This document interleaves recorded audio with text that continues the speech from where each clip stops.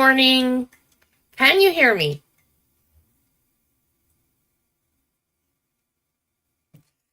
Yes, we're back to the mic. Hi, I'm Debbie. Welcome to my channel. No one is telling me whether or not they can hear me. I know y'all hate this mic.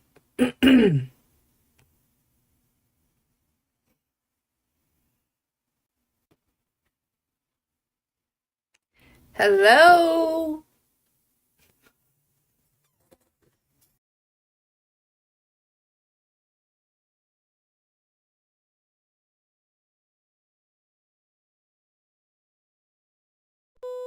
Don't do this to me, StreamYard. Okay. Good morning. Okay, you guys know the saga of the computer. My computer died. My wonderful, adoring husband rushed right out and bought me a brand new computer because I don't know what I did to deserve this man. So I was complaining that there were no speakers. And we were in Walmart the other day and he disappeared. He's like, I'm going to go look at something. I was like, okay, go look at something.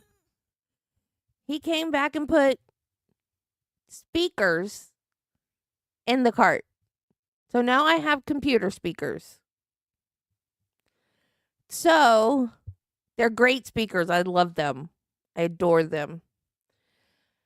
But if the mic situation does not work out, I will go back to the earbuds.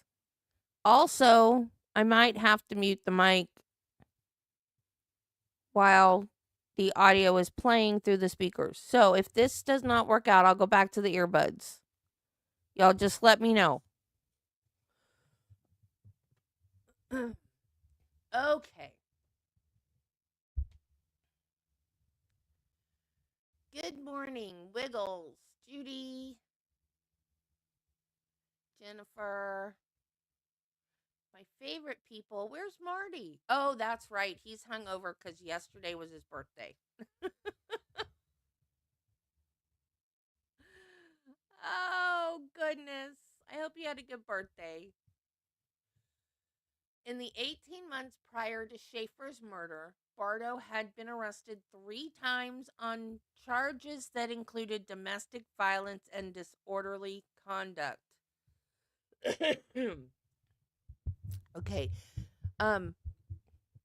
You guys, I was saying the weekend was very busy. I took it away from my mouth, Wiggles. I picked it back up. The weekend was very busy. I think it was Friday that I said I kept seeing where it said that her red rum made actresses safer. And it did say, I put it in the description. It said on Court TV that it made the first anti-stalking laws. So that's what that meant, apparently. So I hope everybody had a good weekend. I should have led with this. I did something this weekend I've never done before. I made a cooking video. So that should be up. It's going to be on my Disney channel because I made a Disney food. But I'll put the link when I get it up for you guys to watch too. They have at Disney these things. They're spring rolls, like, Asian spring rolls, but they are filled with cheeseburger filling. So it's like ground beef and cheese and mustard and ketchup. They're really, really, really good. And I made them at home and they taste just like the ones at the park. They were so good. I ate so many. In fact, I'm going to have the 2 that's left, Travis and I devoured those things. They were so good. And I gained some weight over the weekend. There's 2 left. That's what I'm having for lunch. They're so good. I doubt I'll be making them that often though because they're not that good for you. There's a lot of grease.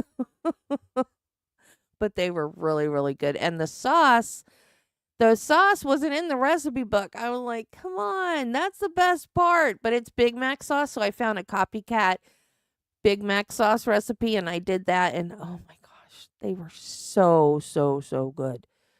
So that'll be up in, I don't know. I'm exhausted. And I remember now why I don't like to cook because I am in so much pain just from the standing and the walking around getting ingredients together and I know it sounds lazy. It does. I was told so much when I was younger how lazy I was before we found out that I had fibromyalgia. It was always, "You're so lazy. Get up here and help me do this," or "Get up here and do this," or whatever. Hey, Nichelle. I remember when Travis and I were dating, one of the very first arguments that we ever had was because he called me lazy. We were packing up his truck to go to a RC racetrack and he was packing his things and he's so particular about his RC cars and stuff that I couldn't really do anything anyways because if I did something he would just come back and redo it or be like be careful with that or whatever. So I really couldn't do anything anyways. And then he called me lazy for not helping him. And I was like, oh, no, you didn't. I was like, because at that point, I was in my late 30s. So I'd gotten to the point where don't call me lazy because I'm not. I'm sick. I'm not lazy. So it was like, oh, no, you didn't. But then after that, like, then he understood. And then he got really sweet about that kind of stuff. And I'd be like, oh, my poor baby. And it was like, oh, he's a keeper now. But but yeah, he's pretty great. So I have speakers for the computer now. He's so awesome. I love him so much. I absolutely got blessed when I met him. Absolutely blessed. So, I guess I don't know. We'll see. I was going to say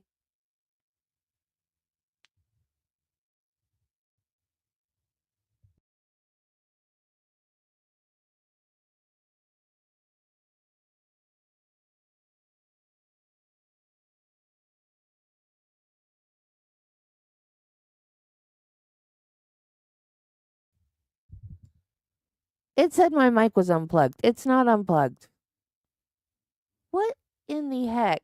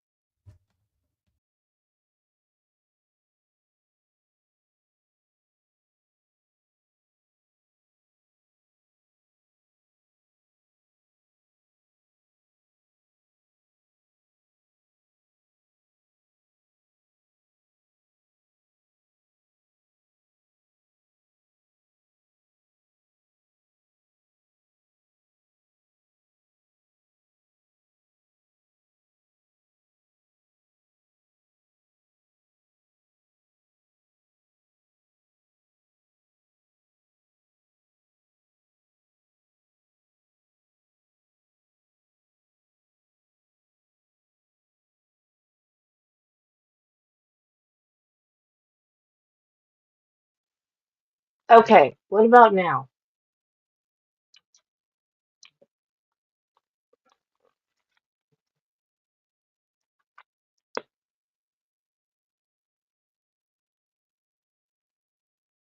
Okay. It wouldn't be a Debbie string without tech glitches, right?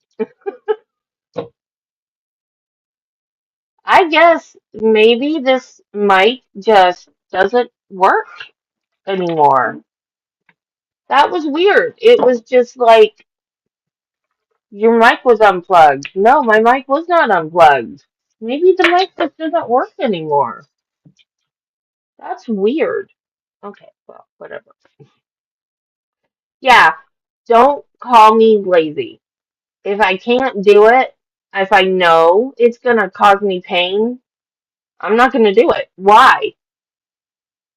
Why would I do something if I know it's gonna cause me pain? So, hey, Tricia. So yeah, I'm the same way. I see red. Don't. Mm-mm.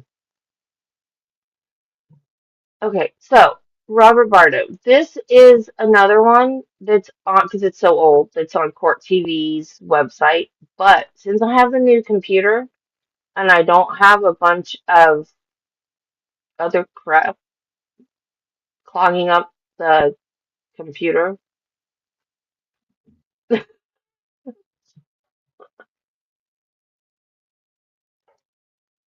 what? Like that's all the hardest work you're gonna do and you're done.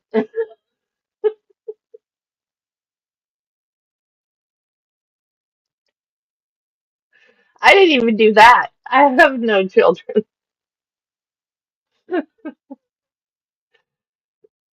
What was I saying? Oh, hopefully we're gonna have better. I should. What am I trying to say? I'm doing that thing where I'm not making sense again. Hopefully we will have less tech problems with the Court TV website now because the computer is empty and there's not a bunch of stuff clogging it up like when we were trying to do the Phil Spector trial. Hopefully.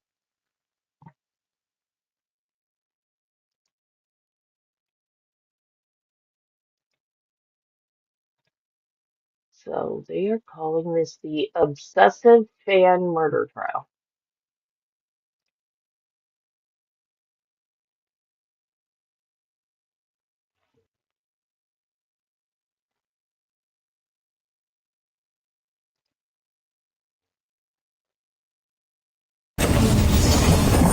Is there anything that we can put on the record before the defendant is brought out?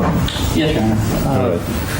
Just so that it's, and I've discussed this with counsel and with you at the bench, there will be a continuing objection to these proceedings on the grounds that we have never acquiesced to the issue as to whether or not this court has proper jurisdiction over this matter due to the illegal extradition.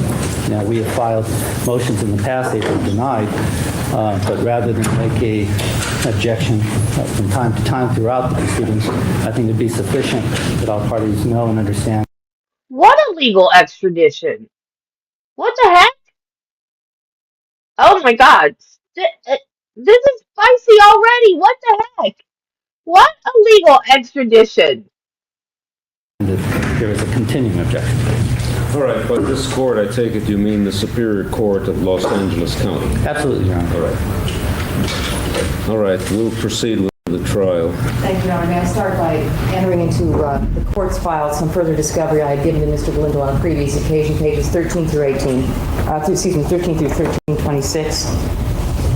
And I will indicate to the court also will be lodging with the court file a typed set of stipulations that I will read into the record at the appropriate time as it becomes relevant in the evidence. All right. I believe counsel's already signed them. Yes. You?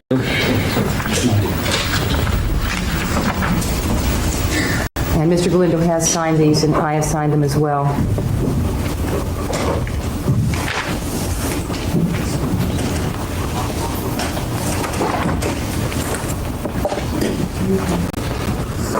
I've received them in the part of the court file. Thank you, Your Honor. I'm reviewing the stipulations at this time. All right, the defendant is now present. All right, in looking over these stipulations, I note that the number one stipulation, of course, which was not yet entered, has to do with submitting the testimony given by Francois Lesourd and Lawrence da Costa through their testimony at the preliminary hearing. Is that correct? Yes, Your Honor. Is it agreeable, aside from the stipulation that has not been entered into, that I read their testimony now?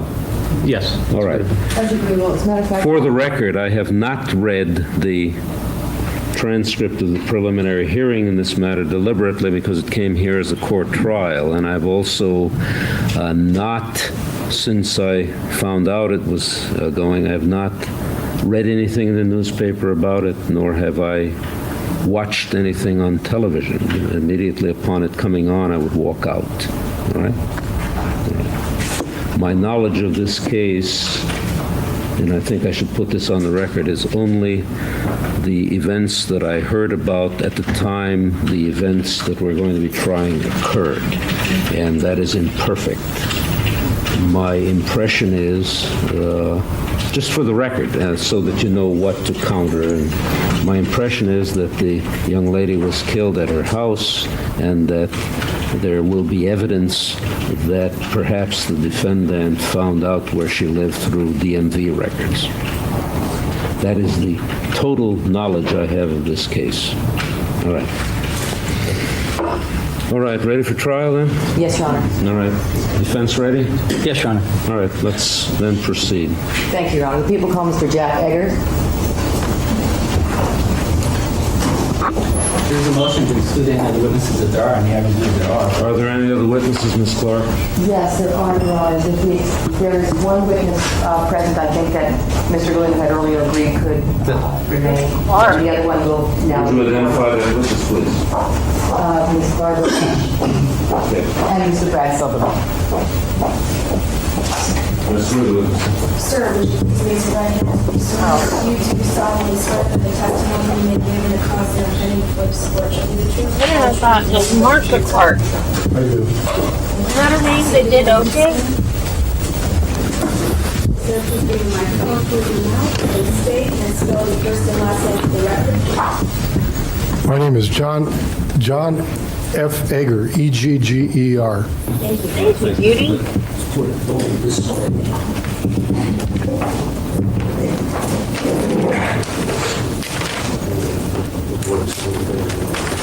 Oh, okay. Not illegal. Mr. Egger, can you tell me what your present job is? I'm the Director of Studio Protection for Warner Brothers Studios. And how long have you been so employed, sir? 12 years. And where is that location? 4000 Warner Boulevard, Burbank, California. Prior to that job, sir, where were you employed? The City of Beverly Hills Police Department. I retired as a captain of police. And how long had you occupied that position? 26 years. Now, is the Burbank Ranch Studios within your jurisdiction? Yes. And was it also within your jurisdiction as of 1987 and 1986? Yes. It was known as the Burbank Studios at that time. Can you tell me what your duties are in your present capacity? Yes, I'm the Director of Security, Fire, Emergency Medical, and Disaster Preparedness On the lot? on the lot and the ranch. In the course and scope of your duties, sir, do you come into contact with what I'd like to refer to as stargazers, that is, civilians who are interested in following the careers and the lives of the stars? Yes. And can you tell me the nature of the contacts that you encounter with them? Yes, the contacts usually involve letters, telegrams, and phone calls. Occasionally, an individual will try to get on the property to see or have contact with a star or film or television personality. In that capacity, then, sir, could you estimate for me the number of people you have actually been in contact with in the scope and course of your duties that have come onto the lot trying to see stars or celebrities? Well, yes, if I can explain, when I say onto the lot, that means they might come to the gate. Once in a while they get on, usually they're at the gate. But I would say in excess of 100 over the 12 years I've been there have come to the property. And then they're brought from the gate to you because they're creating some kind of problem or disturbance? Depending upon the severity of the problem, yes, or the perceived severity of it. And with respect to the letters that you read and review, can you estimate for me approximately the number you've read and reviewed?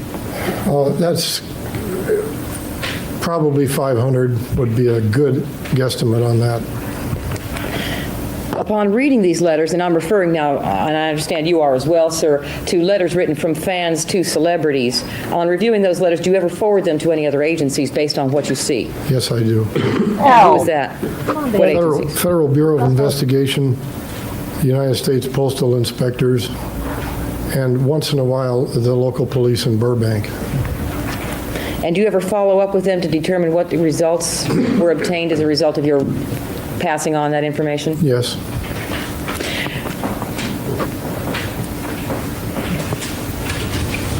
Can you tell me, sir, if you know whether or not an actress by the name of Rebecca Schaeffer had been working at the Burbank Ranch Studios taping a show entitled My Sister Sam? Yes. Do you know when that taping was occurring? Between what and what time? I think she was there from 1986 to 1988. Do you recall, with any more precision than that, when in 86 and when in 88? What month? To the best of my recollection, I thought it was February of 86 to April of 88, but I'm not positive on that. Okay. Could it have been April 86 to January 88? Yes, it could. I had it backwards. Okay. Sorry. Now, if someone were to come to the gate at the Burbank Studios, how could they find out where someone like Rebecca Schaeffer was doing the taping? Well, if they presented themselves as maybe a delivery person or someone with possibly business on the lot, they could find out from our gate guards, and we have 6 gates in and out of the studio. Yes, a certain person is there, or no, a certain person isn't there. Not every time. If the person exhibited what we call bizarre behavior or anything like that, absolutely not. But if they appeared, like I say, if they appeared to be at all legitimate, our guards would tell them, yes, person's here. They wouldn't let them in necessarily, but they tell them they're here. So, for example, if someone appeared at the gate and said, I have a delivery for Rebecca Schaeffer, the guard might tell him where she was taping her show. He would possibly tell the person where they could take the delivery. Now, directing your attention to the year of 1987, sir, in that year, did you become aware of numerous phone calls being made to Rebecca Schaeffer by a man representing himself to be Robert Bardo? Yes. I also knew of him by another name. And what other name did you know him by? David Carlisle. Did this person ever call you during the weekends or after hours? Yes. And when he did so, what name did he use? I used both Carlisle and Bardo, but usually Bardo. Now, during that time, sir, when those phone calls were coming in, did you personally have conversations with this man? Yes. And what was the nature of those conversations? On June the 2nd, 1987, our guard at the ranch gate called me and said, no, pardon me, he called my secretary first and said, there's a fellow here that's been here lots of times who has a large bouquet and about a 5-foot teddy bear, and he's left it with us, and he wants us to deliver it to Rebecca Schaeffer. What should we do? And knowing that this individual had called numerous times and been referred to us by the production company of My Sister Sam because he called them so many times, I said, pack up the teddy bear, the flowers, and Bardo and him, and bring him to my office. I want to talk to him. So the name he gave at that time was Robert Bardo? Yes. And prior to that occasion, sir, had you ever had personal conversations with him Yes. on the phone? Yes. On that occasion, then, he was brought into your office, that is on June 2nd, 1987? Yes. When he got to your office, sir, he was escorted by guards? Yes. Do you see that man who was escorted into your office on June 2nd, 1987 in court today? Yes. Can you please identify him? The man in the white shirt sitting at the end of the council table. May the record in. Thank you. When he came into your office, sir, what, if anything, did you do? Well, I gave him a cursory pat down for weapons, which is what my standard procedure is in this sort of a situation. And it turned out negative, and I showed him a seat. My officers brought in what appeared to be about a 5-foot teddy bear and a large bouquet of flowers, huge bouquet of flowers. You found no weapons on him? No, no weapons, negative search. Can you tell me how he was dressed? He was dressed in casual clothes, casual sport clothes, not poorly dressed. Did he appear shabby to you or unkempt? No. And you then had a conversation with him? Yes, I did. What did you tell him? Well, I started talking with him, and I said, can I call you Bob? And he said yes, and I said, now, what is this all about? And he proceeded to tell me how much he was in love with Rebecca Schaeffer, and how he just wanted to see her and give her the flowers and the teddy bear, and that my officers had thwarted his previous attempts to get on to see her, and he didn't understand why, because he just loves her.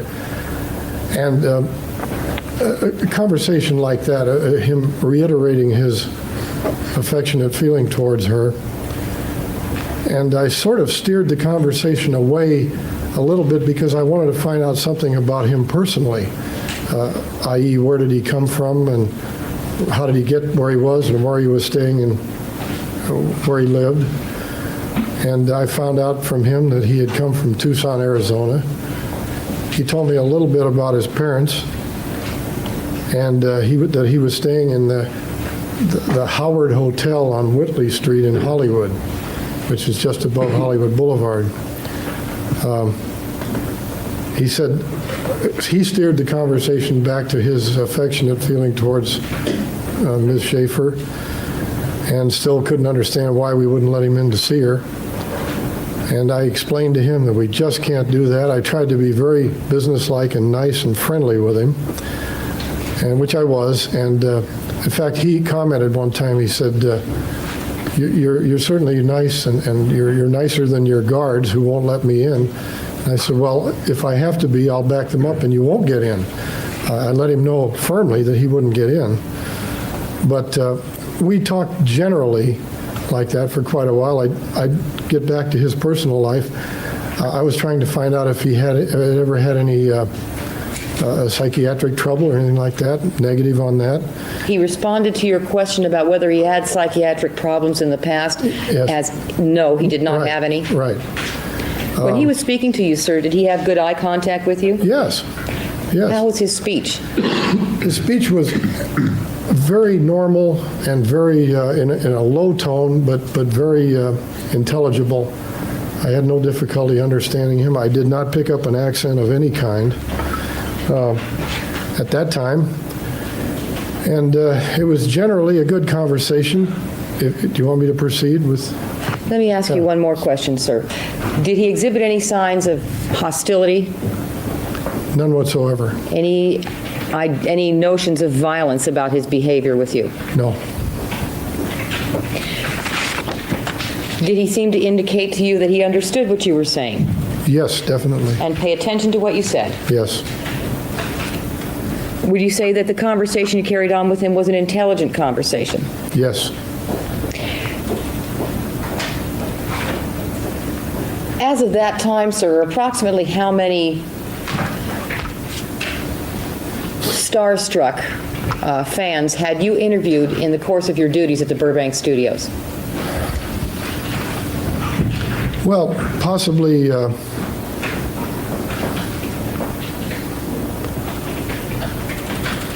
35 or 40.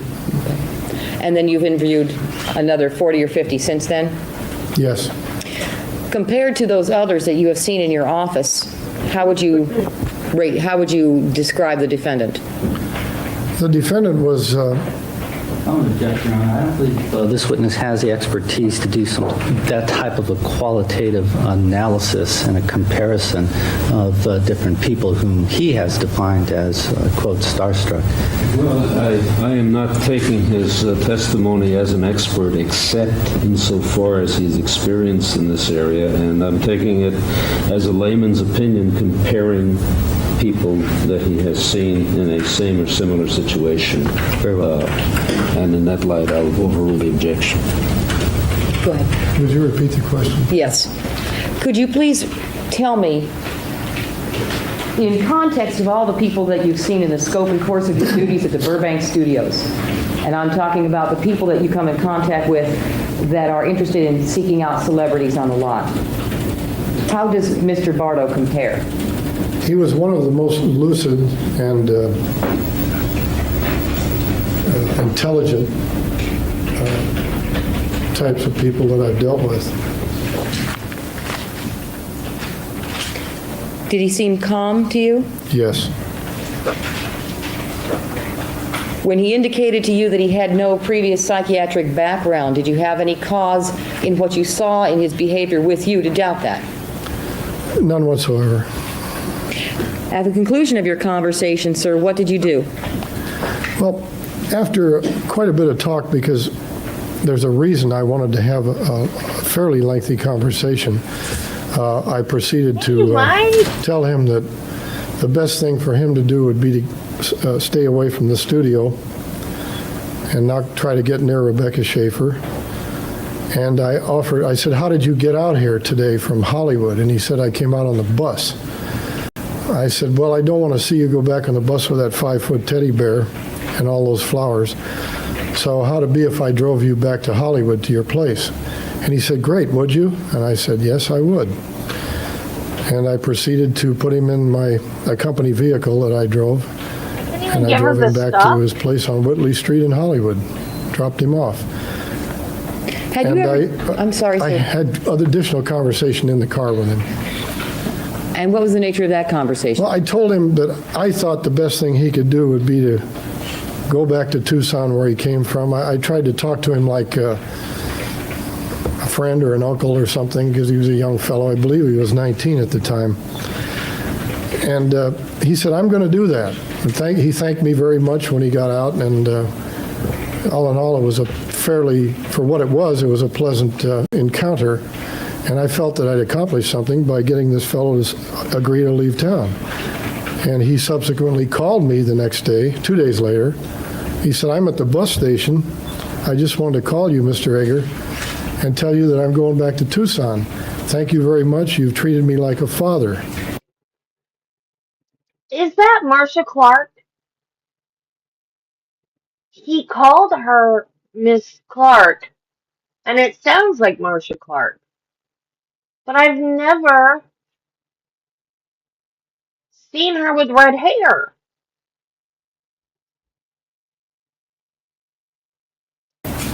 I've been like a father to him in my talking to him. So you felt that you had gotten him straightened away and he wasn't going to come back? Yes. Had you ever taken any of the other people you've interviewed at the studios in? Okay, for those that don't know, Marcia Clark was a prosecutor on the O.J. Simpson case. The course of your duties home, like you did with this defendant? No. After that phone call from the bus station, sir, did you ever speak to the defendant again? No, I didn't. He called, but I wasn't there. You got messages that he had called, but you did not speak to him again? Correct. I have nothing further. Elimination. Well, why don't we, it's noon, let's take the noon recess until 1:30. There's nothing else on calendar, so we'll start immediately at 1:30. Are you? Every time he spoke with Robert Bardo, did he personally, did he not identify himself as being Robert Bardo? Oh, yeah, absolutely.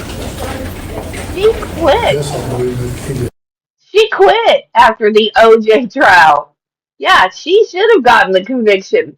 She absolutely quit afterwards because of what happened. I feel so bad. I feel so bad for her. And I've watched bits and pieces of that trial. They did her dirty. They cheated. They lied.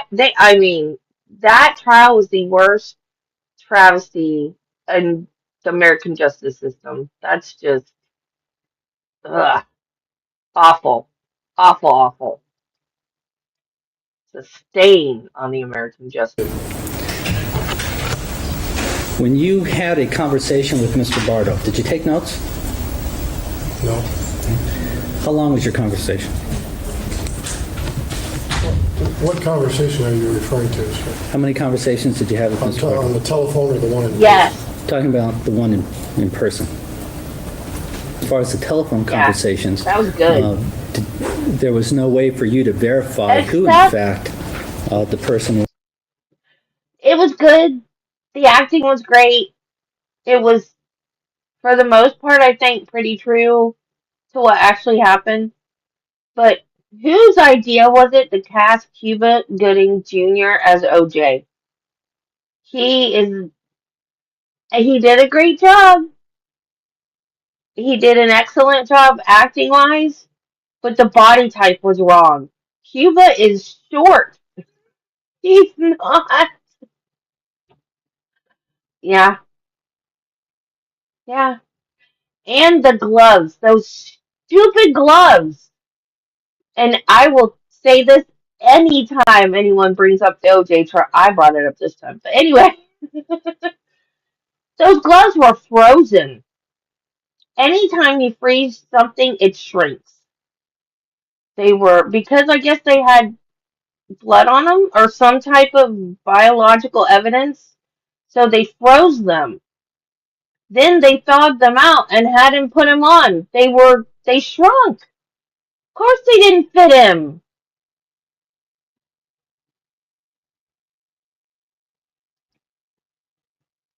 Yep, I agree. But they were going for big name stars. Look at all the people that was in it. Um, Schwimmer and John Travolta, and he did what now? I didn't know about that. Was that in the show? Because I don't remember that. Wow. Jeez. But if you watch the actual trial, they spend more time, the prosecution and the defense spend more time arguing with each other than actually having a trial. It's ridiculous. That's why I quit watching. I used to get up and watch it on Court Vibes channel every morning. She's still doing that trial. It's still going on. She was just doing, this is why I started doing mine at 8 in the morning. This is why I started so early. I hate getting up this early, y'all. But because I would get up, it started because I had insomnia, and I would get up early in the morning and I would watch Court Vibes, and then when she got done at 8, I would start mine. But she doesn't stop at 8 anymore, because I guess because she's trying to get through it, because it's taken so long.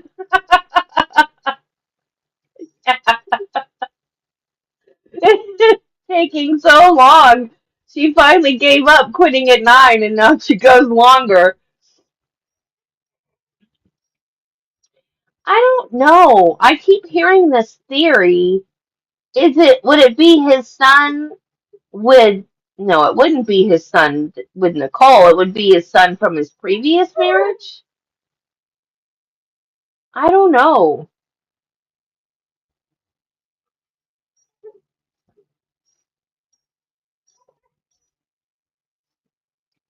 Yeah.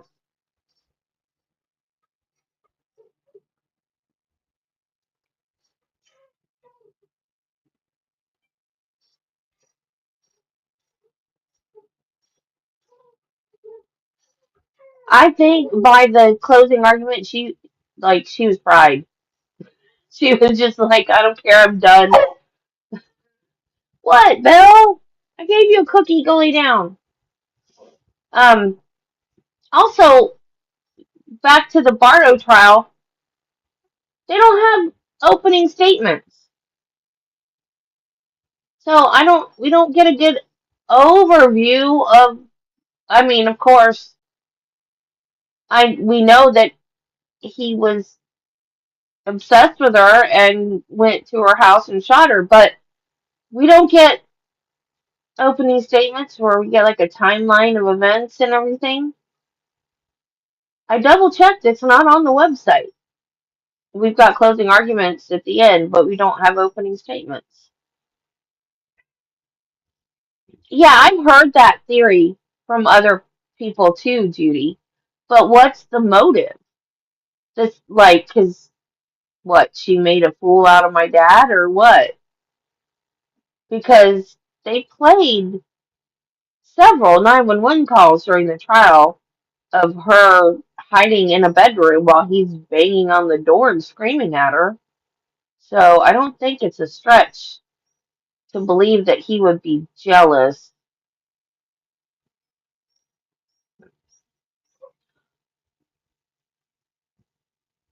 Bye, Mike. Thanks for stopping by. Oh. Oh my goodness. Okay. Well,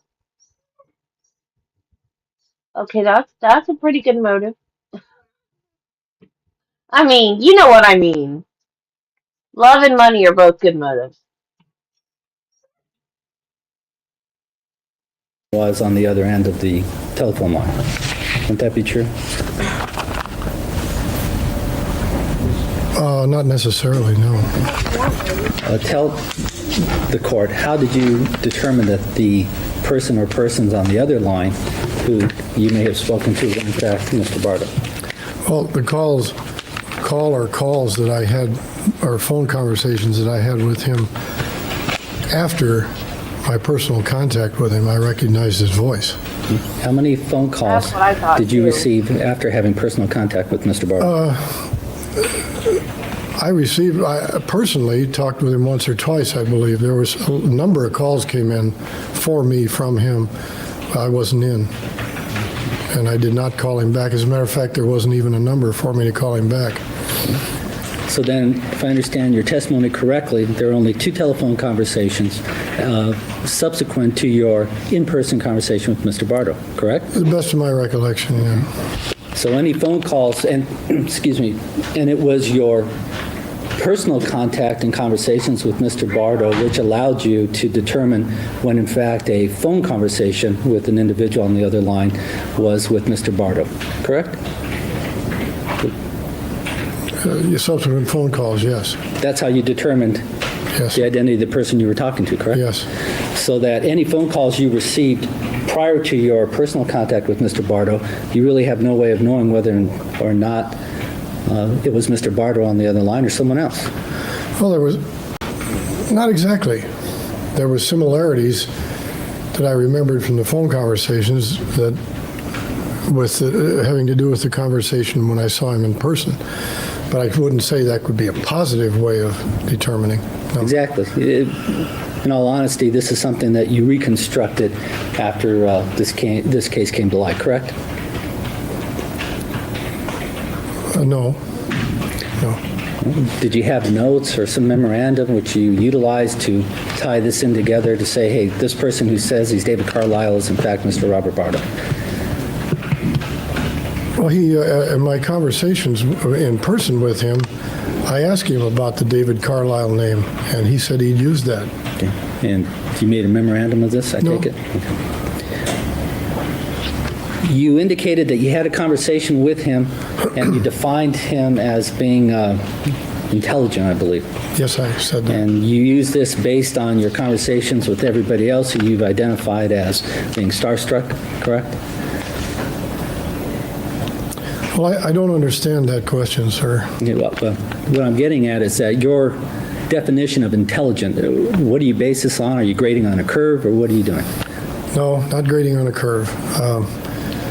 just a lot of conversations with a lot of people over a lot of years in all walks of life, and it's somebody that I could deal with in what I consider an intelligent level.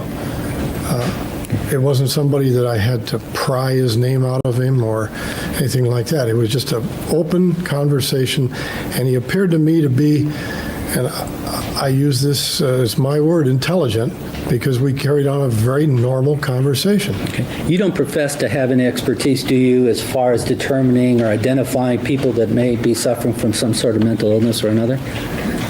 No, I don't have a particular expertise, no. So you're not saying that Mr. Bardo, as far as you're concerned, was or was not suffering from some sort of mental illness at the time that you dealt with him? You don't know, correct? Not correct. You do know? Well, I can answer in a qualified manner. Do you want a yes or no answer? I'd like to qualify my answer based on my years of experience dealing with mentally afflicted people, both in the police department and at the studio. How would you define schizophrenia, if I were to ask you? Well, it's a split personality is the best I can do on that one. And based on your training with the police department and your experience and years of talking to people, what is the analysis that you undergo to make that determination when you're speaking to somebody? You're beyond me. I take that back. If he goes... That's what we thought in the 80s. I wasn't, I know she had, I was still in high school. Hey, Marty's here. Yeah, schizophrenia is where you hear voices. But in the 80s, they thought it was split personality. I don't know why. That seems weird. Because I mean, it's completely two different things. Thinking you're somebody else and thinking you're hearing voices in your head. That's two totally different things. But yeah, I don't know why. I don't know why he's challenging intelligence. Anybody can talk to someone and tell whether they're intelligent or not. It's really easy to spot stupid. I mean,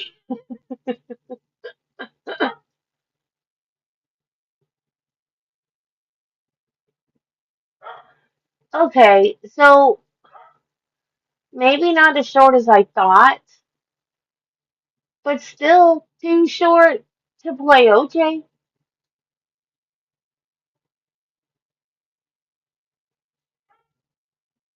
Maybe the other actors playing attorneys looked like maybe they were a lot taller than him because it made him look shorter. I really seriously thought he was shorter than that. He still doesn't have the stature of OJ though. Happy birthday, Marty. You weren't here, and I didn't think you were going to show up because I figured you were hungover.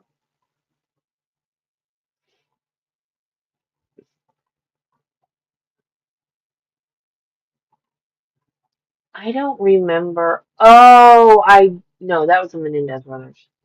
I don't remember any OJ skits. I'm going to have to go back and look.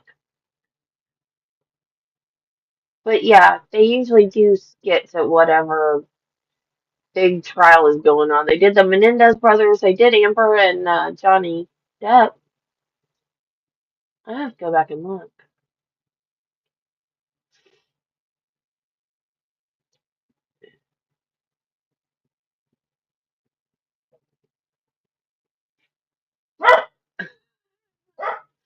No, I used to really like Cuba Gooding Jr., but then when there's something in not recent, but semi-recent about something he did, I'm so sick of finding out all this bad stuff that celebrities do. We don't do that to other people's jobs. Oh, Marty, I'm so sorry. That's sad. Like Anytime a celebrity does something wrong, everybody jumps on them. Even if it's just something they said in an interview. But other normal people, regular people, I know, that's what I'm saying. Regular people, their backgrounds don't get dug into constantly. Not fair. Whatever. Okay. From one type of conversation, it quickly switches to another and becomes an almost different personality. That's my layman's analysis of that. Do you use any other criteria besides that? No. And were you making this type of an evaluation during your conversation with Mr. Bardo? That's one of the things I was looking for, yes. And then you made a determination at that point in time that he was not suffering from any type of mental illness. That was your determination? In my opinion, he wasn't. Okay. My question is, at the time you were conversing with Mr. Robert Bardo, were you going through this evaluation process? In a way, in my mind, yes. That was one of the things that was on my mind. Okay. Now, having gotten to that point, what were the things that you looked for specifically as you were going through this evaluation? I looked for big mood swings or definite change in personality, and he remained level, in my opinion.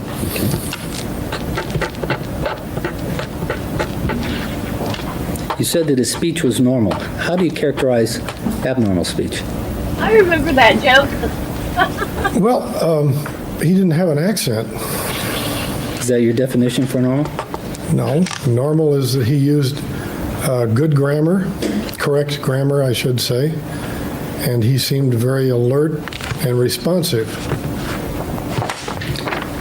Did you consider it normal that during your conversation with Mr. Bardo, he kept reverting back to his feelings of love and admiration for Rebecca Schaeffer?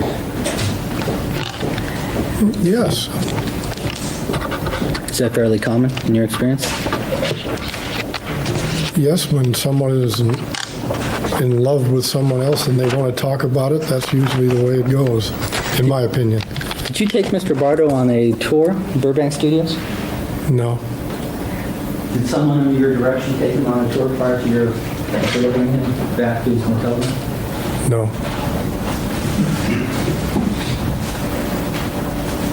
I have nothing for you.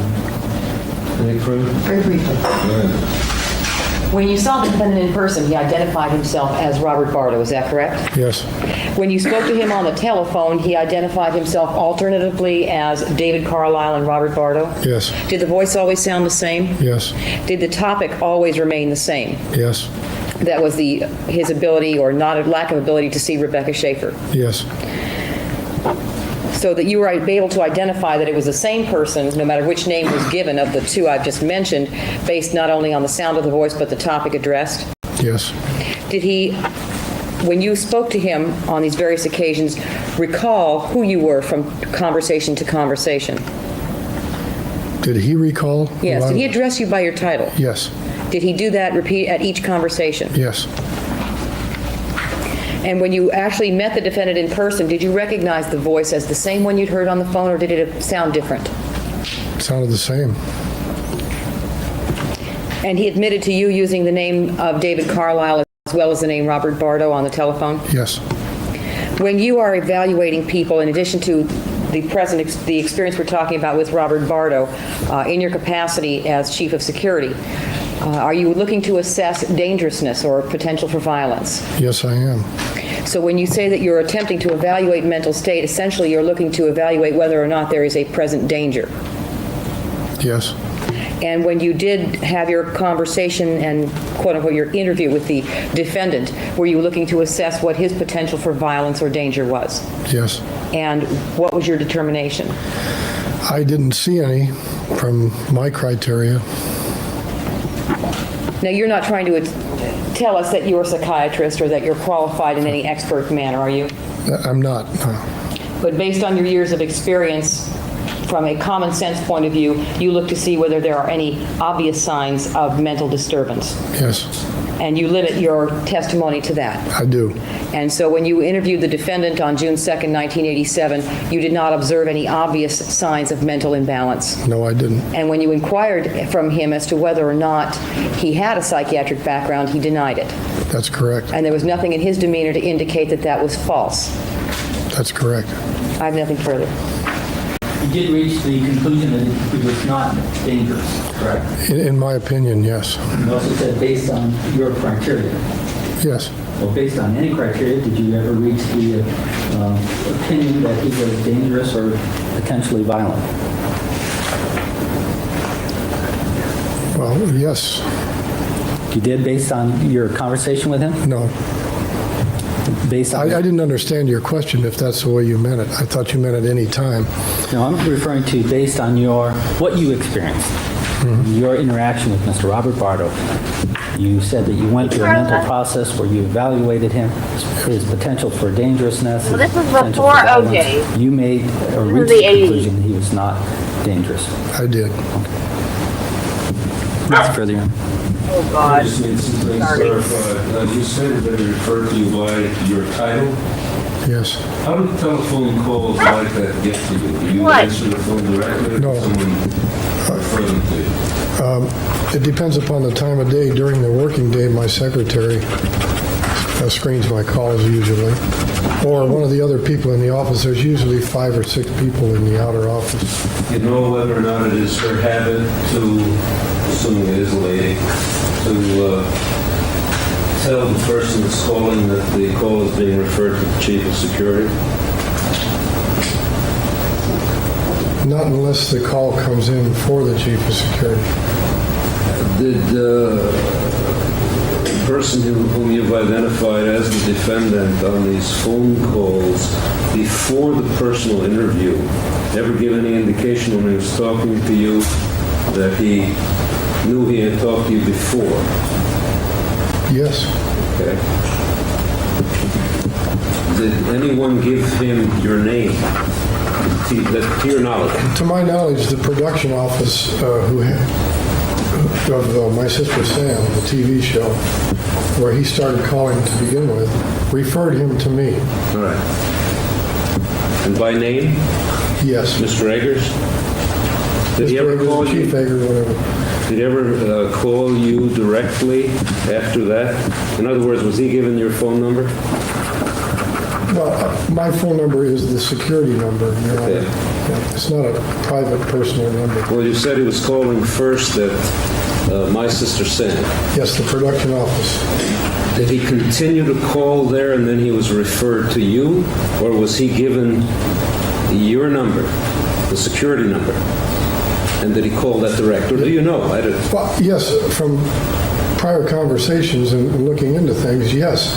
And I mean by that, the production office started referring his calls to them over to my office, which is the security office. And I ended up with them because production people had told me that this fellow was bothering them, and they'd referred him to my office.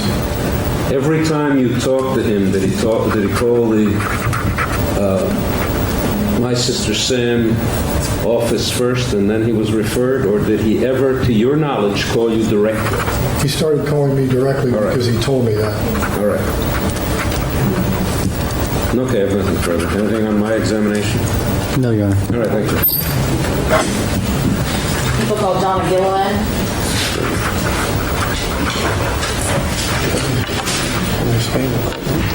May this witness remain during the testimony of Ms. Gilliland, seeing as he's completed his testimony? Is there any substantial probability that he'll be recalled Certainly not by by either myself. side? I don't believe so, Your Honor. Do you have any objection to him staying?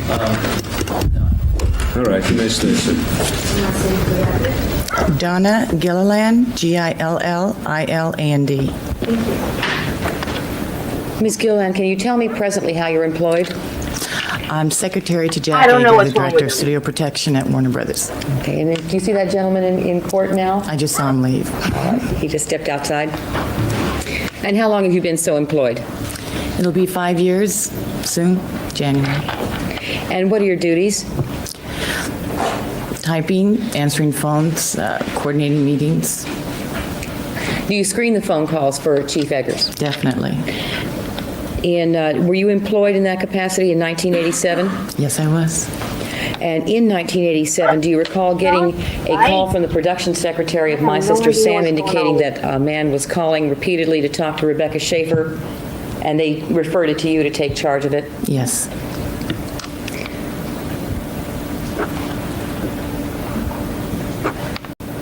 Now, did you have conversations with this gentleman who was calling for Rebecca Schaeffer? Yes, I did. Can you recall approximately how many? Several. 10. And what did the calls concern? Wanting to talk to Jack specifically, also inquiring as to whether Rebecca received certain letters or gifts that he had sent, wanting to get on the show as in the audience. To view a taping? Mm-hmm. Is that yes? Yes. When you spoke to this person, what name did he give you? He gave me Robert Bardo and David Carlisle. Alternately? Mm-hmm. Is that yes? Yes. She doesn't get so.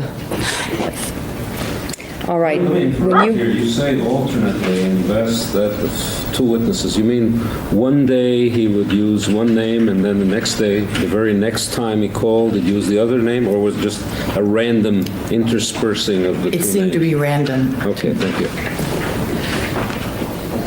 Did the voice sound the same to you, regardless of which of the two names was given? Yes, it did. Was the speech clear? Were you able to understand it? Yes, I was.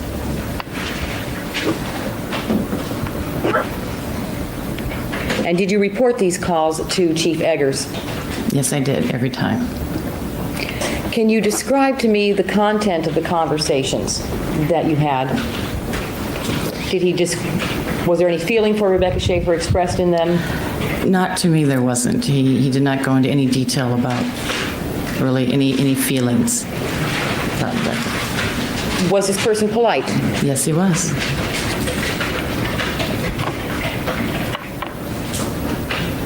How would you describe his demeanor to you on the telephone on the occasions that you spoke with him? Polite. Like, that's exactly what Calm. he's yelling at me about. I don't know. Do you recall any occasion where you received a phone call from him when he was at the gate, or indicated to you that he was at the gate of the studios? I received a call that he wanted to know if Rebecca had gotten a particular gift of a teddy bear and flowers. I had an idea he might have gone to a gate and been turned away, but I don't know that he was calling directly from a gate. And he spoke to you on that occasion? Yes, he did. Did you see him when he was brought into the office? No, I didn't. Are you aware of the event that occurred when he was brought into the office to see Chief Eggers? Yes, I You're aware was. of that event? Yes. After that event occurred, do you recall receiving any more phone calls from him? Yes, I do. And can you describe those calls? Just wanting to talk to Chief Eger, a real desire to do so. Did he indicate to you where he was calling from? No. On any of the phone calls that he made to you, do you ever recall him indicating that he came from Arizona, or he was calling from Arizona? I remember once the chief took him, once he had already left town, or it stated that he had left town, that he called saying he was calling from Arizona. Do you recall receiving, after the day on which this man saw Chief Eggers, do you recall receiving a phone call for Chief Eggers from that man? Could you repeat that, please? Yes. You are aware of the event when this man saw Chief Eggers in his office? Yes. You typed the reports, did you Yes, not? I did. After that occurred, did you receive another phone call from that man asking to speak to Chief Eggers? Yes, I did. Can you describe that phone call? Maybe. It was probably just like the previous ones. He would ask for the chief. Sometimes the chief was available, sometimes he wasn't. Based on the statement, Chris is speculating. Was there one final call, I'll make it clear, Your Honor. Was there one final phone call that you spoke to this man after which you did not speak to him again? Yes. Do you recall the nature and the Right. content of that conversation? Yes, I do. Can you please describe it? He asked to speak to Chief Ager. The chief was not available to get on the phone. I informed Mr. Bardo of this, and he appeared to get a bit upset, indicating that I was trying to keep him from talking to Jack. And at that point, I hung up the phone. What about his tone or his conversation made you hang up the phone? He seemed to be accusing me. Accusatory was his Was he yelling at you? No, Did he use profanity? no, Did he threaten you? no. What was it about his tone that upset you? Just a slight menacing tone to me. It wasn't true that I was stopping him from talking to Chief Ager. It wasn't true that I was stopping him from doing that. The chief was not available, and he didn't seem to believe me. During that last conversation, when you say he seemed to be upset, did he ever raise his voice? No. Was his speech clear and coherent? Yes, it was. He seemed to stutter a bit, but it was clear. You had no trouble understanding him. That's correct. Did he ever indicate any threats of violence towards yourself or Chief Eggers No, he did not. or Rebecca Schaeffer? No, he did not. Thank you. I have nothing further. Just very briefly, after the event where your Chief Eggers, spoke with Mr. Bardo in person, how many phone calls would you say you received from Mr. Bardo? Approximately 3 or 4. What was, and in each of those phone calls, the subsequent phone calls, did he identify himself as Mr. Robert Bardo? Once, maybe twice, and also as David Carlisle. On those occasions where he identified himself as David Carlisle, did you question him on that point? Yes, I did. I said, you sound like someone I've talked to before. It seemed to me I knew who he was when he was calling by his voice. And I did question him, but I don't remember specifically what I did question him on. Why You use recall a fake specifically name? ask him, isn't this Robert Bardo? You don't recall anything like that? I may have indicated something like that, yes. Dude. How long would you say the duration of these phone calls, how long was it? Maybe a minute. A minute? Would it be a few seconds as well? Would it be everything in between? I'm sorry? The length, would it always be a brief conversation, a minute or even a few seconds? It would be brief, yes. And is that true for all of the phone calls? Most of them. Oh, yes, it is true for all the phone calls. In none of these phone call conversations was there any discussion of any real substance, I take it? No, there wasn't. I have nothing further.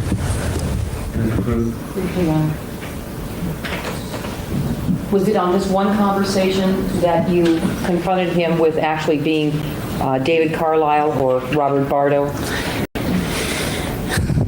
No, I would say probably a few phone calls. I recognized the voice after a few phone calls came in because he has a bit of an accent, and with using the two different names, I became familiar with his voice and knowing that he was using a What was different his? name. I'm sorry. What was his response when you confronted him with the two different names? I really don't recall. I have nothing further. All right, Dennis, let me be excused. Yes, Your Honor. All right, you may be excused. Thank you. People call Mimi Weber.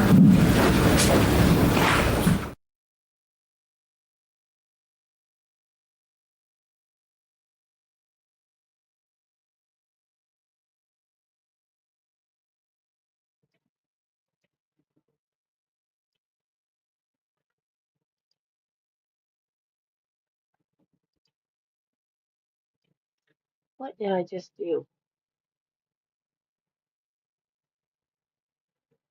Uh-oh. I don't know what I just did.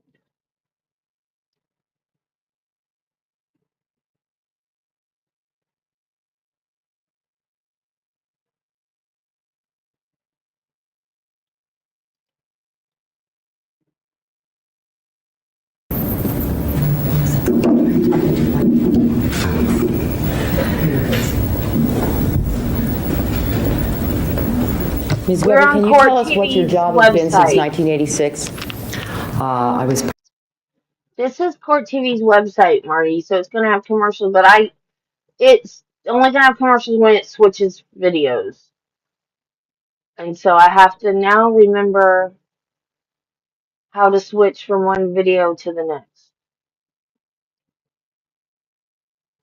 personal manager to Pam Dauber and executive consultant on the show My Sister Sam.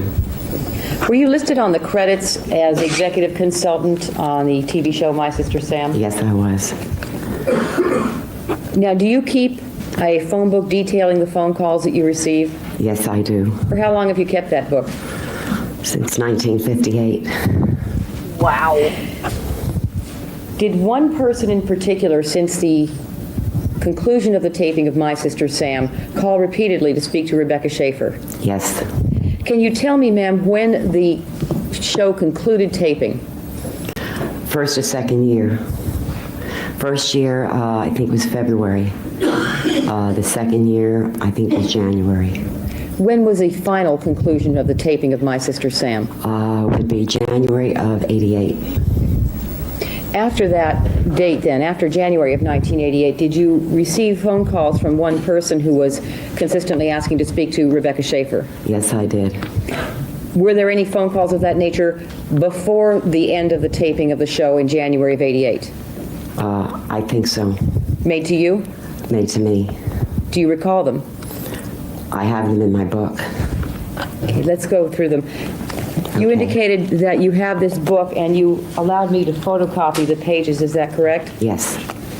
I furnished defense counsel with a copy of the pages that will be relevant to the witness's testimony, and I'd ask that they collectively be marked Peoples 1, Your Honor. Maybe mark people's one for Marcia identification. does not know how to not leave.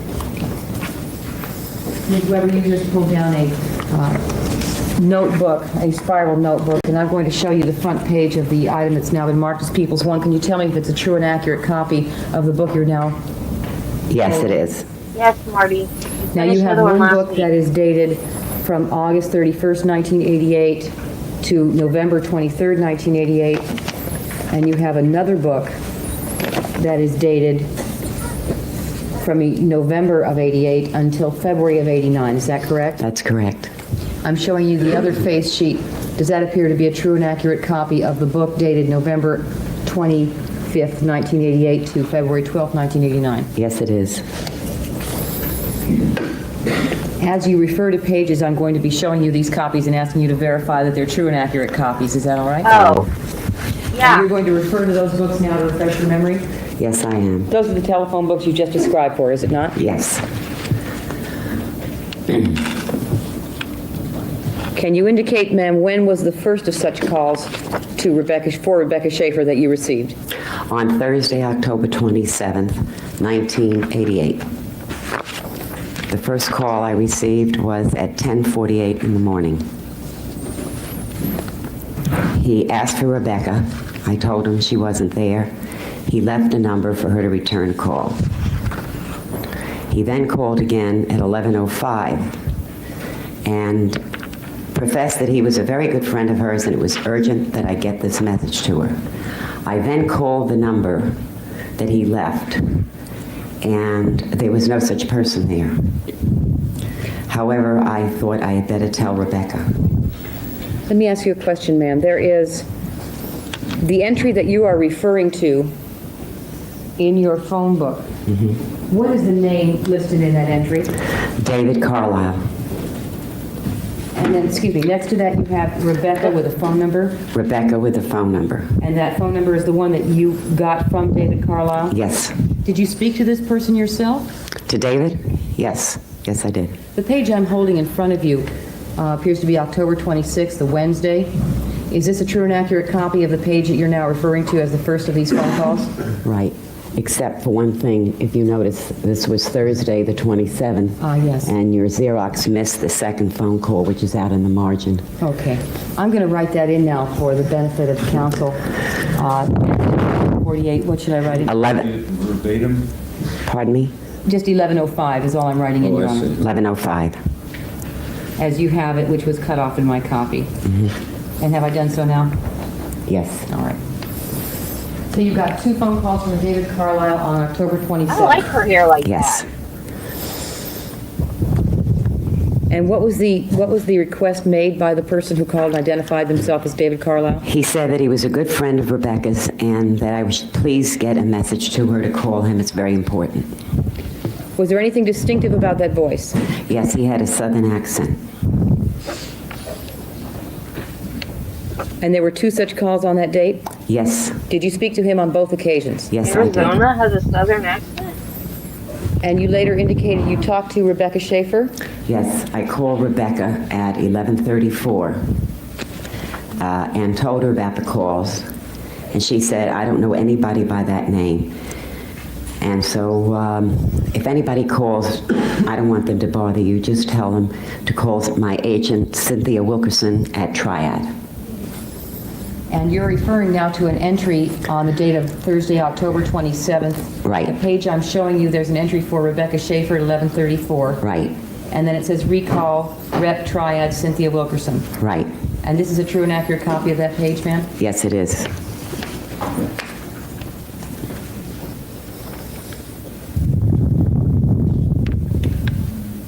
Lady, quit breathing into the microphone. And Rebecca indicated to you she did not know anyone by that name. Yes. Did you receive any further calls? Yes, I did. And when was that?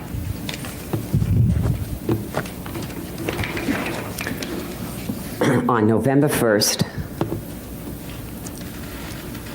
at 12:26. Okay. I received a call again saying, this message is for Rebecca. Now you just make sure you give this message to Rebecca. And I said I would. And did that party identify himself? Actually, I wrote down message for Rebecca, and as you see, there's an empty space there. I never had time to fill it in because I got kind of busy. But it was the same person. It was David Carlisle because I recognized his voice. Same voice. Same voice. The page I'm holding in front of you now, is that the one you just referred to? Yes. And is that a true and accurate copy of November 1st? Yes, it is.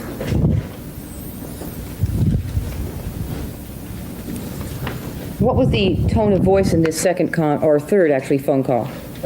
A bit agitated. Oh, did you deliver my first message? Yes, I did. And did you indicate to him at that time the information that Rebecca had asked you to forward about Cynthia Wilkerson being his Yes. agent? And what exactly did you tell him? I said, if any have any messages for Rebecca, please call her agent, Cynthia Wilkerson, at Triad. Did he have any response to that? No. But he left a message for you to have Rebecca call him. Right. Was he attempting to get Rebecca Schaeffer's home phone number? He would have liked to, but I told him I couldn't give out any phone numbers. That I could take a phone number, but I couldn't give out any phone numbers. Did you report these conversations to Rebecca Schaeffer? Yes. And when was that?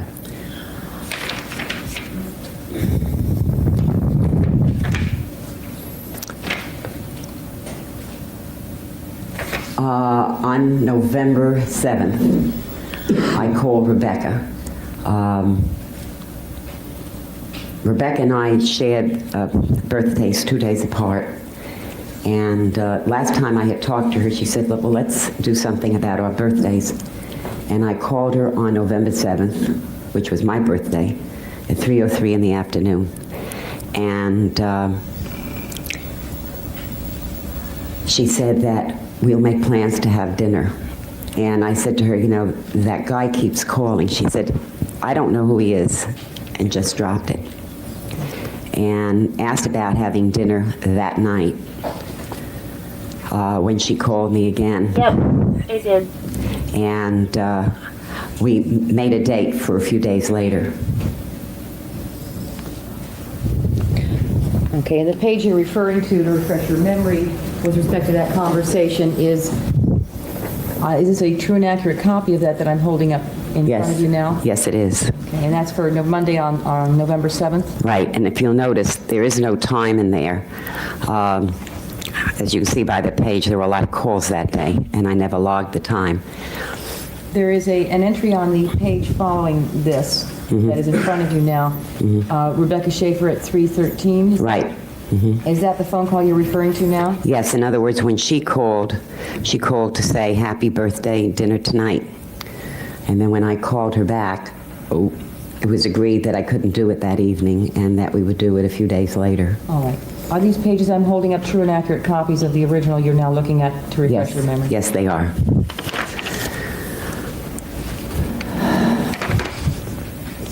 When was the next phone call? Well, Rebecca, we had talked. I spoke to her again on November 9th, Wednesday in the afternoon. And I had called her that morning to discuss what date we were going to go out. She called me back, and we planned, I think it was somewhere around the 16th of November to have dinner. Okay. That had nothing to do with the phone calls from David No. Carlisle. When was the next phone call you received from David Carlisle, or the person identifying himself as David Carlisle?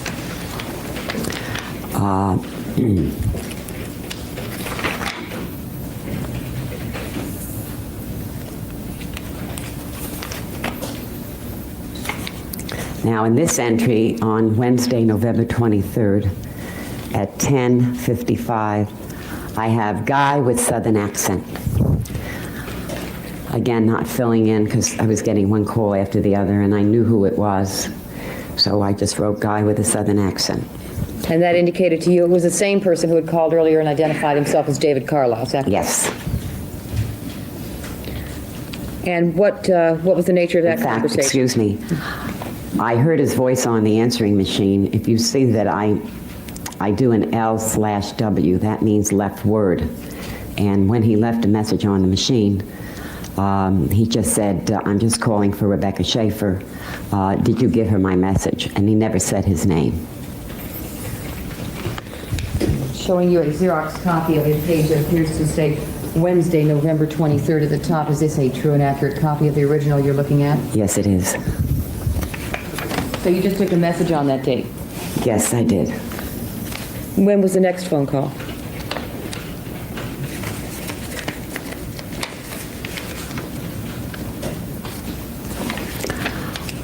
November 29th. He called. I didn't write down the time here. I have for Rebecca.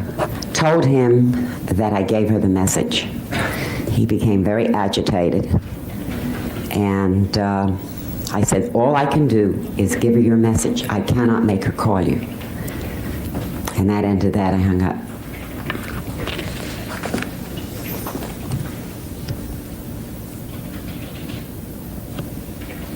And was there any further calls from him? Yes. When was that?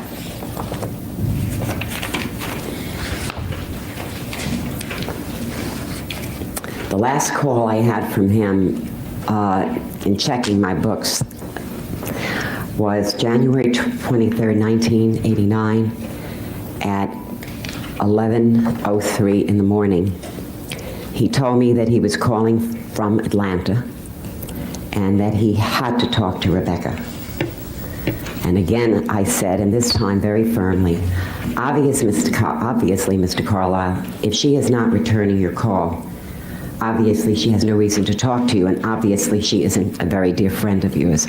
So why don't you just stop calling?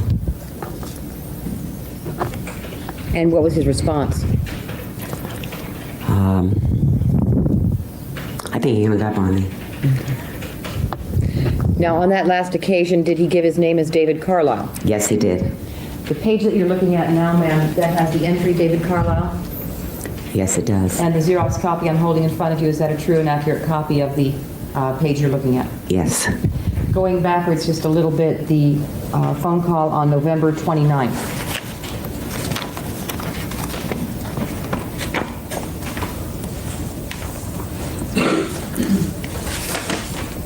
All right.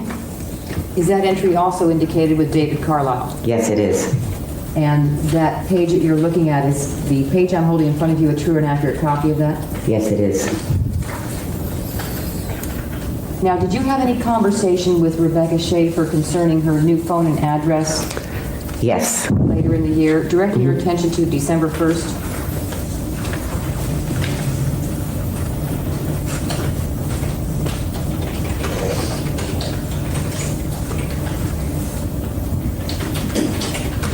I spoke to Rebecca. I'm showing you a Xerox copy of a page. Rebecca Schaeffer. New address and phone number. I did not write it in this book.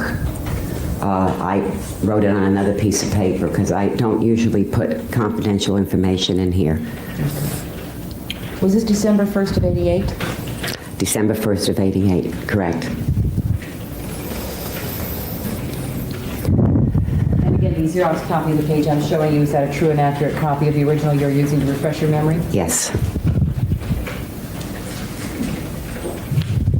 The phone call on January 23rd that you received from the man identifying himself as David Carlisle, is that the last phone call that you received from this person? To the best of my knowledge, I did not go through a lot of the other books, but I have a feeling that that might have been at the end of it for me, because I just told him that there was no sense in his calling anymore. And the phone number that he had left with you back on October 27th, 1988, you called that number? Yes. Were you able to locate any person by the name of David Carlisle? No. Thank you. I have nothing further. Just one point of clarification, that January 23rd phone call, the person calling said he was in Atlanta? Yes. Okay. All right, go ahead. Mr. Galindo? On each of these phone conversations, the person always have this southern accent as you've described it? Sometimes it was kind of a mixture. It never was really pure. It was Southern, sometimes Southern Western. But it was definitely not New York. It was definitely not Chicago. It was an accent that was very distinctive.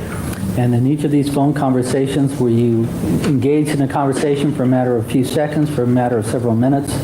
I would say a few minutes. Now, you were able to relate the content of some of the conversation. Your notes do not contain, obviously, or at least don't appear to contain the conversation, subject matter, that type of thing. Did you keep a separate book where you detailed the exact conversation? In some cases, I do.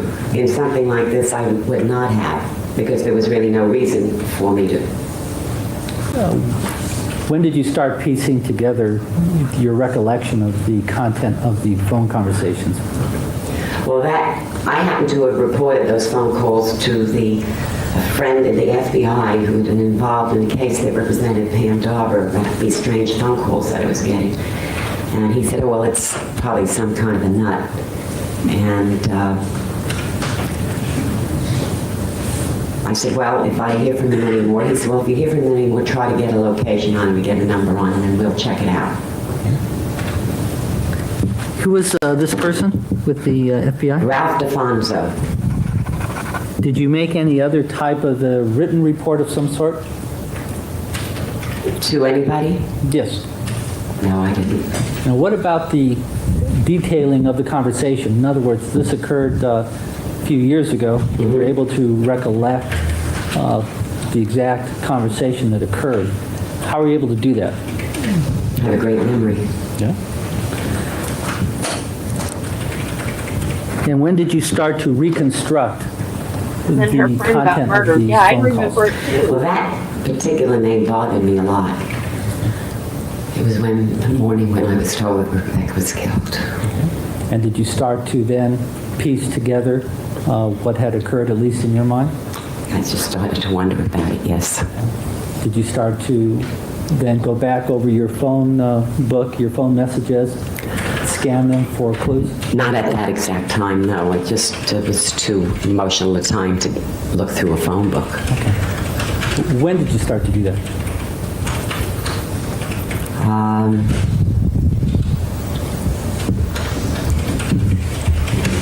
I guess probably after they picked up Mr. Bardo. Okay. So then you started to go through your phone book and piece together. To see about various and sundry calls that I had received. Did you focus in on any other names, or did you focus clearly on the name of David Carlisle? David Carlisle, because other calls that I had received that pertained to another situation were prior to these dates and had nothing to do with Rebecca. Did you ever discuss the name of David Carlisle with anyone else?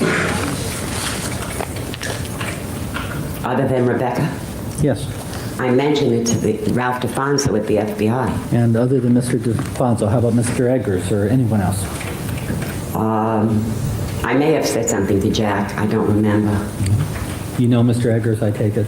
Yes, we were on the same lot for a couple of years when we were doing the show. What's your earliest recollection as to when you started discussing the name of David Carlisle with Mr. Eggers? I really can't be certain. We'd had an incident happen on the show that concerned Pam Dauber, where her life was being threatened. And at some point, he would come over to the back lot, and or the ranch, as we called it, and it's getting calls from all these crazies that enough to drive you crazy. That was your comment or his? Mine. Did he respond? As well, you have to do the best you can to protect.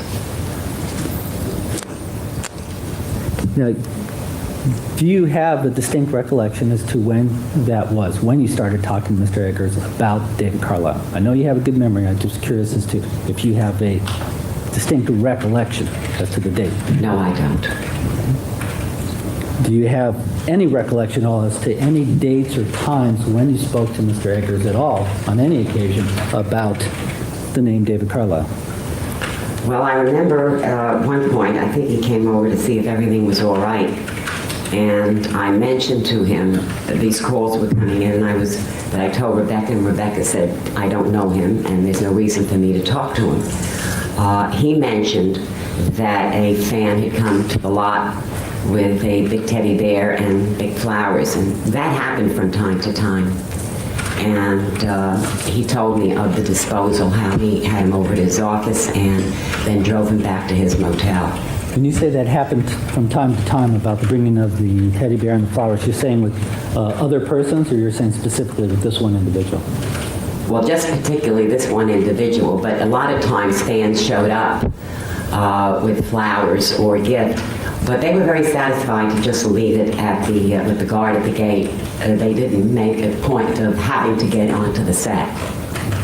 Were you involved somehow in your capacity with getting into that area about fans bringing in flowers and gifts? In what way? Well, in any way. Were you notified? Were you kept informed about that type of activity? Yes. Okay. And did you have another type of a diary or a book system where these type of things were detailed? Actually, the one thing that I was mainly involved in was anything that concerned Pam Dauber. So you would keep those type of logs as far as Ms. Dauber was concerned? Yes. But not as to Ms. Schaeffer? No.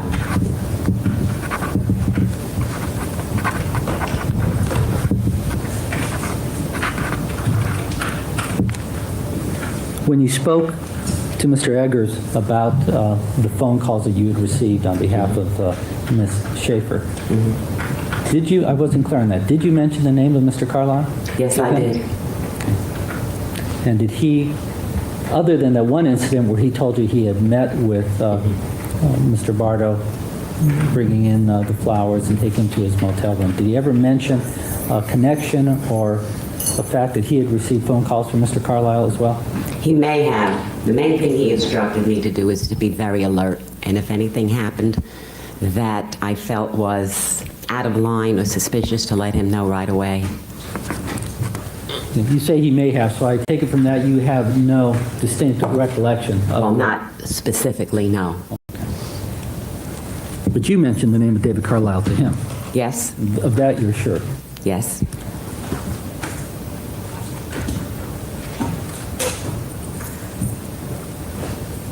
I have nothing further, Your Honor. Any further? May this witness be excused. Yes, you did. No, thank you. People call Mr. Anthony Zinkus.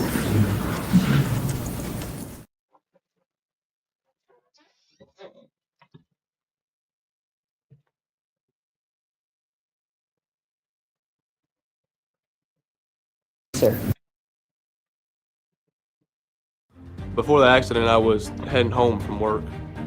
When I got through the light,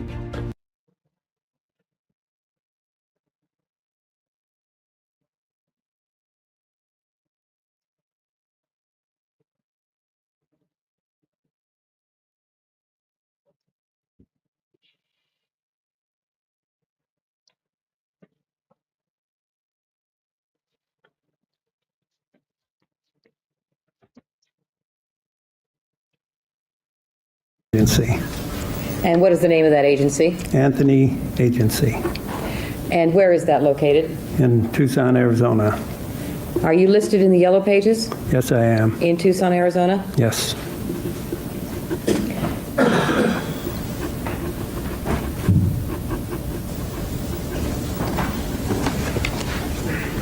Directing your attention, sir, to the date of June the 1st, 1989. On that date, did you receive a phone call from a person who later on that day came in to see you at your agency? Yes, I did. And do you see that person in court today? I do. Could you please identify him?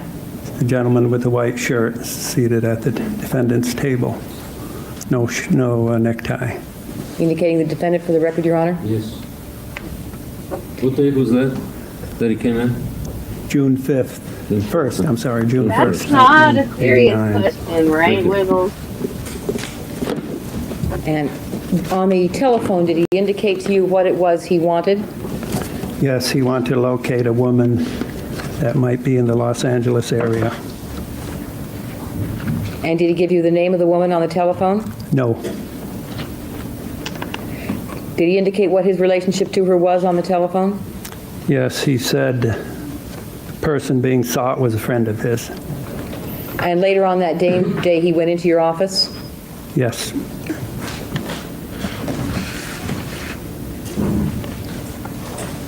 And when he came into your office, sir, did he have a conversation with you in the course of explaining what it was he wanted you to do? Yes, he did. First of all, did he tell you who it was he wanted you to locate? Yes. Who was that? He said the person's name was Rebecca Schaeffer. Can you describe the defendant's demeanor as he... I figured you were kidding, but when we watched the Melendez brothers trial on Legal Bites channel, they played like the 911 call and I don't know what all, but anytime they needed to play audio, they had a big boom box that they set at the witness stand and they used the mic and they put the mic up to the boom box. And that's how they played audio in the Menendez brothers trial. And people in chat kept going, what is that thing on the witness stand? What is that machine? I was like, oh my God, that's a boom box. Like, what's a boom box? I was like, it had speakers and a radio and a tape player. Yeah, yes.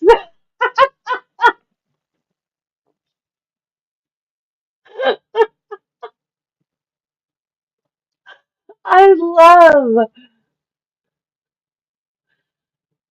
Yeah, and the lady before that just got off the stand, how nicely she was dressed. Like, I love watching old trials because everybody is so appropriate. It's like no one ever shows up in a t-shirt and jeans. It's like, oh yeah, I didn't even notice his hair. You're right. But yeah, these old trials like this, it's like it's pure nostalgia. It's back when the world was a little more innocent than it is now.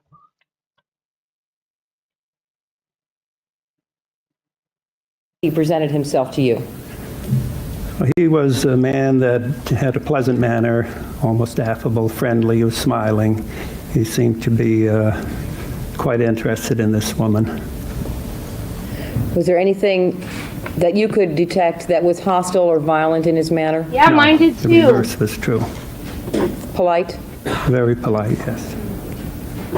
And then later they came out where they had dual cassettes and CD When players he too. indicated to you that he wanted you to find this person, Rebecca Schaeffer. Did he give you some identifying information about her? Yeah, I Yes, forget he that spelled out her sometimes. name and gave her birth date and some indication where she might be. And did you write down that information? Yes, I wrote it down as he spoke. I have here a document, Your Honor, that was marked at the preliminary hearing as Peoples 1. I ask that it now be marked as Peoples 2. All right. People's 2 for identification. Thank you, Your Honor. Showing you the item that is now been marked as Peoples 2. At the top of which it says missing person investigation. Can you tell me if you recognize that form, sir? Yes, that's a form that I filled out at the time in question. Okay. Yes. Yes. I know we're watching Rayburn trials. I know. But Peter Tragos the other day said, because we were talking about Karen Reed and like how she has a brand now and they're making a movie about her and all that kind of stuff. All because of the true crime fans. And he said that he didn't like that expression, true crime fans. We're fans of justice. We're not fans of the crime. We're fans of the justice. And I like that better. We're justice fans. We're not true crime fans. We're justice fans. So, yeah, we don't watch because of the murder. We watch because we're getting justice. So, that's what I'm saying from now on. I'm a fan of justice. And the handwriting that is on this form, is it yours? Yes, it is. Printing. The information that appears concerning the name of the person being sought, Yes. and their date of birth and last known gotta address, get- and other helpful information, is that information given to you by the defendant? Yes, it was. What streaming service is that on? Because I got rid of my streaming services and now I want to watch that because I'm a huge, well, used to be a huge Stephen King fan. I haven't read any of his books in years. I like his old stuff. And the date of birth listed November 6, 1967 for Rebecca Schaeffer, is that the date given you by the defendant? Yes, it was. There's also an indication here under other helpful information. Great. Client said, I can't read that. Subject, capital S S. period, yes. I love Dr. Subject has Representative Cynthia Wilkerson, Triad. Yes, That was information given to you by the defendant. yes, it was. And the defendant gave his name as Robert Bardo. Yes, he did. And the address, and that name is indicated on this form. Yes, And the address given was also by the defendant yes, with a local phone number. yes, it was. And that was the defendant's address. Yes, Thank you. Is there further information in your handwriting on the back of this page entitled Summary? yes, there is further information. And is this also information given to you by the defendant?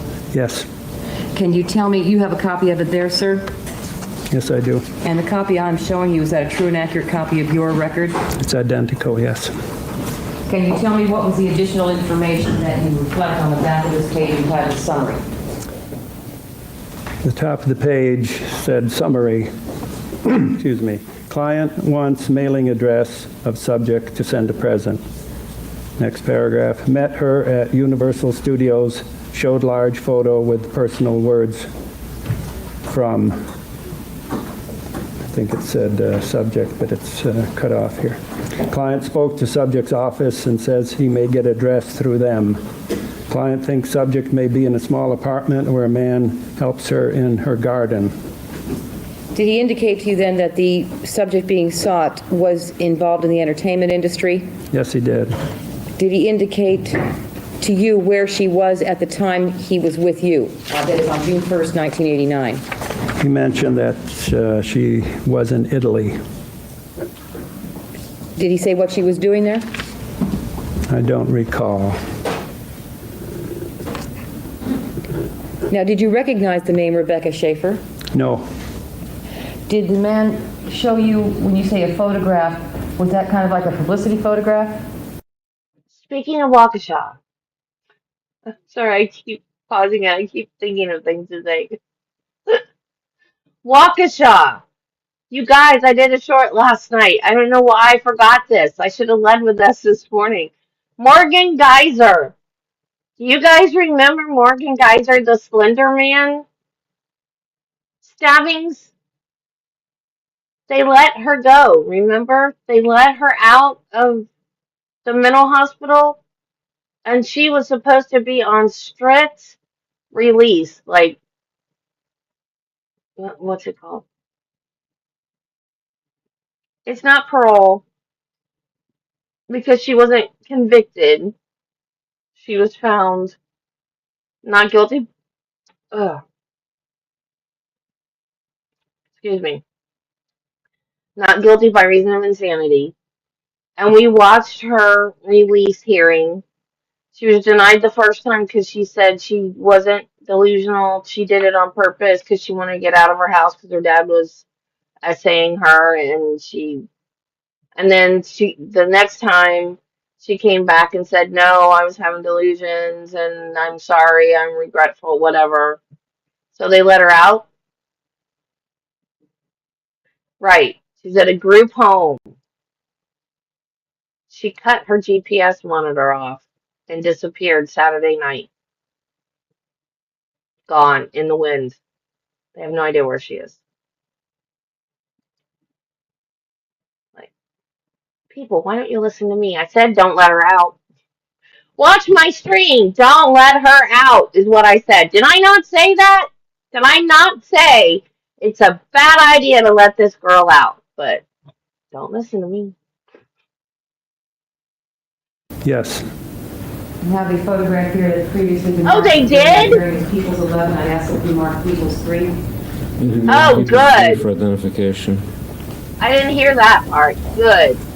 Showing you Lock her People's back 3 up. for identification. So Lock her butt back up. if you can, did this appear to be did the photograph that the Yes. defendant showed you appear to be like the one I'm showing you now, People's 3? Yes, it's a likeness of the same person. You can't say whether it was this exact photograph that No, was shown you. no, I can't.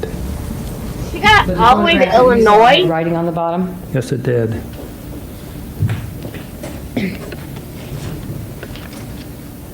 I'm assuming she had a car this time. Last time she was on foot. Was there anything else that the defendant showed you? Morgan Geyser, at the same time that he showed you that photograph?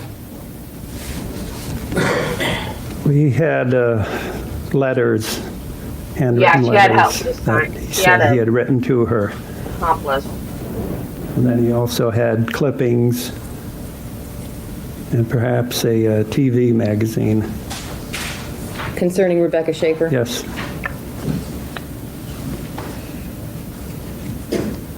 Following that interview with the defendant, did you open your investigation then? Yes, I did. And what did you do to begin the investigation? First, we make record cards on those parties that are involved with the investigation, the client, the subject, and any pertinent information concerning the matter. Index cards? Yes. And then what did you do?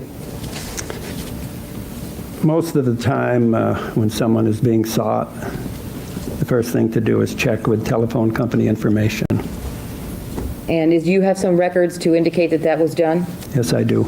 And what was the result of that investigation? Negative results.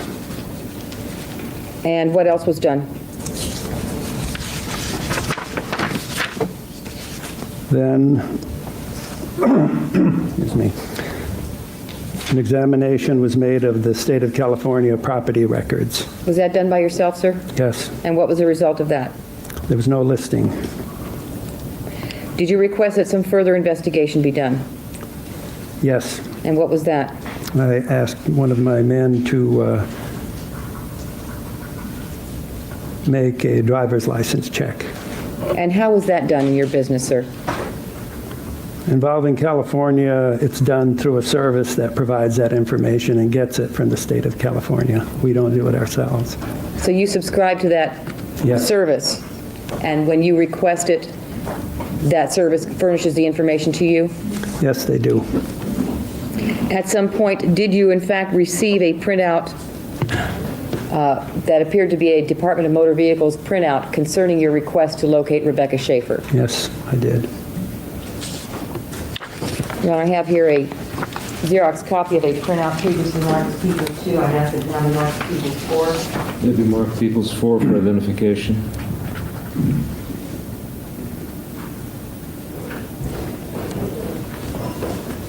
Showing you Peoples 4 for identification, sir. Can you tell me if this appears to be a Xerox copy that is an accurate copy of the one kept in your file? It is identical. And it is an identical copy of the DMV printout that you received pursuant to the request of your agency concerning Rebecca Schaeffer? Yes, it is.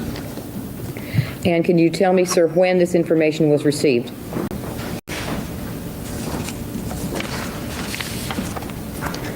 This information was received on June 7th, 1989.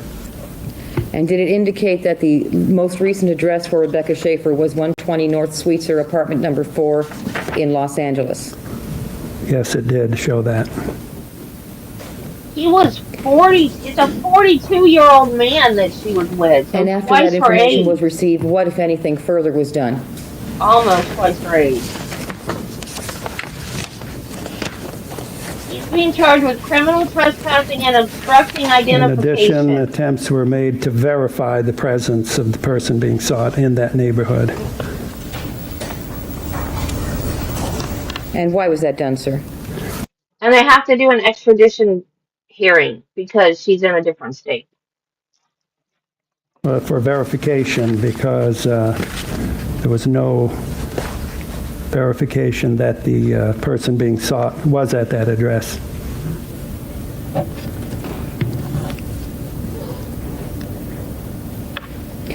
What That other, sounds and what like other fun. investigation was done?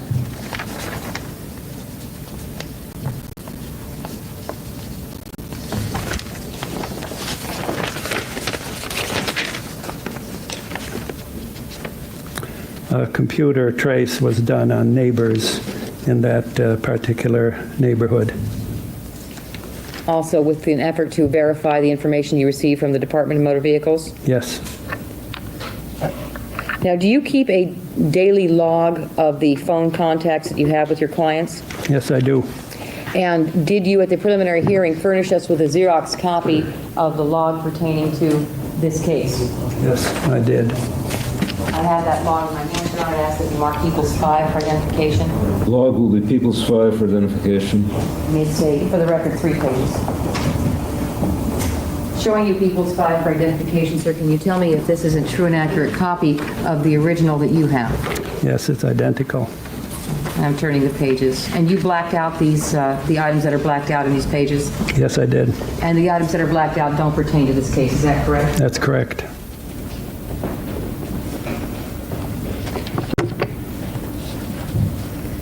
Can you tell me approximately how many contacts you had with the defendant pertaining to locating Rebecca Schaeffer? About 10. Directing your attention, sir, to June 8th, 1989, does it indicate that you had phone contact with the defendant on that date? Yes, the record shows that. At that time, sir, you had already received the information from the Department of Motor Vehicles, is that correct? Yes. Did you furnish that information to the defendant on the telephone? No. And why not? Well, because he owed a balance for the work. Did you have a subsequent contact with the defendant after June 8th, 1989? Yes, I did. And when was that? On Monday, June 12th, 1989. Was that a phone contact? Phone and personal visit. And at that time, when he came in, did he pay you the rest of the fee? Yes, he did. Did you give him the information? Yes. And in what manner did you furnish him the information concerning Rebecca Schaeffer's address? I believe I wrote it on a scratch pad, a paper from a scratch pad. Subsequent to that, on June the 14th, did you have telephone contact with the defendant? Yes, I did. In your phone log, sir, does it indicate that there were 2 phone calls from the defendant concerning Rebecca Schaeffer's birth date? Yes, there were 2 phone calls. He had already given you that information at your first visit when he first hired you. Yes. Can you explain to us what was the nature of the conversations that you were having on June the 14th concerning her birth date? No, I don't remember what they were. Was there a subsequent conversation No. with the defendant concerning the birth date of Rebecca Schaeffer on June 15th, 1989? I didn't know that. Yes, there was. Can you recall the nature of that conversation? No, it was, my entry says Robert Bardo, phone, date of birth. Did you furnish the defendant with Ms. Schaeffer's phone number? No. You gave him her mailing address. Mailing address, yes. You did not give him the DMV printout? No.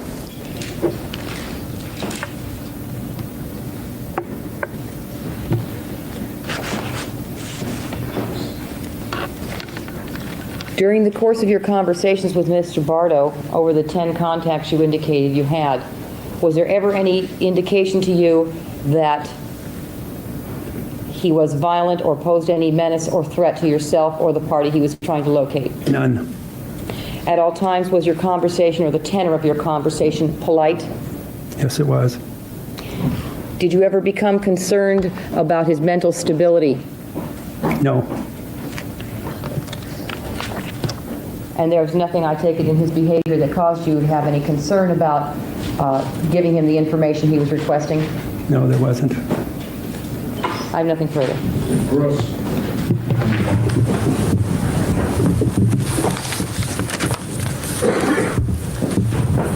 Sir, on that latter point about the mental stability and instability of Mr. Bardo,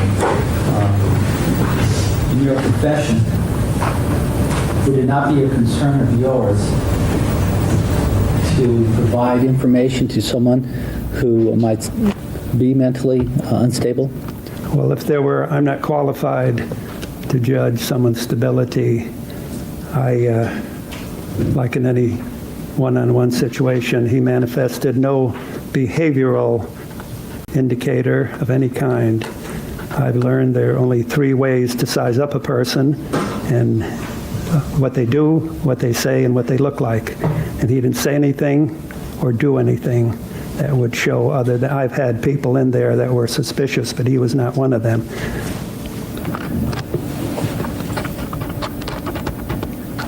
When he spoke to you, did he ever speak to you using an accent? I'm sorry, repeat that. When you spoke with Mr. Robert Bardo, did he ever speak to you in an accent? In an accent? Yeah, with an accent. No. Okay. Did he ever hide his identity? In other words, did he ever claim to be someone other than Robert Bardo? No.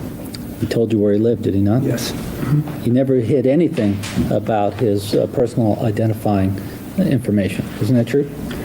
Not that I could detect. In the normal course of your business, how do you accept payment for your services? There are various ways. Some we do for charity. These would be, may I elaborate on that? But what I'm getting at is your normal course of business, non-charitable. Someone comes to you, they hire you, do they pay with a check or a credit card? Usually by check, sometimes cash. Okay. And how was payment made in this case? Mr. Bardo paid in cash. Oh, that woman.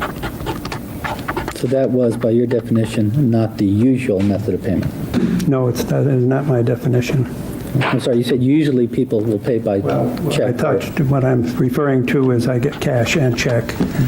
When it's a business case, they always pay by check. Individuals may pay by cash. It was clear to you in this situation that it was not a business situation. Yes. What about Mr. Bardo's dress? How would you describe his appearance?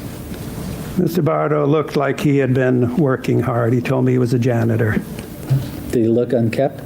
Well, soiled because it was That 105 woman. that day probably. Well, you saw him more than one day. Twice. What? And both times he appeared unkempt, isn't that true? What? Oh my gosh, I gotta do an He appeared episode on her. disheveled somewhat. I don't know if her trial's available. Not for a working man. What about personal hygiene? He had a bad body odor. Okay. In fact, a very bad body odor, Yes. didn't he? Bad enough that you made a mental note that it affected the entire office, did it not? Could have, yes. She got pregnant again. They should have, you know, she's in jail for life. They should have had her tubes tied. Well, no. I guess if she's in jail for life, they didn't expect her to get pregnant again. Although, that happens with guards and stuff, right? You're not supposed to. Don't be suspicious. No. Don't be suspicious. Don't be suspicious. Don't be suspicious. Don't be suspicious. Don't be suspicious. Don't be suspicious. Don't be suspicious. Don't be suspicious. Don't be suspicious. John Ralphio? Kom! Kritiek is er en zo! Kom eruit! Kritiek is er en zo! Kritiek is er en zo! There's supposed to be Thanksgiving stuff. Where's the Thanksgiving? You promised me Thanksgiving stuff. I got Halloween. Oh, there's Thanksgiving stuff. Well, where is it? I want the Thanksgiving stuff. Give me Thanksgiving. It's not giving it to me. They lied.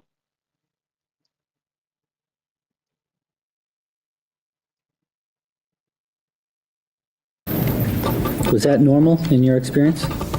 For working men, I've had people who had odors come in there. So your testimony is that's normal? No, it is not. I'm saying that I have had people, construction workers, laborers, construction foremen, that type of person. You looked at some letters that were penned by Mr. Bardo, correct? He showed you some letters. I glanced at them. I didn't read them. Were you able to describe, or are you able to describe the type of writing that was involved? No, I'm not. He showed you a photograph of an individual, a young lady, Yes, he did, sir. and it appeared to have a personal note written on it. That's my best recollection, yes. Do you recall what the words were? No, I don't.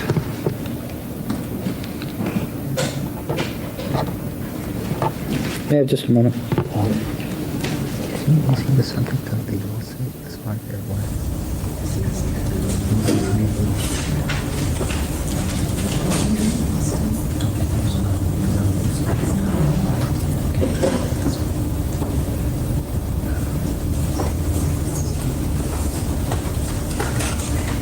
I have nothing further. Anything further? What was the date of the last contact regarding the birth date? June something? The last day was Thursday, June 15th, 1989. All right. So you stated that the defendant had given you her birth Oh, date, that's about and then he called 3 times after that, and that the conversation had something to do about birth dates. Is that correct? Yes, that's my testimony. Do you recall whether there was anything that seemed to you to be irrational about him calling and bringing up the subject of birth date in view of the fact he had already told you what her birthday was? No, at the time I felt he wanted to talk about the girl because he expressed affection and interest in her. Just wanted to talk about her. Yeah. Did he ever express to you, Mr. Zinkis, that he felt the girl reciprocated his feelings? No, Did he ever represent to you, sir, that the girl was a wife or girlfriend of his? no. I have nothing further. I have something further. You stated that he said he was a janitor. Is that correct? Yes, sir. How did that come about that he stated what his occupation was? Well, when I interview anyone, we always get some background material to see who and what they are. That was not offered by him to explain his disheveled appearance, I take it? No, Or the body odor? no. I'm not that familiar with Tucson. I'm very familiar with... I don't know, Judy. They didn't even have opening statements. Which, I don't know why. because they have on other trials I've done off this website, so I don't know. Flagstaff, but what's the weather like in mid-June in Tucson? I would say at that time it was averaging 105 degrees. Yeah. Nothing further. Anything further in my examination? No, Your Honor. May this with, yes? No, Your Honor. Okay. May this witness be excused? Yes, Your Honor. We would like to offer a stipulation at this time. Is that one of the stipulations that are on this paper? Yes, Your Honor, I'll read it into the record. It's number 2.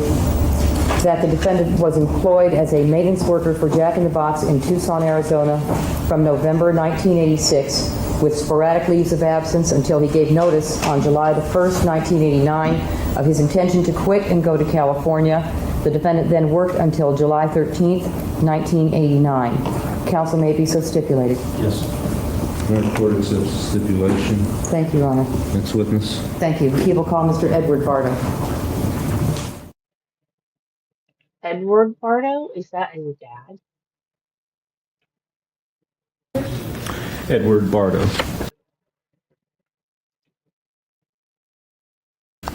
Mr. Bardo, are you related to someone present in court today? Yes, I am. Can you tell me who that is? Robert Bardo, sitting over there. And how are you related to him? Maybe it's a Google whisperer. And may the record reflect he's I indicated the Googled defendant, and I Your get Honor. all kinds of crazy crap that has nothing to do with what I Googled. Sir, have you for a long time been interested in guns? Yes, I have. Hobby of yours? Yes, it is. And Speaking of Google, I'm sorry, y'all. I'm chatty today. Have y'all noticed I'm chatty today? I love y'all. Alexa is now upgraded to be like the good AI stuff that we have now, like Meta and ChatGPT and those. And she has a more realistic voice now because she used to go, "Good morning, Debbie." Now she sounds like a person. So last night, I forgot what it was. Travis wanted to know something, so I just was like, "Alexa," and like I do, and she gave me a coherent answer that was correct, and Travis was like, "Oh wow, I like it. She sounds younger." And I said, "Alexa, Travis likes your new voice." And she goes, "Oh, Debbie, I'm so glad Travis likes my new voice. It's always good to hear from the peanut gallery." We both cracked up. We were like, "Oh my God, this is so weird." in connection with the pursuit of that hobby, sir, have you gone out and done target practice with friends on various occasions? Yes, I have. Have you yourself ever owned a gun? No, I haven't. You always use your friends' guns? Yes, I do. Can you tell me what kind of ammunition you would use? Various forms of ammunition. It's completely random. Depends on the type of weapon being fired, availability, cost. And cost? Yes. For example, would you prefer to get the cheaper type if you could? Sometimes, yes. Like, for example, would wad cutters fit into that category of being cheaper? Yes, they would. And reloaded ammunition? Yes, they would. Is this a relative, a brother? At some point, did the defendant indicate to you that he was interested in guns as well? Yes, he did. Was that sometime in early 1989? Could have been sometime in early 1989. Around January is what I'm indicating. Does that sound right to you? It could be. That could be correct. Wow. Strong And genes in after that family. point, Look on at that. They occasion, did look you take him with you to go target alike. practicing? Once or twice. With your friends? One time with me alone and maybe once with friends. Yes. On the occasion that you went out with your friends, did one of them have an AK-47? I believe he did. And did your brother have an opportunity to fire that gun? I believe he did. And also a 9mm? I believe he did Oh, fire you that as guys were well. listening to his brother. Did he indicate to you a Brother, particular, Marty. That's his brother. preference for the 9mm? I don't believe he did. At some point, did he indicate to you that he wanted to buy a gun? At some point, yes. Can you tell me approximately when it was that he indicated that interest? I can't give you an exact time. It was, it could have been sometime early in '89, sometime after we had talked about shooting as a hobby. Did that interest become more forceful within, say, a couple of months of the event in Los Angeles? It was more apparent to me as that he was more interested, but And then at some point, did you agree between yourselves that you would purchase a gun for him in your name? that's correct. And why could he not have gone and purchased the gun himself? I don't know I don't think he was of the proper age at the time. Is there some age limit in Arizona concerning? The age limit is 21. You have to be 21 in order to buy a gun? That is correct.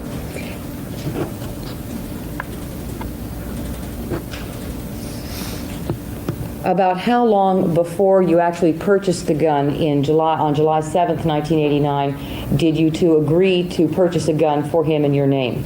Could you ask that again? Yes. About how long before you did actually purchase the gun in your name did you start to discuss that possibility?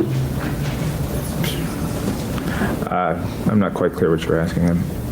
You bought a gun Right. in your name with your brother's money on July 7th, 1989. Okay, so how long did it take from the discussion to actually purchase?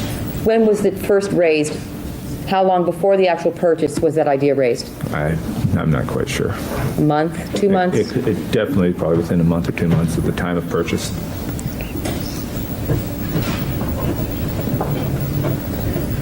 And your brother put up the money for it? That's correct. Who decided what kind of gun would be purchased? Ultimately, he did. Now, do you recall having a conversation with him in which he indicated an interest in a .25 caliber, and you told him that he needed a larger caliber for more stopping power? I don't particularly recall saying that, but could have, but I don't remember saying it. Does that sound like a logical response that you might have had? Sounds like a logical response. I need that. And you do not recall that the defendant indicated to you that he preferred to buy a 9mm? I don't remember if he said that he'd prefer to buy a 9mm. He might have, though. Yeah, with the repeating hairline, Directing it your doesn't attention work. to the date of July 7th, 1989. On that date, did you go with the defendant to Jensen's gun shop I did. for the purpose of buying a gun? That is correct.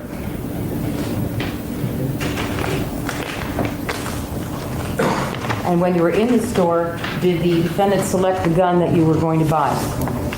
Yes, he did. Do you recall what kind of gun that was? It's a Rossi 357 Magnum. What length was the barrel? I believe it's 4 inches.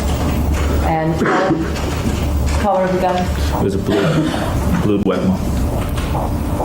John, I have here a firearms transaction record. I'd ask that it be marked Peoples 6. Yes, people 6 for identification.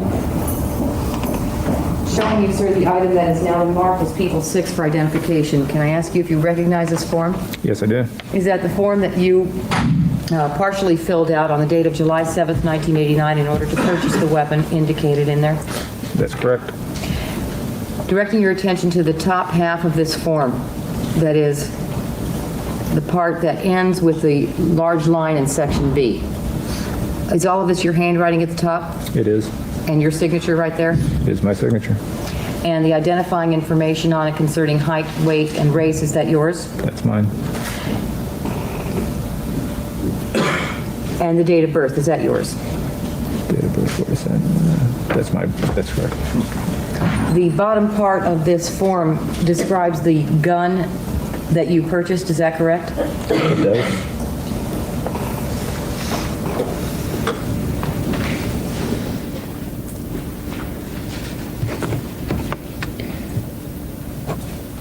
Did your brother pay cash for that gun? Yes, he did. And it was a revolver, was it not? Yes, it was.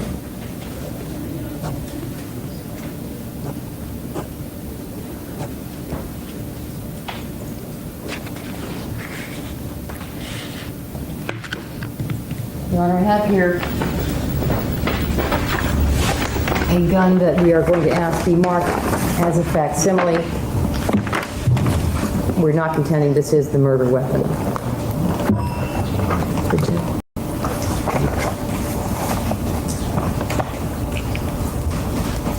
I'm going to ask that this be marked as People's 7.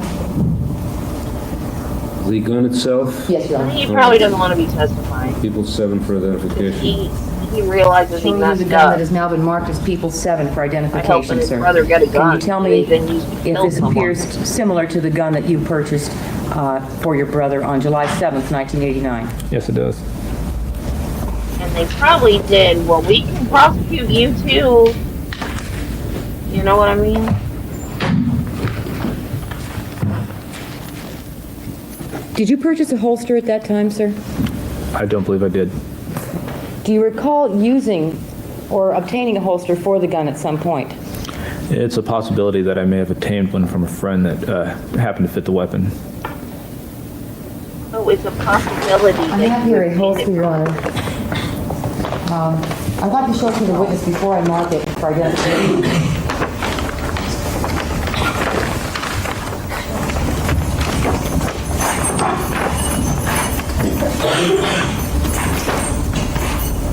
Showing you what appears to be a leather holster, sir. Perhaps you can tell me if you recognize this. It looks like the leather holster that a friend of mine had. This appears to be, this is at least similar to the holster that you had used for that gun. Yes, it does seem so. Okay, I asked to be marked as People's 8. People's 8 for identification. Thank you, Your Honor. Holster.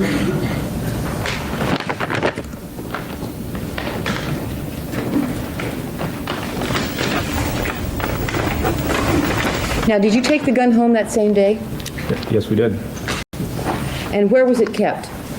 It was stored in a closet in the house. And where was that closet? It was located in the kitchen dining area. Kitchen dining area? It's sort of in that area, next to a room, across from the washer and dryer area. Was it kept locked? It wasn't kept locked. Was that right across from the utility room? Yes, it was. And the utility room is where the washer and dryer is? That's correct.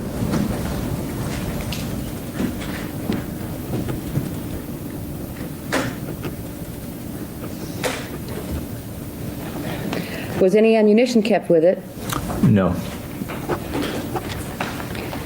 Now, did you have some agreement with your brother concerning who would handle this gun? Yes, I did. And what was that agreement? The agreement was when the gun was handled that it would be in my presence. Any firings and stuff would be done with my pre-approval and with me there. And the defendant agreed to that? Yes, he did.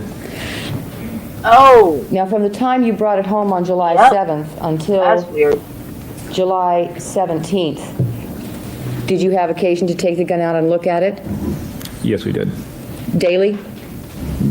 Probably, in fact, daily. I don't remember exactly, but it's a good possibility. That's correct. And was the defendant with you when you took it out and examined it? Yes, he was at times. Do you recall having seen the defendant holding the gun in his room alone on various occasions? I don't recall exactly if that's correct or not. Do you recall, I have here a page from a police report in Discovery, it's number 420.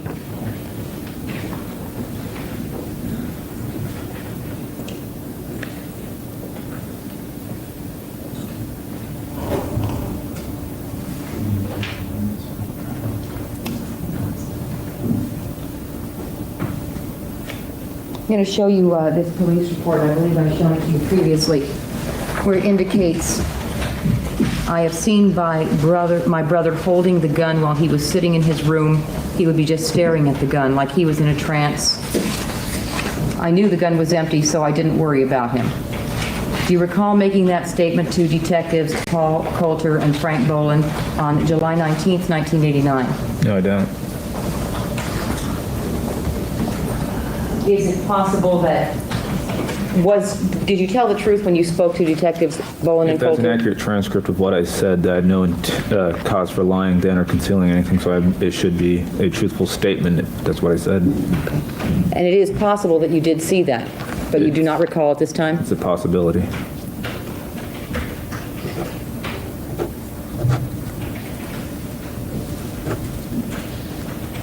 Now, between the time that you purchased it and brought it home on July 7th, 1989, and the date of July 17th, 1989, did you ever fire the gun? Yes, I did. And can you recall when that was?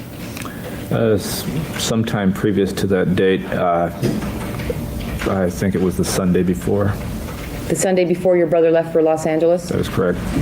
Which would have been July the 16th, 1989? That's correct. And where did you take the gun on that occasion? I took it to a location that my friends and I use to fire. It's a large empty pit, well clear of housing areas in town. And did your brother go with you? No, he didn't. Was this a location for target practice where your brother had gone with you on previous occasions? I believe he had. What type of ammunition did you use to fire that weapon on July 16th, 1989? I believe it was .357 ammunition, but not exactly sure at this point what type it was. Did you ever fire .38s through that gun? I don't believe I did. Are you fairly familiar with the various prices of ammunition? Yes, I am. Aren't .38s cheaper than .357s? Yes, they are. You didn't want to save money for target practice and use .38s then? I don't know why at the time I chose to use .357 rounds, but I believe that's what I purchased. Was they heavy grain rounds that you were using that day? I believe they were. Like 158 grain? That sounds like a possibility. Do you recall how many rounds you fired? I would guess in the neighborhood of 40. 40? I would guess in the neighborhood of 40, 42, something like that.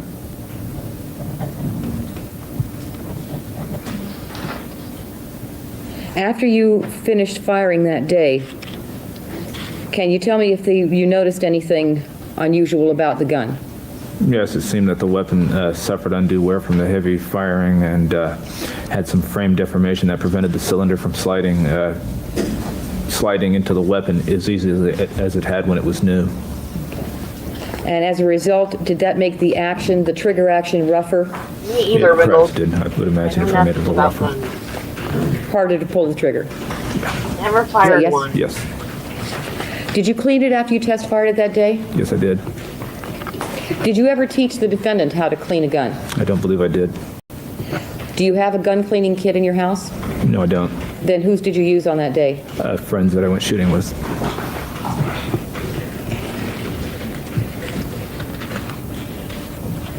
Now, on that Sunday night after you finished target practice, did you have a conversation with the defendant concerning the kind of rounds that should be used in that gun? I believe I did. And what was it you said? I was suggesting a lighter load than I had been firing due to the fact that it seemed that the frame had suffered some problems. I suggested firing something a little lighter in it. Did he tell you at that time then that he had purchased 158 grain .357 rounds? I'm not sure if that was the exact rounds, but he did show me some ammunition, I believe, at that time. And did you see then that the ammunition he had purchased was heavy grain rounds like the ones you had been firing? They might have been. Well, do you recall exchanging rounds with him, giving him 6 of your 110 grain or lighter weight rounds, getting 6 of his 158 grain rounds in return? I recall swapping, yes.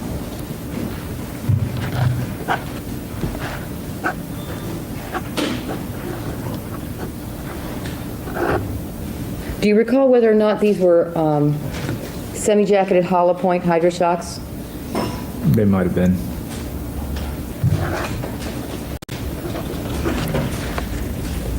Prior to that occasion when you swapped 6 rounds for 6, were you aware that he had purchased ammunition on his own? I don't think I knew that he had ammunition before then. So as far as you know, the only time that gun was fired before the murder was on July 16th, 1989, the Sunday before the defendant left for Los Angeles when you went out to do target practice. That is correct. Did you become aware at some point that your brother was interested in the actress starring in My Sister Sam? Yes, I did. About a month before, about 2 months before the murder occurred, did you see him looking through the My yellow dad was pages a to cop. We locate a did private too. detective? I believe Everywhere, all over the house. And about a month before the murder occurred, did the defendant tell you that he had in fact hired a private detective to find Rebecca Schaeffer? I believe he did. And did he tell you that he had paid a few $100s for that service? I believe so. When you purchased the gun, did he give you cash for the purchase? That's correct. Do you recall how much it was? Something over $200. Did the defendant tell you that he did in fact succeed in getting Rebecca Schaeffer's address from the private investigator? I think he did, but I'm not completely clear on that point. Were you aware that the defendant had gone to Los Angeles several times before to see celebrities? Yes, I was. Had he ever indicated to you a desire to take the gun to Los Angeles on previous occasions? He gave some indications that I inferred suggested that. So, I mean, in a roundabout way, yes, he did. When he indicated that desire to take the gun to Los Angeles with him, did you inform him of anything? Yes, I informed him of the law that transporting a weapon like that would be illegal, and I told him not to take the weapon. And did he agree not to do so? Yes, he did.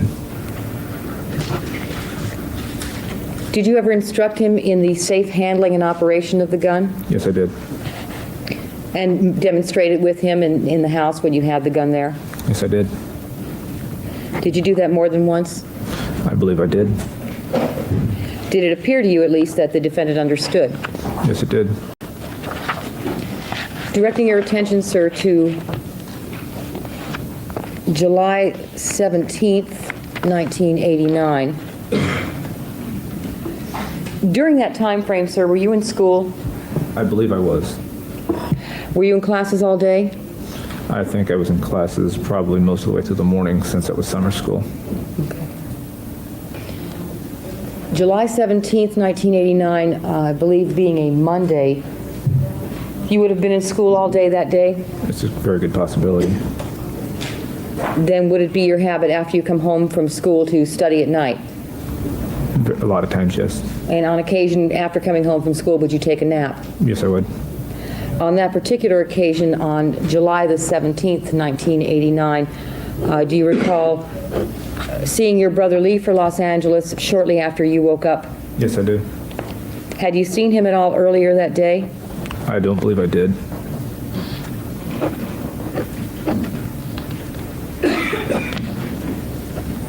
And did he tell you that he was going to Los Angeles?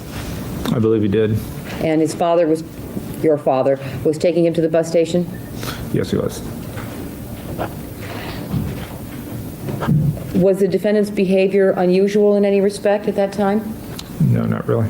Did he seem calm, rational? Yes, he did. Nothing out of the norm? Nothing. Do you recall what he carried with him? Seemed to remember him carrying some plastic bags or something with looked like clothing or something stuffed in them or something like that. Was that unusual as far as what he used to carry with him when on his trips to Los Angeles on previous occasions? Well, I don't think, I believe that's what he normally carried, but I didn't observe him leaving usually on these trips. It was something I knew he did, but nothing that I really paid attention to. To the best of your recollection then at this time, the fact that he was carrying a plastic bag was not unusual, was not something that struck you as being odd? No, it wasn't. Did you have any idea that he had the gun on him at the time he left? No, I did not. Shortly after he left, did you look to see if the gun was still in its place in the closet? I believe I did. About, what was that, how long afterwards? Could have been an hour, maybe longer. Maybe longer than an hour. Hour, that would be a guess. How much longer than an hour? 2 hours? Could be. Would it be longer than 2 hours? I doubt it. No more than 2 hours, but approximately an hour. That's correct. And what did you find? I found the gun missing. Did you attempt to look for it? Yes, I did. And where did you look? I looked around in the closet, and I looked to see if maybe he had taken it and Robert had taken it to his room and left it there. And did you look through Robert's room? Yes, I did. And did you find it? No, I did not. Was his room fairly cluttered? Yes, it was. Was that common? I believe it was. Piled up with lots of stuff? Yes. So did it take you some time to go through his room then? I did. I believe it might have. I don't quite remember exactly what I did. Did you ever see the gun again? No, I didn't. So the last time you saw the gun was on the Sunday before the defendant left for Los Angeles in 1989. That'd be approximately July 16th of 1989. Yes, I believe that's correct.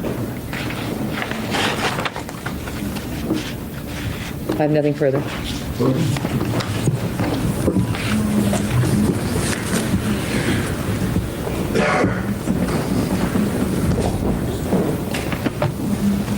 Good afternoon, Edward. Afternoon. Did you have occasion to speak to members of the Los Angeles Police Department at your home?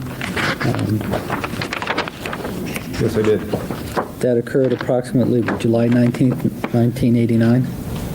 I believe that was the correct date. Do you remember if they used a tape recorder to record the conversation? I don't know if the Los Angeles police did. Do you remember someone else then using? The Tucson police used a tape recorder. Now, let's start with your interest in guns. Did you find it to be unusual for your neighbors, your friends, to be interested in the firing of guns for target practice there in Tucson? Not at all. It's a very common practice. And so did you find it unusual that your brother would take an interest in guns for target practice? Not at all. This particular gun that you purchased, if I understood your testimony correctly, he never fired that weapon. I don't believe he did. At least not in your presence. No, he did not. You had stated that, and I'm jumping a little bit here, and I'm asking you to bear with me. The time that he left for LA, that wasn't unusual that he was going to Los Angeles, was it? No, it was not. And you were aware of other trips he'd made to Los Angeles? Yes, I was. You were aware he was working at Jack in the Box at the time? Yes, I was. And were you also aware that he would, at times, resign from his position there, go to Los Angeles, come back, and be rehired? Yes, I remember that.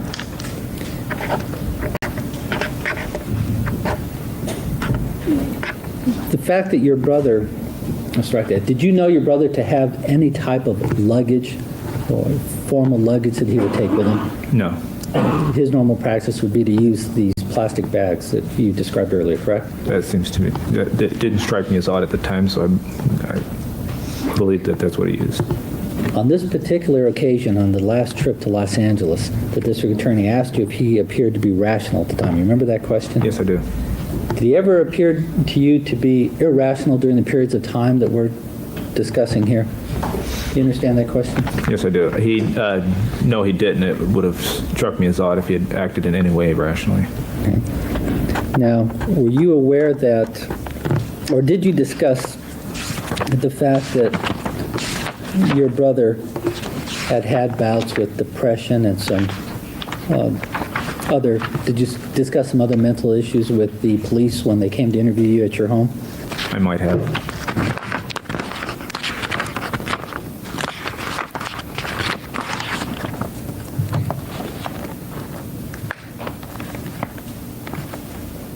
Do you remember they're asking you questions about whether or not there had been a couple of occasions where your brother seemed to be disturbed, had states of depression, did some things perhaps at school? I don't remember at that time them asking me that. I'm sure they did because I've read that transcript. Okay. I've never shown you a copy of the transcript. No, you haven't. Were you aware that your brother had been removed from your home? I knew about it afterwards. Okay. In other words, during the time that you lived in Arizona with your family, Robert was living with you, correct? That's correct. And then at some point in time, either the state, and I don't know if it's the Department of Children's Services or whatnot, but the state interceded and removed Bardo from the home. Isn't that true? I guess it is. Well, I'm asking, do you know that? I didn't know exactly how that came about now. Or were you aware that for some period of time your brother was no longer living there? Yes. Did you follow his progress in school? No, I didn't. No, we didn't, Wiggle. Did you know No, if he we was did doing well in not. school or not doing well in school? I think I followed well enough to know that he seemed to be excelling in school. Okay. Only And how about taboo. in middle school? What would be referred to as middle school? I don't remember. Did he, as far as you know, attend high school? He attended high school. It's beyond the scope of your act, and I can't see the relevance. You asked about rationality, and I would imagine that this would have some bearing on that. And in that, Nancy, this is the Robert Bardo trial. He killed actress Rebecca Schaeffer in 1989, and it actually put some new anti-stalking laws um, on the books in California. I don't know if it was nationwide or just California. light, I'll allow the question.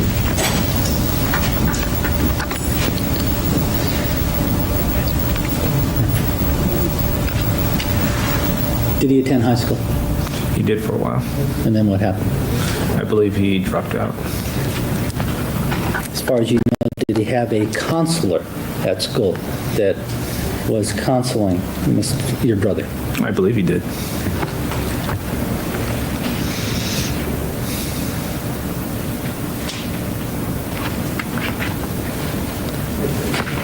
Did your brother ever confide in you at work about these trips that he would take from time to time to Los Angeles? Yes, he did. Prior to your purchase of the gun that we've been discussing, did he ever confide in you that he had taken a trip to Los Angeles and had been robbed and beaten? Yes, he did. Did he ever discuss the issue of a gun as defense for him? Yes, he did. And did he ever discuss the possession of a gun as defense for specific instances, such as the time where he had been in Los Angeles and had been robbed and beaten? Yes, he did.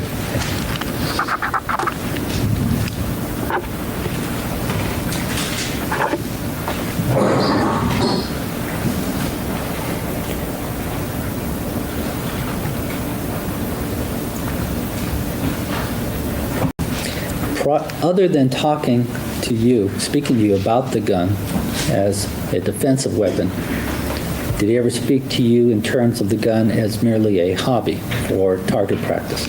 I believe we had discussed it as in that context mainly. And that appeared to you to be normal for that area as far as you knew? Yes, it correct? is. And that was normal as far as your mental state was concerned? That is correct. And that of your friends? That is correct.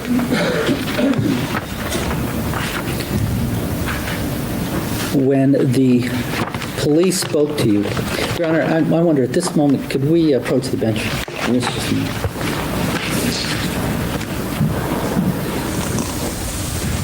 Mr. Galindo, I understand you wish to go beyond the scope of the direct examination and make this witness your witness for the purpose of a few questions. Is that correct?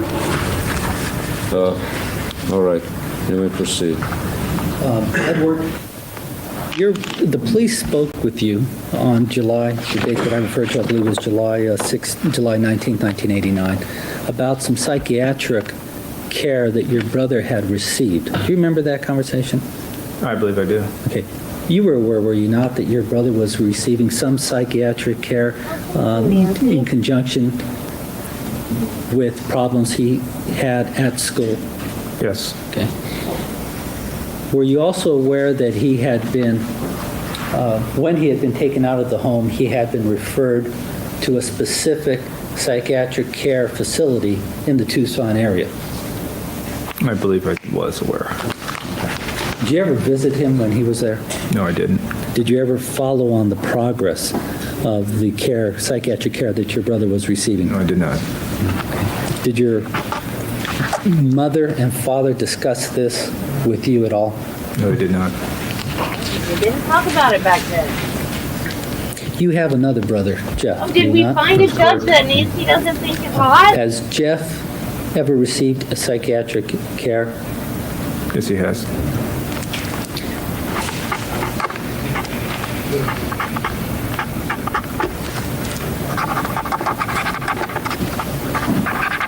Your brother Jeff is, I take it, watched fairly closely by the family and by the parents because of certain problems that he may have. Isn't that true?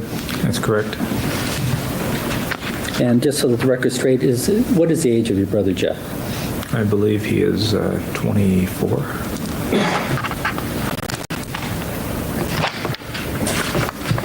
As far as you're aware, has your mother ever received psychiatric care? No.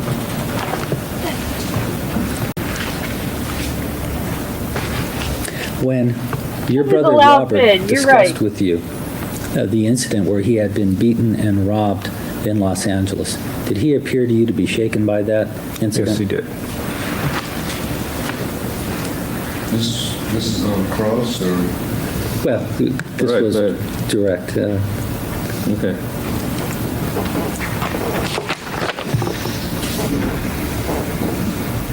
The trips Why that can't would you be call him taken. again? This is. I'm sorry, this court was going to confusing. sort of identify. I didn't think it was.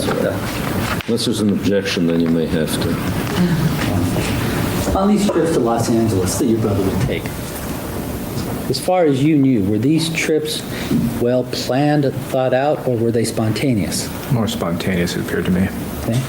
He would, in effect, wake up one morning and decide, hey, I'm going to Los Angeles. Objection, calling for speculation. I don't think there's enough to indicate whether this witness really knows. How would you? Sustained. Did he ever tell you a week or more in advance that he was going to make a trip to Los Angeles? I don't believe he did.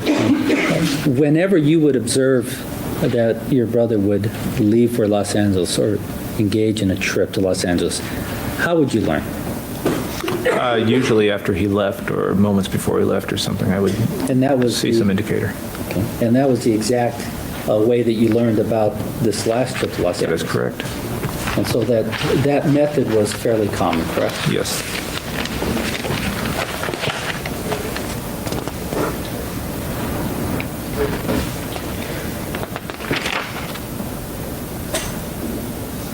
I have nothing further, Your Honor.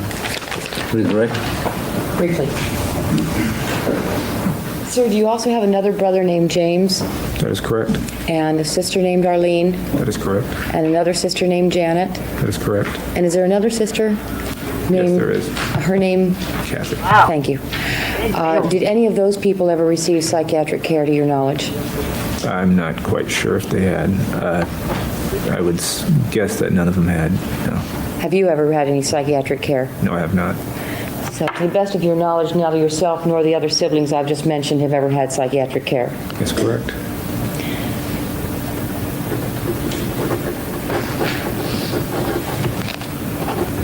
I lost count. A lot. When you indicate four that your brothers brother and never two told you sisters, about 3 planning the sisters. trips to Los Angeles a week in advance or so, do you have any independent personal knowledge of any plans or preparations he may have made? Were you watching to see what he did to prepare to go on a trip? What you do know, though, is that he didn't tell you until the last minute. Right.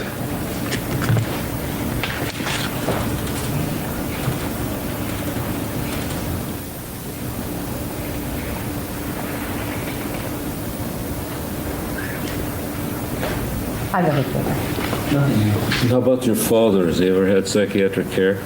No, he hasn't. As far as you know, is there any alcoholism in your family?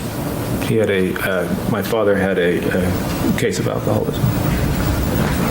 Is he a recovered alcoholic at this point? Yes, he is. And do you have any idea what conditions your brother, the defendant, was treated for at any time? No, I don't. What about your other brother, Jeff? I don't really know the details. You ever see your other brother, not the defendant, engage in any irrational behavior? Sometimes. Like what? Can't remember any particular instances at the time. Do you remember any behavior on the part of the defendant before he was taken out of the home that was unusual? Sometimes some major mood swings and stuff like that, but I couldn't give you any particular instances without putting a lot of time thinking about it. Was there any instances when he would stay in bed very late and refuse to get out of bed? I believe apparently be unable to get out of bed? I don't know if he was unable to get out of bed, but I believe there are times when he would stay isolated in his room for long periods of time or stay in bed for long periods of time. Did you ever know him to have sleep disturbances where it would be very difficult for him to go to sleep at night? Sometimes. Did you ever share a room with him? Not recently. Did he ever express to you any beliefs that you thought were irrational in any way?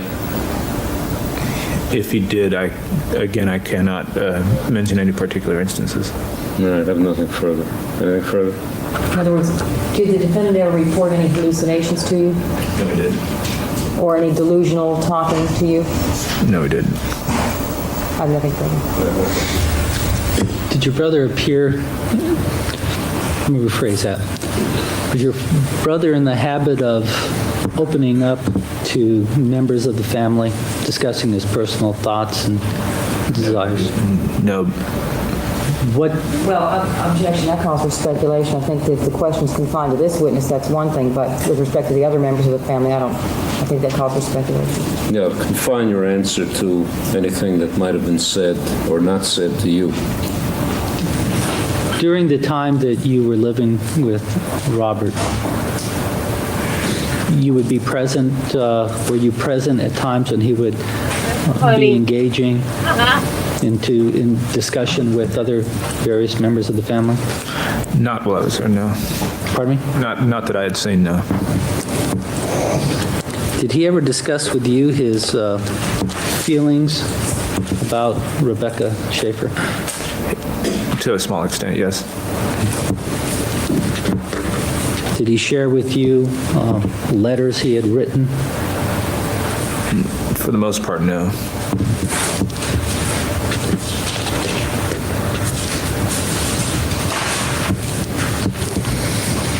You said that there would be periods where he would stay isolated in his room for very long periods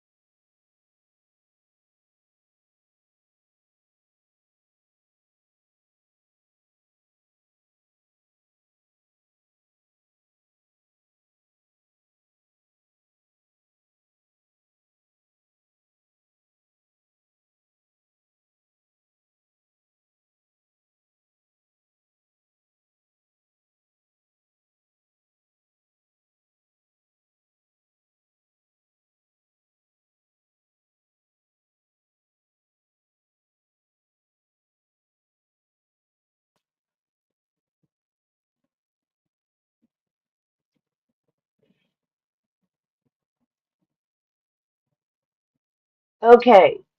Am I here?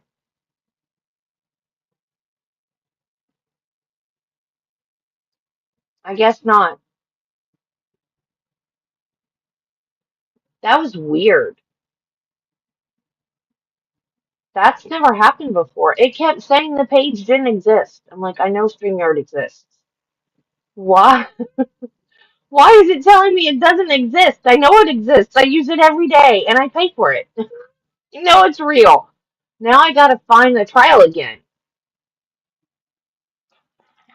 I need a bigger desk. I don't have room for my keyboard on my desk.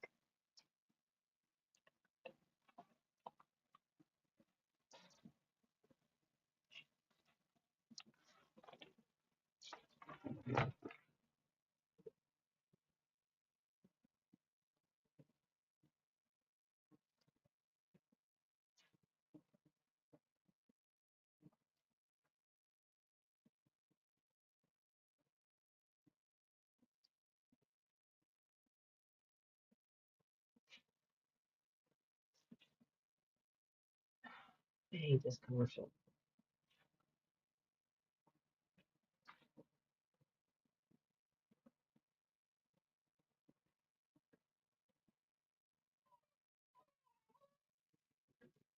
What?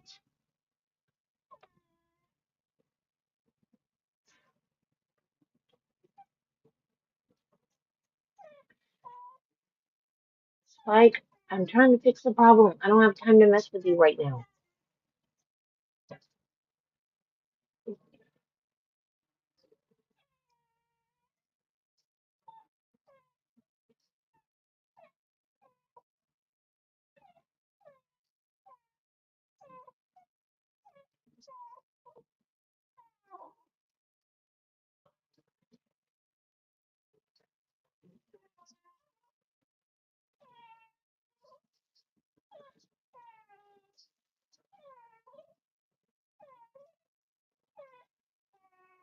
Spike,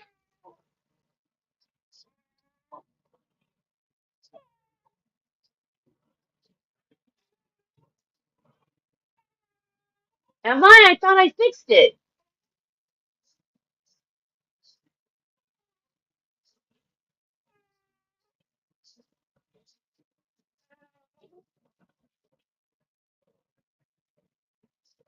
Edward, the police spoke with you on July, the date that I referred to, I believe was July 19th, 1989, about some I don't know psychiatric if we're at the right part. care that your brother had received. Do you remember that conversation? Is that good? I believe I do. Okay. You were aware, were you not, that your brother was receiving some psychiatric care in conjunction What, Spike? Come on. with problems he had at school? Yes. Okay. Were you also aware that he had been, when he had been taken out of the home, he had been referred to a specific psychiatric care facility in the Tucson area? I believe I was aware. Did you ever visit him when he was there? No, I didn't. Did you ever follow on the progress of the care, psychiatric care that your brother was receiving? No, I did not. Did your mother and father discuss this with you at all? No, I did not. You have another brother, Jeff, do you not? That's correct. Okay. Has Jeff ever received a psychiatric care? Yes, he has.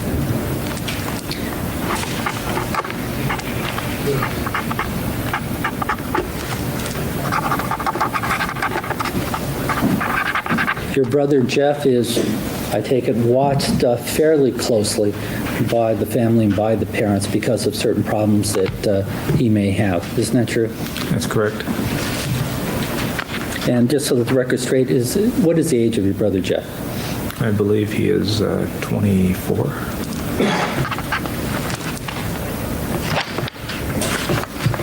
As far as you're aware, has your mother ever received psychiatric care? No.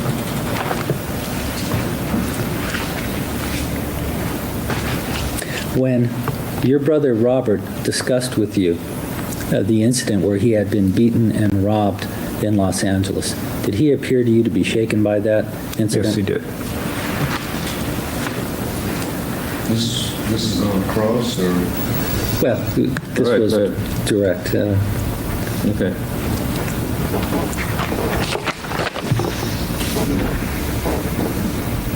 The trips that would be taken, I'm sorry, Your Honor, does the court wish me to sort of identify? I don't think there's a lot of Unless there's an objection, then you may have to. On these trips to Los Angeles that your brother would take, as far as you knew, were these trips well planned, thought out, or were they spontaneous? More spontaneous, it appeared to me. Okay. He would, in effect, wake up one morning and decide, hey, I'm going to Los Angeles. Objection, calling for speculation. I don't think there's enough to indicate whether this witness really knows. How would you? Sustain.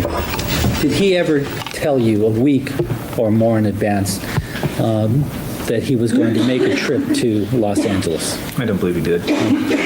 Whenever you would observe that your brother would leave for Los Angeles or engage in a trip to Los Angeles, how would you learn? Usually after he left or moments before he left or something, I would see some indicator. Okay. And that was the exact way that you learned about this last trip to Los Angeles? That is correct. And so that method was fairly common, correct? Yes.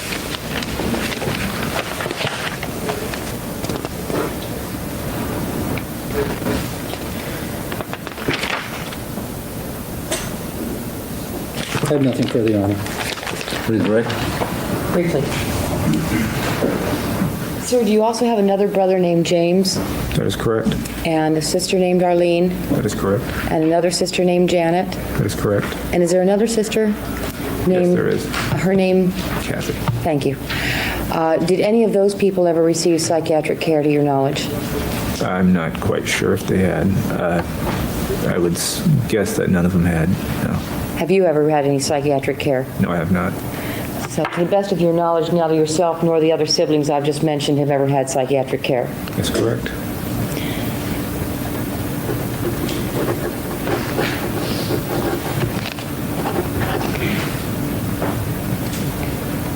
When you indicate that your brother never told you about planning the trips to Los Angeles a week in advance or so, do you have any independent personal knowledge of any plans or preparations he may have made? Were you watching to see what he did to prepare to go on a trip?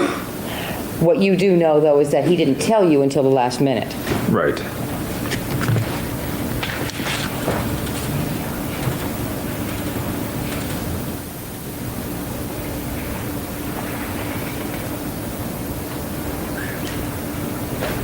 I've never been there. How about your father? Has he ever had psychiatric care? No, he hasn't. As far as you know, is there any alcoholism in your family? He had my father had a case of alcoholism. Is he a recovered alcoholic at this point? Yes, he is. And do you have any idea what conditions your brother, the defendant, was treated for at any time? No, I don't. What about your other brother, Jeff? I don't really know the details. You ever see your other brother, not the defendant, engage in any irrational behavior? Sometimes. Like what? Can't remember any particular instances at the time. Do you remember any behavior on the part of the defendant before he was taken out of the home that was unusual? Sometimes some major mood swings and stuff like that, but I couldn't give you any particular instances without putting a lot of time thinking about it. Was there any instances when he would stay in bed very late and refuse to get out of bed? I believe apparently be unable to get out of bed? I don't know if he was unable to get out of bed, but I believe there are times when he would stay isolated in his room for long periods of time or stay in bed for long periods of time. Did you ever know him to have sleep disturbances where it would be very difficult for him to go to sleep at night? Sometimes. Did you ever share a room with him? Not recently. Did he ever express to you any beliefs that you thought were irrational in any way? If he did, I cannot mention any particular instances. No, I have nothing further. Anything further? In other words, did the defendant ever report any hallucinations to you? No, he didn't. Or any delusional talking to you? No, he didn't. I have nothing further.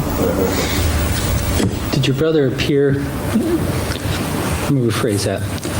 Was your brother in the habit of opening up to members of the family, discussing his personal thoughts and desires?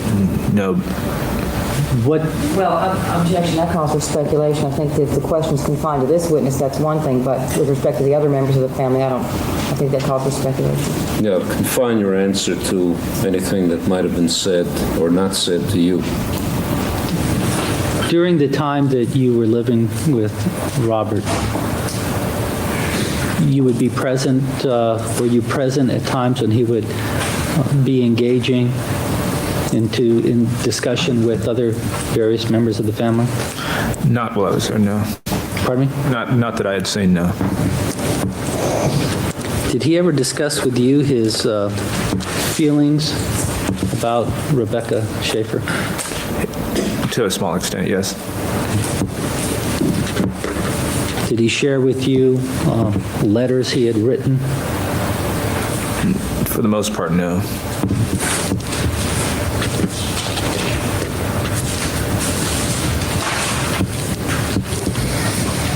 You said that there would be periods where he would stay isolated in his room for very long periods of time. That is correct. What do you mean by that? A day, 2 days?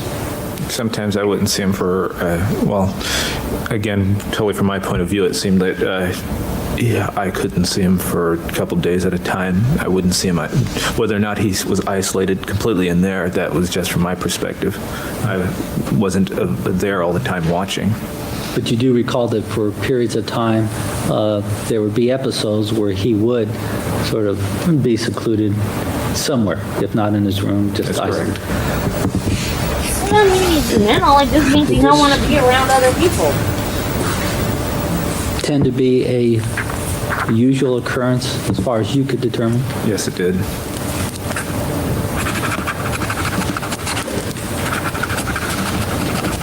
And again, you stated that you experienced or I don't observed your leave my brother to engage in what you termed major mood swings. That's correct. I have nothing further, Your Honor. Anything further? Yes. When do you observe these major mood swings?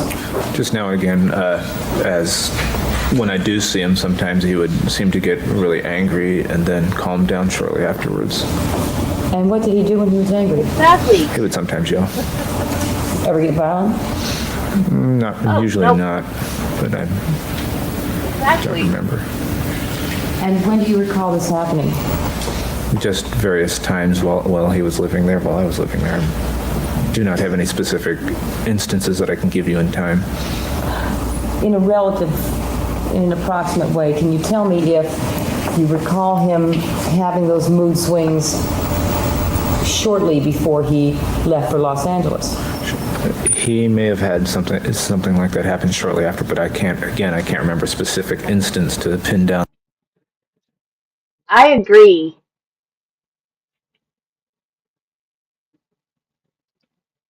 I agree, man. Judy. I agree 100%, but Marty's right. HIPAA is for medical professionals. They cannot release the information. When I was working, we had to have a password, and only people that had that password could get information.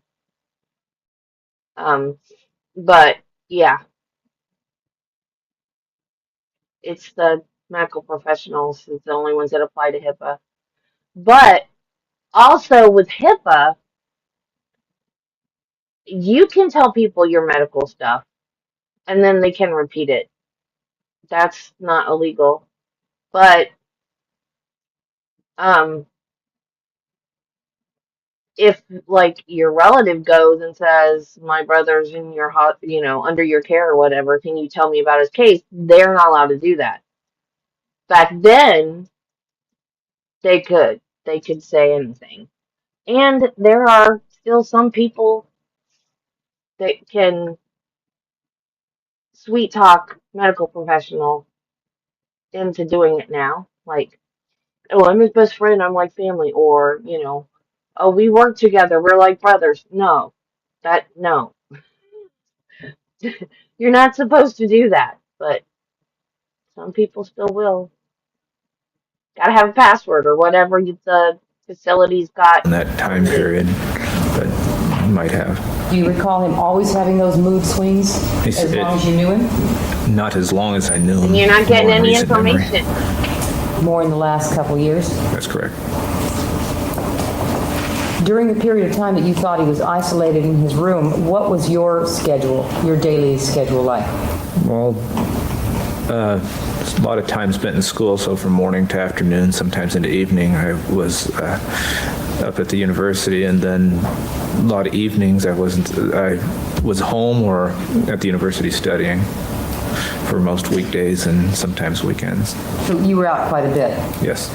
So indeed, if during the period of time where you thought he was isolated, he did leave his room, you might have been out and just not seen it. That is correct.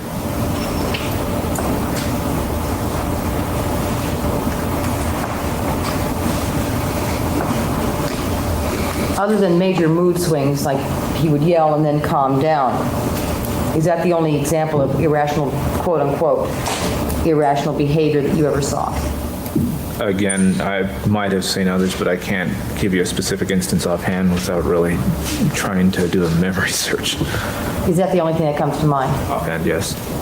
I have nothing further. The only mood swings that you saw were from normal behavior to anger? Usually anger, sometimes from depression to back to more like normal behavior from moments where he's really depressed. And remember anything that he got angry about? May have been I don't know, any number of things I can't recall offhand. Anything further? May this witness be excused? Yes, Yes. All right. May be excused, sir.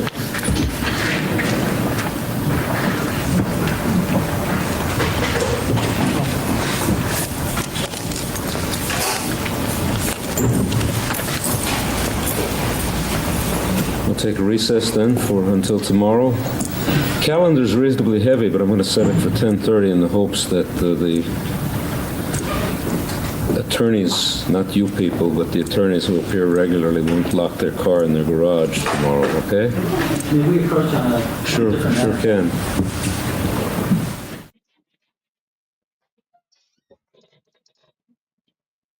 Hopefully we won't get another commercial. Nope, we got another commercial.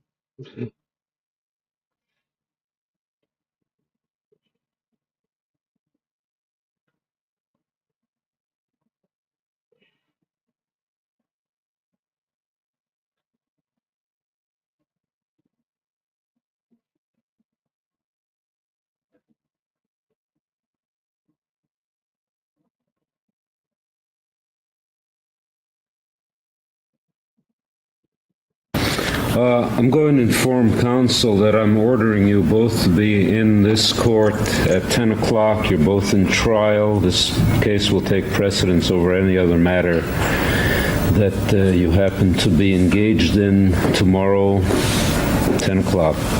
Yes, Your Honor. If any other judge has any problem with that, have them call me.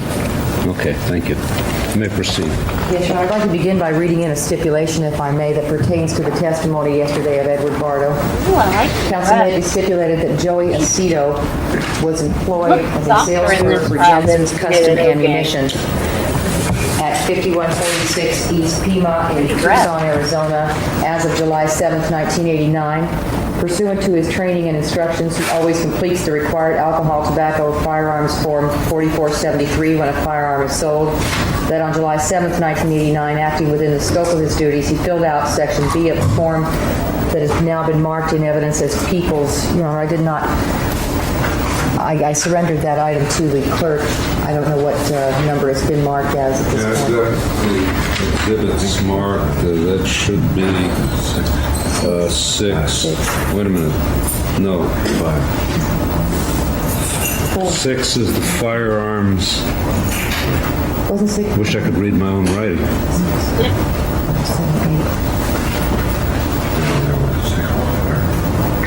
7 is the gun. So 6 is... 8 is the holster. 6 is the So it must be 6. Thank you. As People 6, and the party to whom the gun was sold, whose name appears in Section A, was required to complete Section A and sign it in his presence. That in the state of Arizona, the law governing the sale of firearms requires that all gun purchasers must present proof that they are at least 21 years of age in order to qualify for the purchase of firearms.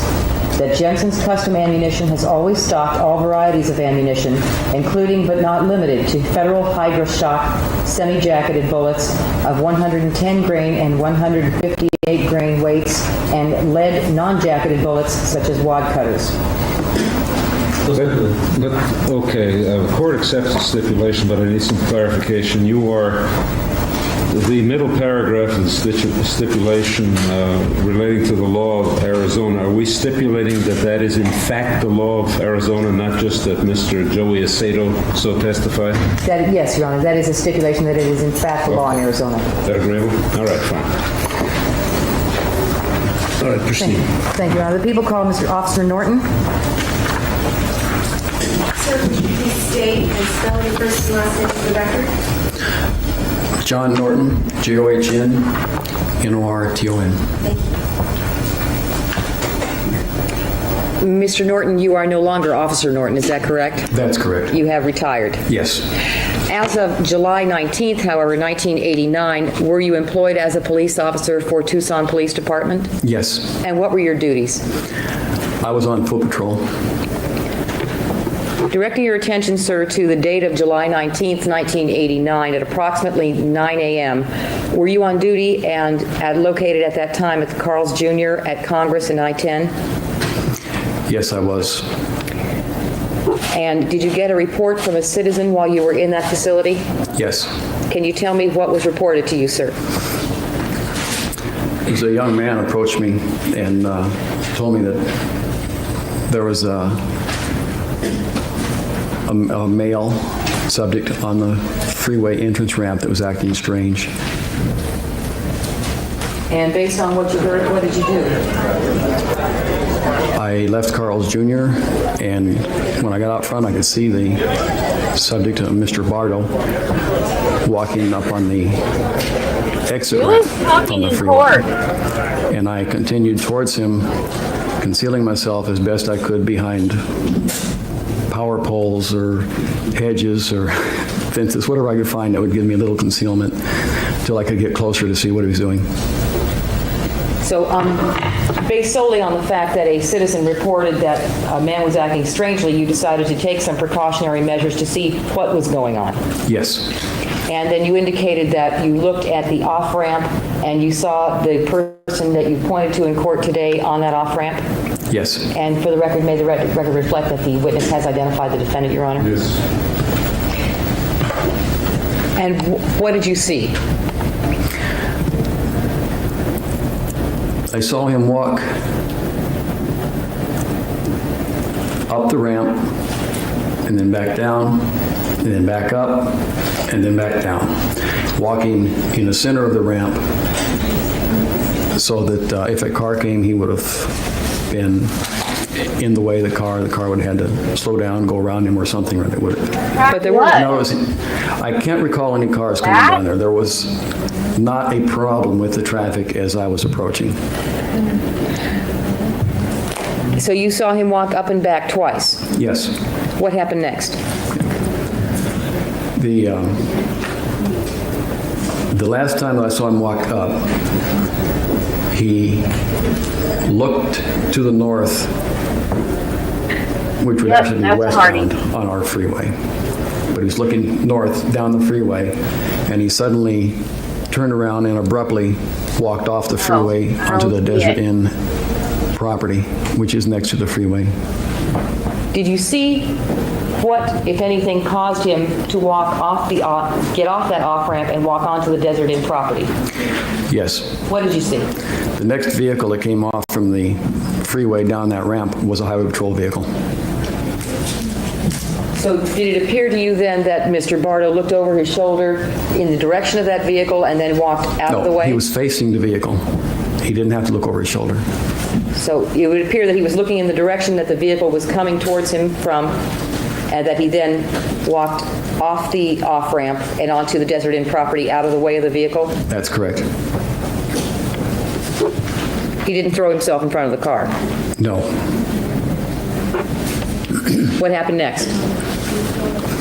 Well, I approached him there. Yeah, on the Desert Inn property? On the Desert Inn property, and started to talk to him. I believe I motioned to the DPS officer to come around and join me.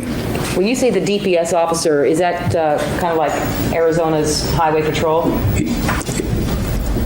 Department of Public Safety is DPS, and Highway Patrol is a function or a portion of the Department of Public Safety.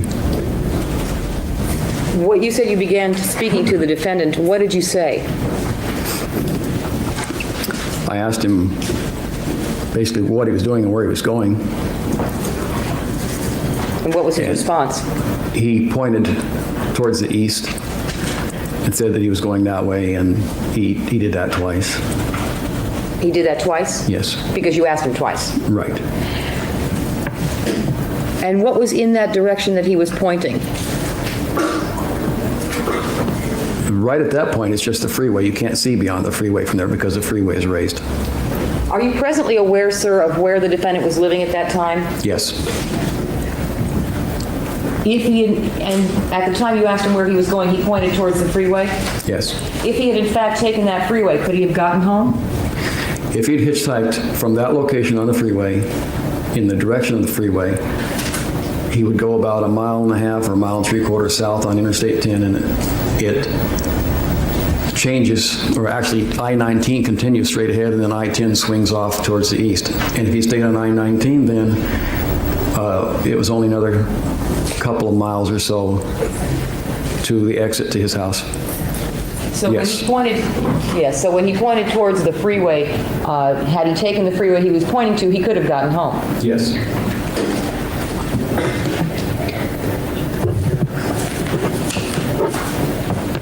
What happened next, sir? I asked him for identification, and yes, what was his response? He asked if he had to have ID, and I told him he did because he was breaking the law. What happened, Marty? And he then produced it. He did. What kind of ID did he give you, if you remember? I do not remember. What happened next? On the next Shed Builders, presented by Shed Ranch. If we extend this, there'll be so much more room to do activity.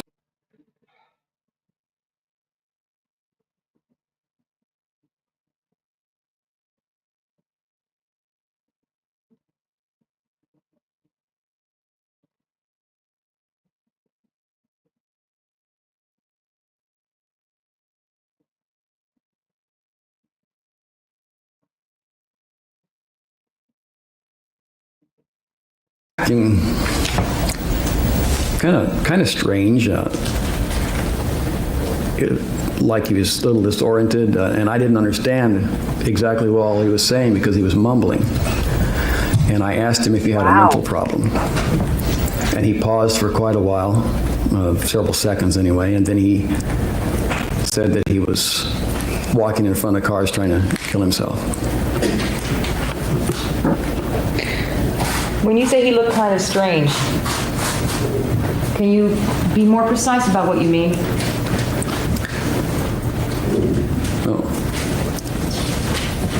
The way he was wandering up and down the ramp was kind of unusual. He was disheveled. He needed to shave. He appeared to be tired and upset. And he didn't respond directly to my request for information. He would sort of pause or like, think about it, or he had to put some effort into it before he would respond to me. And I thought he was at first I thought he was a transient or homeless person because there's plenty of them in that area, and that's what my patrol was directed at, actually. Because he looked dirty and unkempt, unshaven. Yes. You didn't see him throw himself in front of any cars, did you? No, he did not. Not while I was watching. Then he appeared to answer your questions reluctantly. Either reluctantly or slowly. Some reluctantly, some he just seemed slow. What happened next? When he said that he was trying to get in front of a car to kill himself, I removed him further from the roadway. And then what did you do? And I motioned for the DPS officer to join me. And did he? Yes, he did. And then what did you do? I talked to him a little bit. I don't remember exactly what the conversation was. It was kind of unimportant, I guess. I was getting information like who he was, and I was getting ready to use my radio, and I asked the DPS officer to kind of watch him while I got on my radio, and I called, and I asked for the MAC team, which is a team that responds from our psychiatric ward at the county hospital to assist in situations that the police have like this with people that are trying to commit suicide or threatening to commit suicide or something of that nature. What happened next? I was advised that they were not on duty yet. By that time, the DPS officer had obtained the defendant's home phone number and parents' name, and he gave that to me. And I asked the dispatcher to call them and see if they would respond to pick him up. Okay, now you were speaking into a handheld radio? Yes, I was. And present there were the defendant and the DPS officer at that time? Yes. All right. And then you had the radio call the defendant's parents? Yes. He had given you their name and their phone number? He had given it to the DPS officer, Officer Owen, who gave it to me. And did you in fact speak with one of the parents of Mr. Bardo? No, I did not. Who did you speak to? I spoke to our dispatcher. And did she contact the parents for you? Either she did or she had one of the people on the desk do it. I don't know for sure who made the contact. And when finally the contact was made with the defendant's father, who spoke to him? I beg your pardon? Did you speak to the father yourself when he was contacted? No. Did you overhear the conversation? No. That was a phone conversation. I only have the radio. I do not have contact directly with whoever's on the phone. Did someone indicate to you what was said by Mr. Bardo's father? Yes. And who was that? Who told you what he said? The dispatcher. And what did he say? Not offered for, it's not offered for the truth of the matter. It's offered to effect on a listener to explain subsequent actions. By whom? This officer. Well, for that limited purpose, I'll allow it. Thank you, Your Honor. Would you repeat the question? Yes. What did the father say? The dispatcher told me that the father had advised that the defendant might be armed and that he had possibly killed an actress from California. And based on what you heard, sir, what did you do? I immediately went back to him. I had separated from him so he couldn't hear my radio conversations. I immediately went back to him and Officer Owen and frisked him looking for a weapon. Are you going to state now for sure that there's no way the defendant could have heard the information relayed to you over the radio? Objection, I call for speculation. I'll lay a foundation. Objection sustained. You stepped about 20 feet away, you say? Is that Probably about that far enough away to secure my radio conversations. Are you absolutely certain that there was no way the defendant could have heard it? I'm sure. That's why I stepped away that far. I felt safe. I felt that I could talk. Also, being a handheld radio, I can turn the volume way down and I listen up by my ear. Did you do that? Yes. What happened next? Okay. Then I went back and I frisked him. Did you find a weapon on him? No, I did not. And I advised him that because of his actions And because of something I'd been told on the radio, that I was going to have to handcuff him to secure him, but that he was not under arrest, and he indicated okay, indicating that he understood by saying okay. All right, now did you explain to the DPS officer who was present what was going on? Yes, but I took him aside. And where was the defendant when you did that? I can't remember exactly, but I think that I had asked the other DPS officer who had arrived to watch him while I took the first one aside, because I didn't want him to know what I knew. Didn't want the defendant to know what I knew. Did you explain to the other two, Officer Oyen, what you had heard on the radio? Yes, I did. What happened next?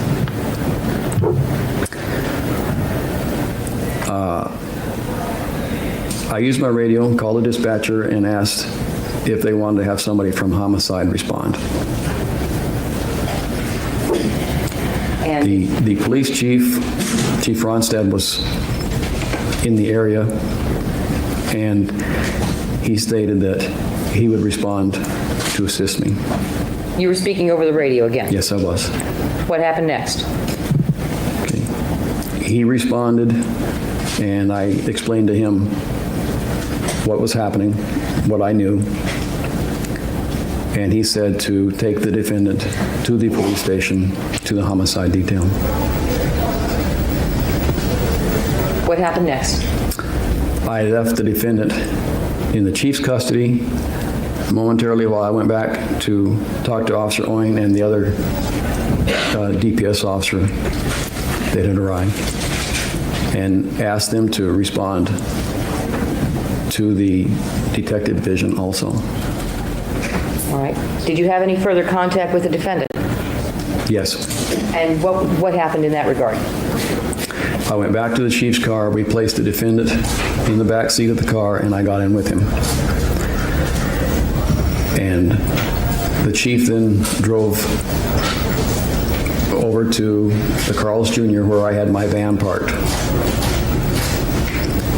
Before the chief arrived on the scene, sir, do you recall having a conversation with the defendant?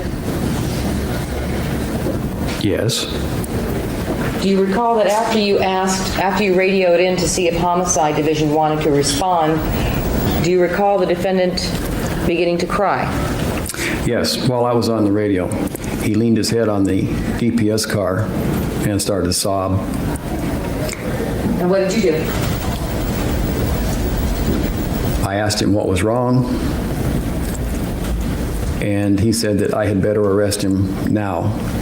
And I asked him why and what for, and he said, I shot somebody. What happened next? I advised him of his rights. What happened next? You mean his Miranda rights? His Miranda rights. He indicated that he understood, and he did. Your Honor, for a moment, we approach the bench report. Without or with? Without. Okay.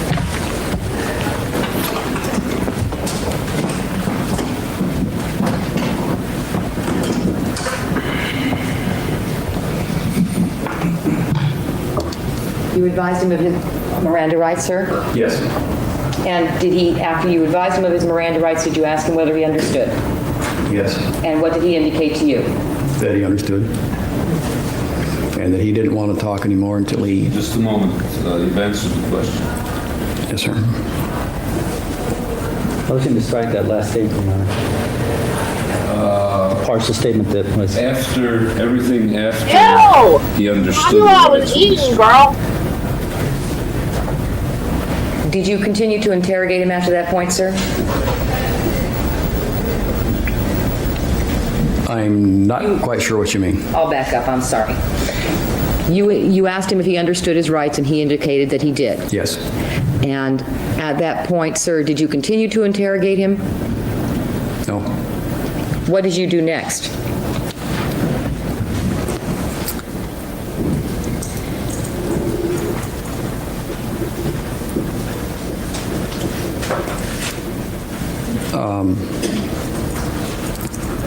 Really, at that point, I just kind of waited for the chief, I guess. It was about that time that, or shortly after that he arrived. At that point, sir, was he placed under arrest? No. He was detained. He was not officially told he was under arrest for anything. And after, did you eventually transfer him in your van down to the police station, sir? Yes, I did.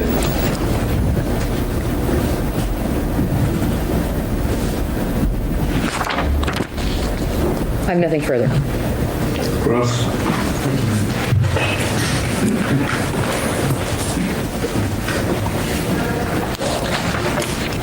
Let's back up a moment if we could, Mr. Norton.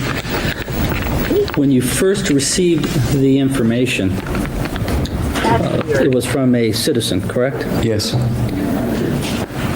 Was the information that you received,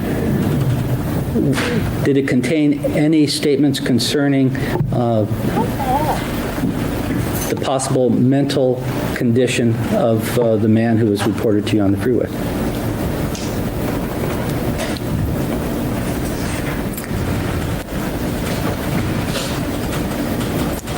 Not really, not in depth. I understand that may not be in depth. Was it reported to you by this citizen that the person appeared to be mentally disabled? I believe what he told me was the guy was acting strange and walking on the exit ramp, walking up the exit ramp. That was the wrong direction. Do you recall speaking to an investigator from the Public Defender's Office, a Mr. Cal McShann? I do.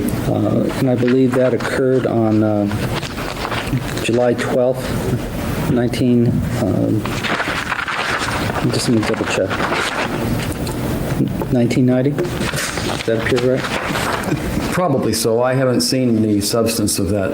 I haven't seen a report of that, and I don't recall exactly what all was said during it. I understand.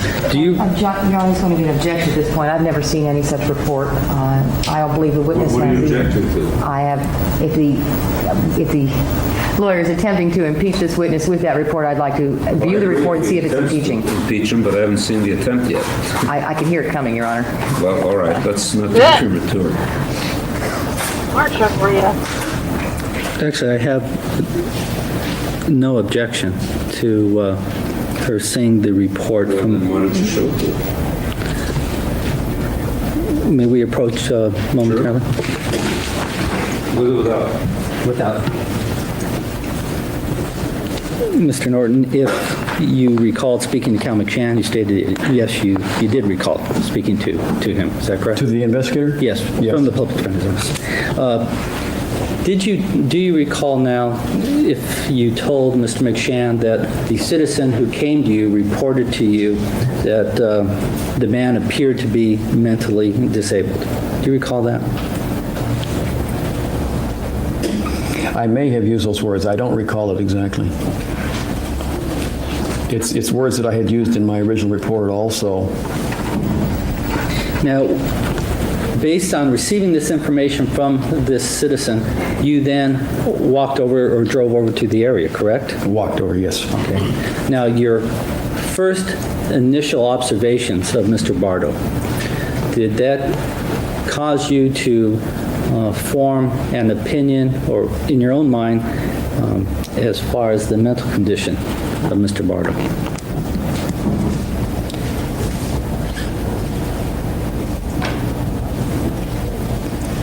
I would say that, in all fairness, I would say I probably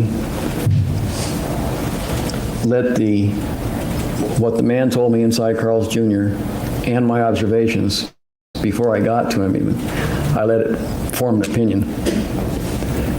Did he appear, based on that, to be disoriented and upset when you first made contact with him? I would say that's a fair statement. It's very hard to completely explain exactly what was going on or how he was acting. I understand. Do you recall indicating to Mr. McShann that when you did first make contact with Mr. Bardo, he appeared to be disoriented and upset?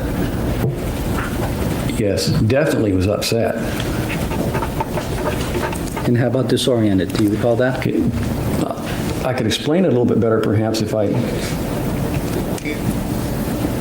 if I digress a little bit. Part of this, what I've said about disoriented, he pointed to the east when I asked him where he was going. The freeway doesn't run to the east. And I think I was misunderstanding what he was saying. Because he could have meant other things, including the fact that he was going onto the freeway. And I was possibly misunderstanding what he was saying. And therefore, I felt he was disoriented also because of the fact that he was telling me he was going somewhere where he couldn't go. Okay. When you were speaking to Mr. Bardo, did you notice his head movement and his eye movement as you were talking to him? I guess. Well, let me ask it in this way. When he was speaking to you, was he making eye contact with you, or was he looking down? Or no, most of the time he was looking down at his feet. Did that appear somewhat unusual to you?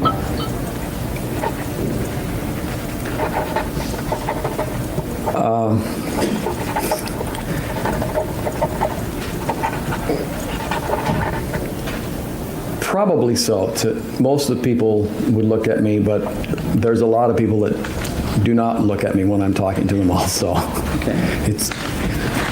I can't describe what is usual, I guess. That's fine, but in any event, you recall that when you were speaking to him, he would be looking down at his feet, correct? Yes. What about his appearance? Do you recall, let's say you already stated he was disheveled. Yes. Yeah. How was he dressed? He was wearing shorts and kind of a dirty white t-shirt. I believe it was a Marlboro t-shirt, and sandals. What about his hair? It was mussed. What about his lips? Do you remember the condition of his lips? My phone. No, I don't. Do you recall now if you remember discussing Mr. Bardo's appearance with Mr. McShann, that in addition to appearing disheveled and unkempt, that his lips were chapped and Mr. Bardo would kept picking at his lips? Hang on, gotta fill Jill in. The old computer died, so we had to get a new computer, and we just got a tower because they didn't have any all-in-ones. So brought it home, realized no webcam, no sound. So the microphone drives y'all crazy. So I had the iPad set up as a webcam. I've got one earbud in. I have to do one at a time because they go dead. I have a pair of cheap earbuds too. Judy said that the sound when I talk is better than anything else I've used, so I use the earbuds. And then Travis bought me speakers over the weekend, but the phone is still, the microphone still isn't cooperating. So I unhooked the speakers and went back to the earbuds for this. And I bought a tripod for the iPad, but it's too tall, so it doesn't work. But I also bought a tripod for my phone for when I'm out somewhere recording, so it works perfectly, and it sits right underneath the monitor, or just a little higher than underneath the monitor, so it's the perfect height, and it's right in front, because when I had the iPad, I had to talk here, or for it to look like I was looking at the screen. So when I was looking at the screen, it looked like I was looking away from y'all. It was weird. It was driving me crazy. But so now I have my phone, and I'm supposed to get a new phone. It should be here today sometime. But I'm gonna keep using this one as my webcam because it's driving me crazy, right? Because I look up stuff on my phone while I'm streaming, and now I got nothing to look anything up. I got my iPad down here, but it's big. I know. Nothing can be simple. Like we came home, I got it all set up, and then all of a sudden I was like, uh-oh. because I only have one monitor now because my old one wasn't all in one. And remember, Travis got me the new monitor. So now I have one monitor again, but thank God we have the one monitor. But then I was like, oh crap, we screwed up. So we come home, he's in the shower, and I like fell on the bed and I'm like, we screwed up! And he's in the shower and he heard me, he's like, what? No webcam, no speakers. I can't live stream like this. But we got it worked out. So, but thank you. I'm glad that this camera looks better than the other one. Okay. Oh, and secondly, this is Robert Bardo's trial, the guy that killed Rebecca Schaeffer. So he did it in, I thought he killed her in 89. When did it go to trial, Judy? Something I should have looked up before I started streaming it. The trial was in 89 too?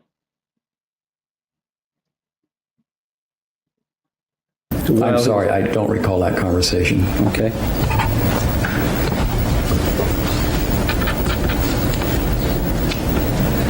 During your conversation with Mr. Bardo, would he begin to sob intermittently, much in the fashion that you described on direct?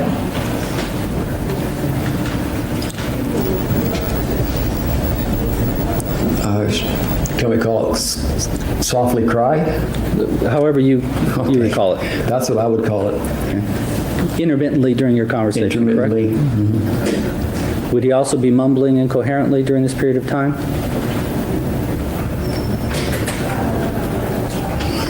Can you describe what you mean by incoherent? Let me phrase it this way. Do you remember telling or discussing this with Mr. McShann and telling Mr. McShann that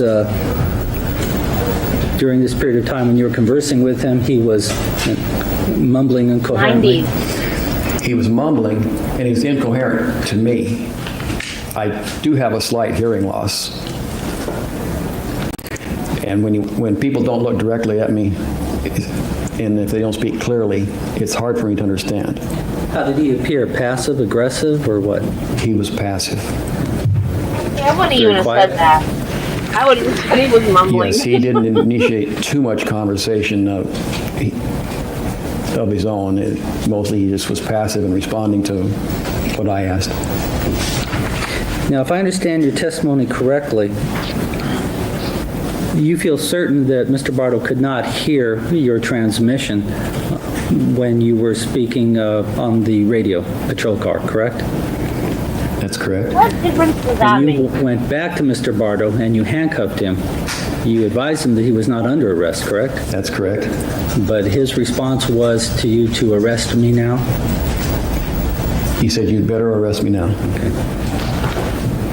And then he volunteered that he had shot someone. Well, I wouldn't say he volunteered it. I asked him why I should arrest him and what for. And that was his response to my question. And his response was, again? I shot somebody.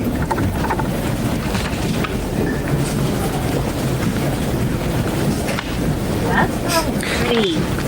Now, after you had observed Mr. Bardo, spoken to Mr. Bardo, after all of your observations, did you form the opinion that you had a mental patient on your hands?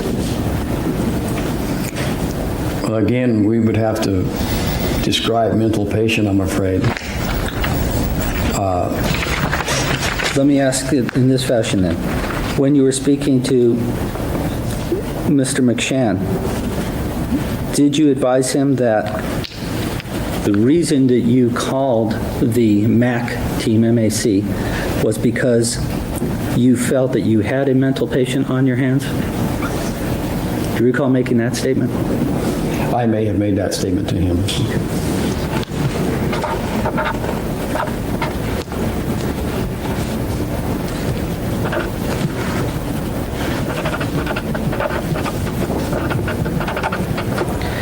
And just so that the record's straight, the other officer, Officer Oyen, that is spelled O-I-E-N? I believe so. Thank you. I have nothing further, Your Honor. Anything further, Ms. Clark? Yes, briefly. At this time, sir, your best recollection of what that citizen said to you, who came up to you in the Carl's Jr., was that there was some guy acting strange on the off-ramp? Yes.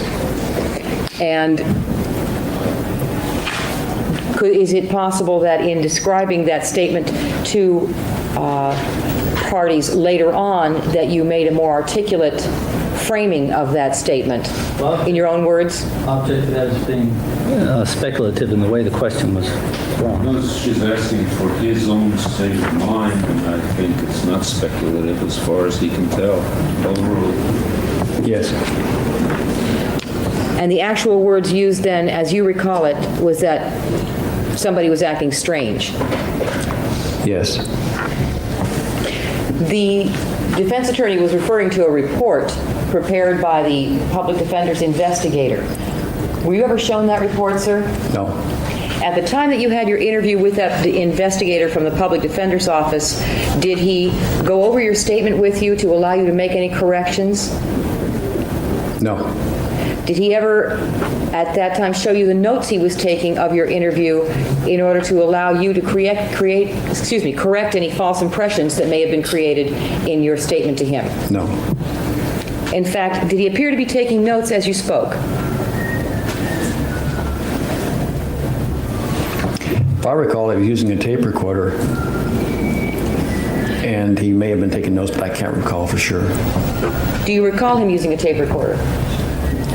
I believe he did. I'm not going to say anything positive 100% that he was using a tape recorder, but I'm certainly, in my mind, I'm certain that he was using a tape recorder. Were you permitted to ever hear the tape recording? No.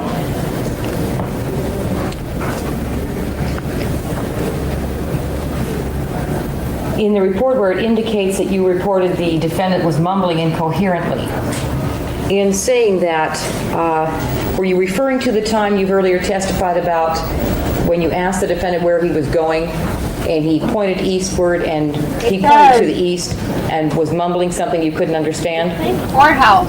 That's Actually, I'm referring to several times when he,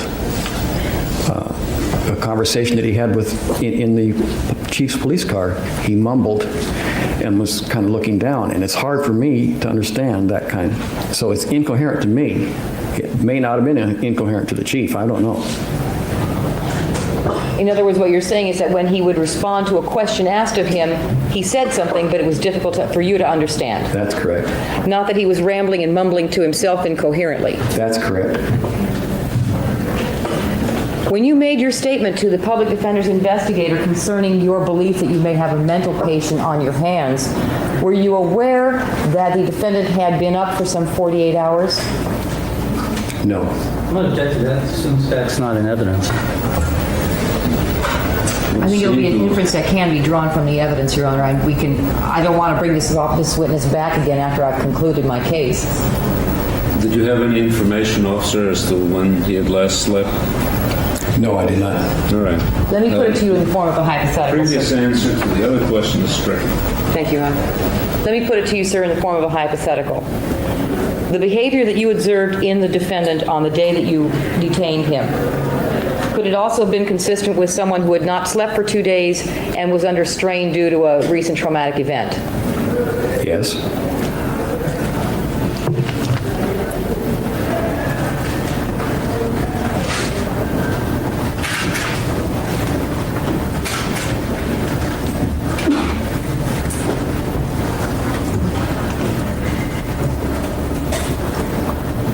At the time that you made your statement to the public defender's investigator, sir, were you aware of any of the details concerning the case involving this defendant? I was not aware of details of what occurred in California other than the homicide itself. I was not aware of, exactly how it happened. When the public defender's investigator spoke to you, did he indicate something to you did he indicate a reason as to why he was interviewing you?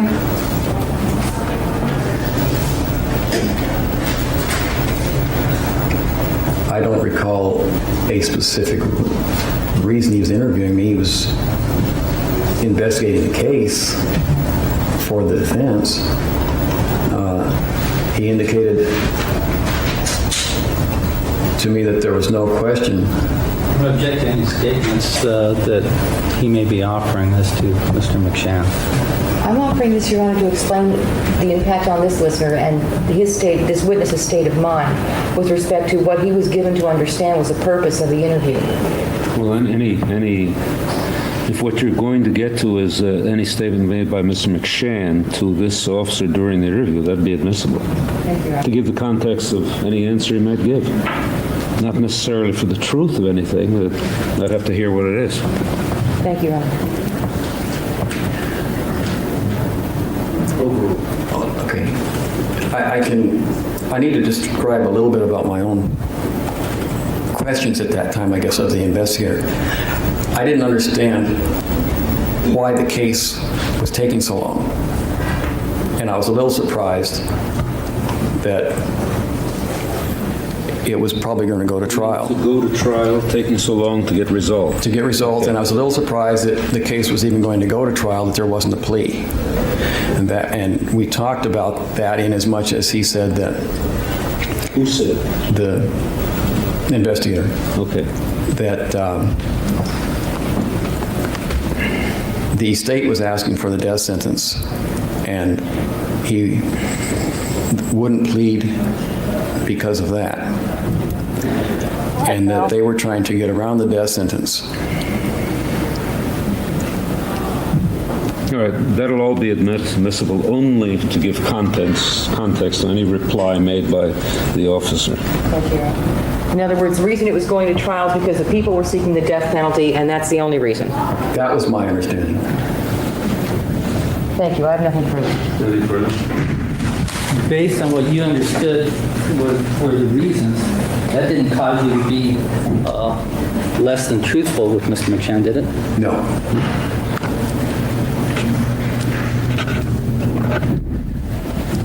And in fact, we are in trial, and there is no death sentence possible in this case. You're aware of that, are you not? I've been told that today.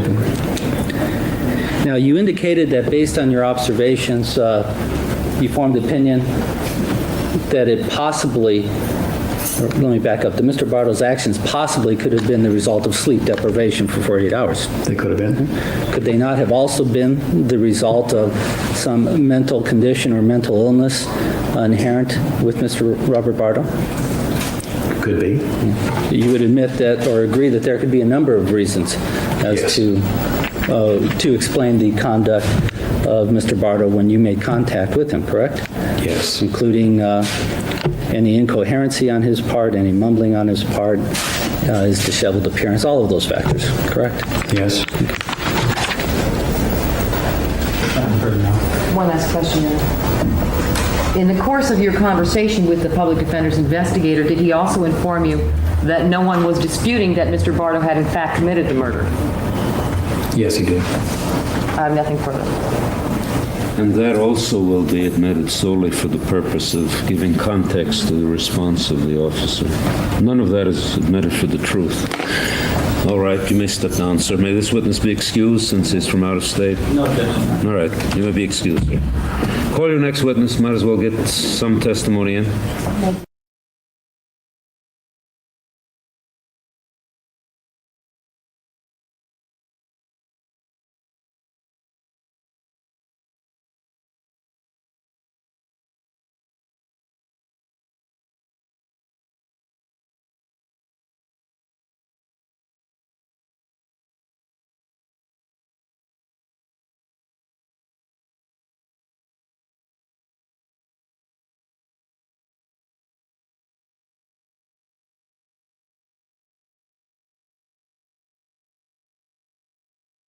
O-R-G-E, last name is S-K-U-T-A.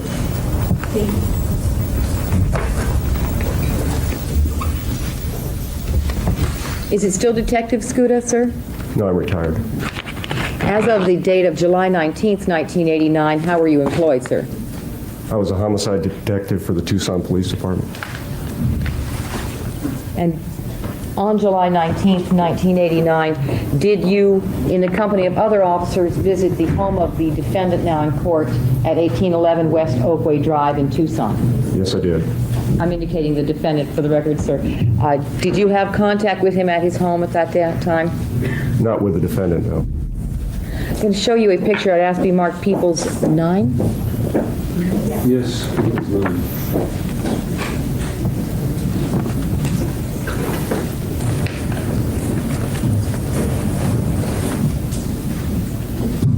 Showing you a photograph that is now being marked Peoples 9 for identification, sir.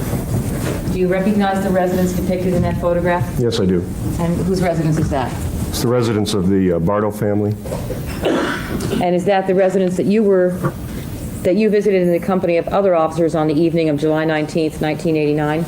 Yes, it is. When you arrived at that residence, sir, did another officer arrive bearing a search warrant for that place? Yes, a little over an hour after I arrived.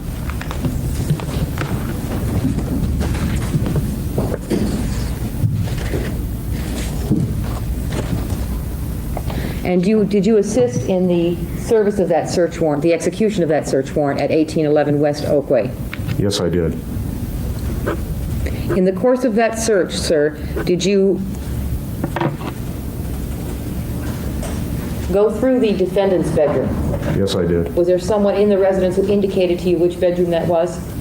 Yes, I believe the father, Philip, had told us who occupied the various rooms in the residence. Now, I have here a set of 4 photographs on a board labeled A through D. I'd ask that it be marked Peoples 10. Peoples 10 for identification, group of 4 photographs. I've seen them, yeah. Showing you, sir, the photographs that have been marked as Peoples 10 for identification. Do you recognize these photographs? Yes, I do. And what do they depict? The interior of the defendant's bedroom, which was located inside the residence that I identified. From these photographs, sir, does it appear to you that the room is fairly clean, almost bare? Yes, it was extremely neat and tidy, and hardly anything in the closet or laying around at all. Had you, by the time you were in the process of serving this search warrant, had you already had an interview with Mr. Edward Bardo, the brother of this defendant? Yes, I had. And had you been alerted by Mr. Edward Bardo as to the general condition of the defendant's room?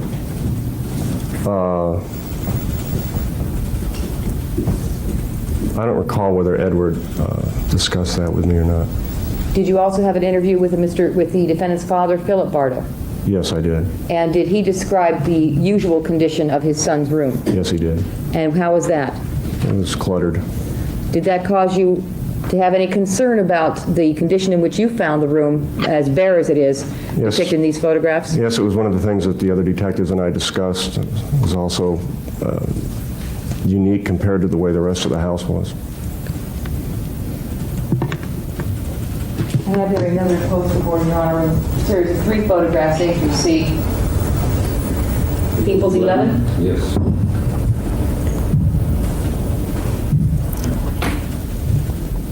Showing you Peoples 11, sir. Can you tell me if you recognize what is depicted in these photographs?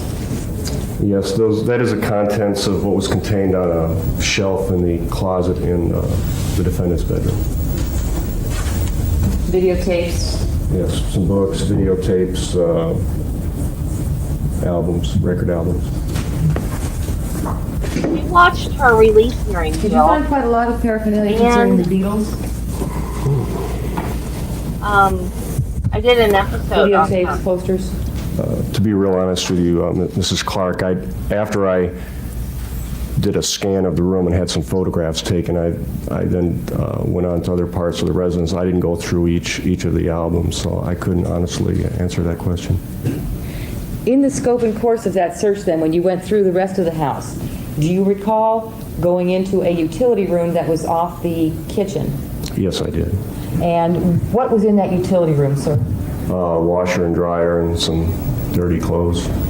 Was there some particular area that drew your attention in that room? Yes, I was looking for an access way to the attic. Why was that?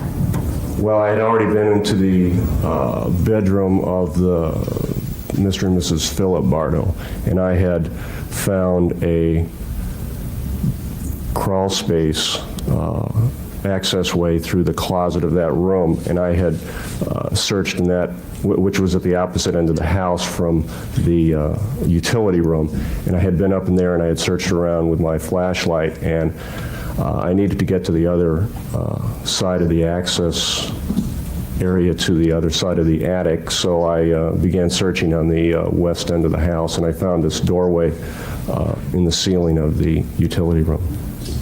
And did you go up through that area, up through that hole? Yes, I did. When you encountered it, of course, it was covered. It was not an apparent hole, was it? No, it had it was framed with 2x4s and had a square wooden doorway, which you just could push up and move out of the way and then crawl up. It was probably 24 inches square. Your Honor, I have a series of 4 photographs labeled A through D. I'd ask that they be marked collectively as people's 12? People's 12 for identification.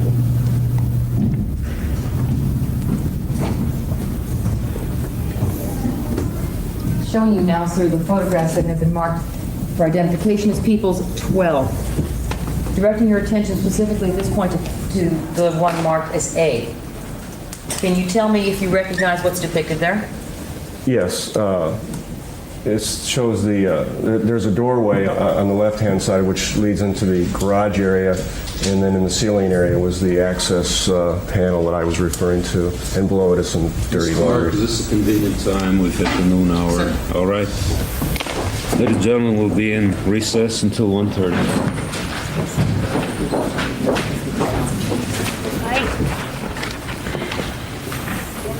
Thank you, Your Honor. I think where we left off, Detective Scooter, you were indicating that you had located a crawl space into the attic from which you could gain access from the utility room off the kitchen in the defendant's house. Yes, that's correct. And I've shown you a series of 4 photographs that have now been marked as people's 12 for identification. I was referring you specifically to photograph A. Yes, ma'am. And what does that depict, sir? The partial photograph there of the utility room with the door on the left, as I said before, which leads into the garage area, and then also that access panel to the crawl space or attic that I referred to. And does this show the area that you went up through to get into the attic at the top of the photograph here? Yes. When you went up into that area, sir, did you completely climb?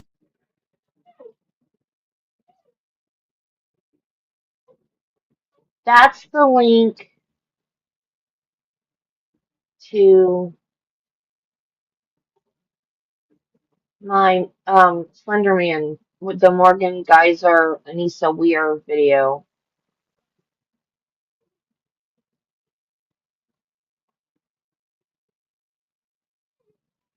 Oh my god! What the?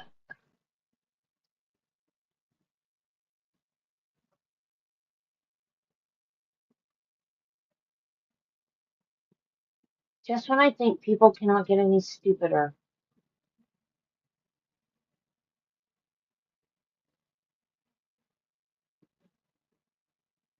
Oh my god.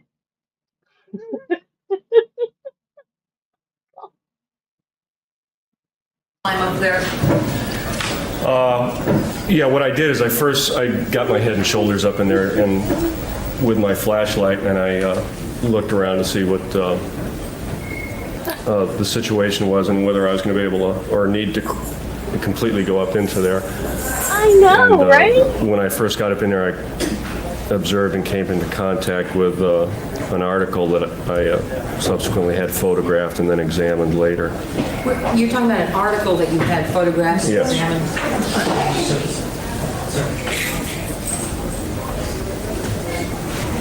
Where did you find that article? It was on the western edge of the ledge of that access doorway, and it was just resting on the what would be the floor area of the attic, but right next to the access panel. Oh, right next to this hole that you went up through? Right, it was just right there, right near the edge of it, and it was a manila legal-sized envelope, and it was somewhat crumpled up. And I had our identification photographer photograph it, and I removed it from its position and examined it in the kitchen area of the residence. The item that you are referring to now that you found just up inside the crawl space shown in photograph A, do you recognize that in the photographs B, C, and D? Yes, I do. And that is the manila envelope you just described? Yes, and I had looked at these photos before recess, and I recognized the writing and the general condition, and I recognized the area that had it photographed. All right, now, the photograph B, does that depict the area where it was found untouched? Yes. You did not move it prior to this photograph being taken? No, I examined it visually, and then my ID man was right in the vicinity. I had him photograph it, and then I removed it. I went back up and to see if there was anything else that I was going to need to retrieve, and then saw that there was nothing, and then I examined it a little while later. And then in photographs C and D, are these closer photographs of the same item depicted in photograph B? Yes, just so we could get a shot of the writing on the envelope. And the writing on the envelope being fragile cassettes. Rebecca Schaeffer, 120 North Sweetser Avenue, apartment number 4, Los Angeles 90048. That's correct, ma'am. With a return address of Robert Bardo at 1811 North Oakley Drive, Tucson, Arizona. Yes. Did you take those items into custody Yes, I did. and book them into evidence? Yes, I did. Your Honor, I have here a manila envelope presently bearing an LAPD seal on it, containing... This is the noisiest courtroom I've ever heard in my life. Tell everybody to shut up, Doug! Containing one page saying, Dear Rebecca, the second page, Dear Rebecca, I'm just reading the beginning lines. Third page beginning with... Yeah, right after they do the background. Well, second line, sweet child of mine. Third page beginning with Dear Rebecca. I read it. Excuse me, that'd be fourth page. Fifth page beginning Dear Arlene. I think it's about a minute 30, about 30 seconds out. Sixth page, all I can tell you is that. Seventh, things for, colon, 1, gun and bullets. Next page, quote, Miss Nudity, 2 shoes.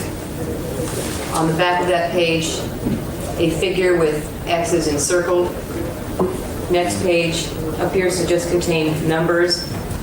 70. Well, we expect to hear a little bit more of the same of what we heard before the noon lunch break. We broke at about 11 a.m. California time for an hour and a half of lunch, and we had a police officer on the stand. We expect to have another 1 or 2 police officers talking about the actual arrest and investigation back in Tucson of Robert John Bardo. Of course, according to authorities, Mr. Bardo did this crime, according to the state, then fled back to Tucson, Arizona, which is where he lived. They said the police found him dodging high-speeding, very fast cars, speeding cars on the freeway out there in an apparent suicide attempt. And court is underway right now, as we are seeing. We expect to hear more testimony like that after we hear from these police officers. We expect some neighbors of Rebecca Schaeffer to take the stand and talk about what they heard that gruesome day back on July 18th, 1989.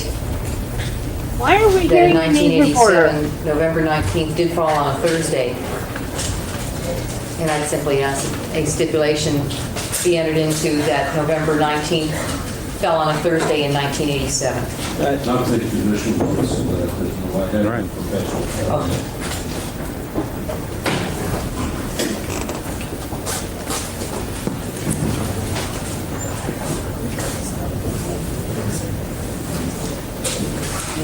Next page. Oh my God.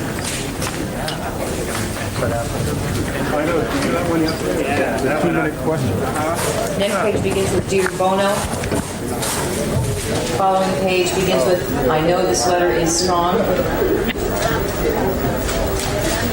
Next item is an envelope addressed to Bono of U2 with return address Robert Bardo.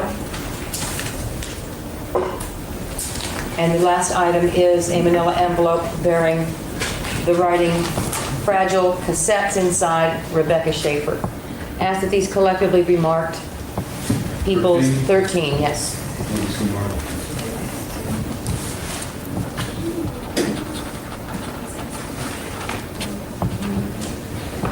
Additionally, Your Honor, another item that is contained in this manila envelope is another manila envelope, appears to be police envelope. I'd ask that that also be marked collectively as People's 13. Part of it, Thank you. Showing you, first of all, this last manila envelope, sir, do you recognize that? Yes, I do. What is it? It's a standard evidence envelope provided by the City of Tucson Police Department with a pre-stamped area on it for case number, item number, the officer's name, date, time of evidence obtained, and a brief description of the item. It's my writing with my name, my payroll number at the time, the date of July 19th, 1989, and the time of 1758, which is 5:58, which would have been the time that I found the item. My next question. Does that indicate to you, sir, that the items that you placed into that envelope were items that you located and took into evidence? Yes, and I had placed the item number of 1SS, the SS being for Stan Scuda, my name, and that would have been the first item that I documented that afternoon. Showing you now a manila envelope that I previously described that is addressed to Rebecca Schaeffer. Is this the envelope that you have depicted in People's 12 in B, C, and D? Yes, it is. Now I'm going to go through these pages and I want you to verify for me if these are pages that you saw inside the envelope as I go through them. And for the record, sir, did you also cause photographs to be taken of these items? Yes, ma'am. After I retrieved the item from its position of rest in the attic, as I said, I went back up there to make sure there were no other items that I needed to retrieve. I went out and put some surgical gloves on, and then removed the papers from inside of the envelope, laid them out on the kitchen table, and had my identification man photograph them. Okay, starting with the first page. I'm just going to continue to turn them over. You indicate to me after each page if you are able to tell us that these are the pages that you recall seeing and having photographed at the time you seized the evidence on July 19th, 1989. Yes, I recognize them. I didn't, of course, memorize the entire contents, but I did collectively look at them and make note of what the general content was. Okay. And I recognize the second page there and that page. Oh, I thought you were talking about... You recall that they're addressed to Rebecca, then I realized also he has to pink and gray on too. who I believe is the defendant's sister. And I specifically remember this shopping list, if you want to call it that. No, I'm referring to the page that is marked at the top with things for. Yes, yeah, ma'am. but she's And the first line is gun gray and bullets, in the flower. parentheses, Yeah, scratch it's out blue. serial number. Yes. You recall looking at that carefully? The flower has some Yes, I gray do. in it. And the next page, a poem. Yes, and I remember some of the general wording there with Miss Nudity Two Shoes. I recall that. And the diagram, which was on the back, I also examined. Yeah, Bardo got mad at her because she did a Like you said, with some figures on. sex scene or a nude scene or I'm not something exactly like sure that. exactly what it was referring to, but then it also has the 30 bullets written on the top. So. Excuse me, with the court's permission, I'd like to be able to approach. Of course, you would.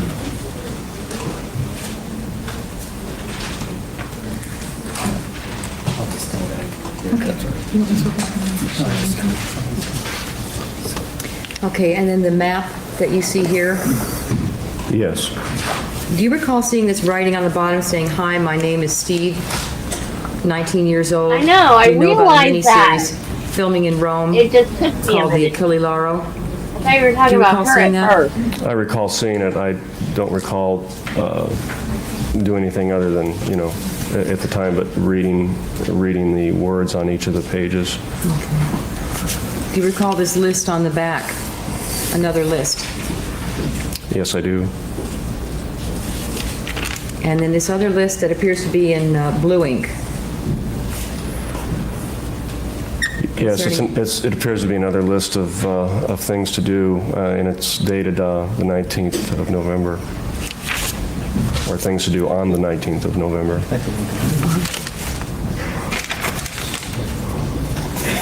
I'd object, Your Honor, to the officer's last characterization of the meaning of the list. Things to do on the 19th of Meaning that he interpreted it to mean that it was things to do on the 19th. I think the contents speak for themselves. I prefer that... Unless that is expressly stated on the paper, the objection is sustained and the contents will speak for themselves. Thank you, Your Honor. But it's not been offered in evidence yet, so... But I'm anticipating that they will be. OJ trial. He prosecuted This particular OJ. document, and it just say simply list. Okay. And at the conclusion of the witness's authentication of these items, I will be moving them into evidence, Your Honor.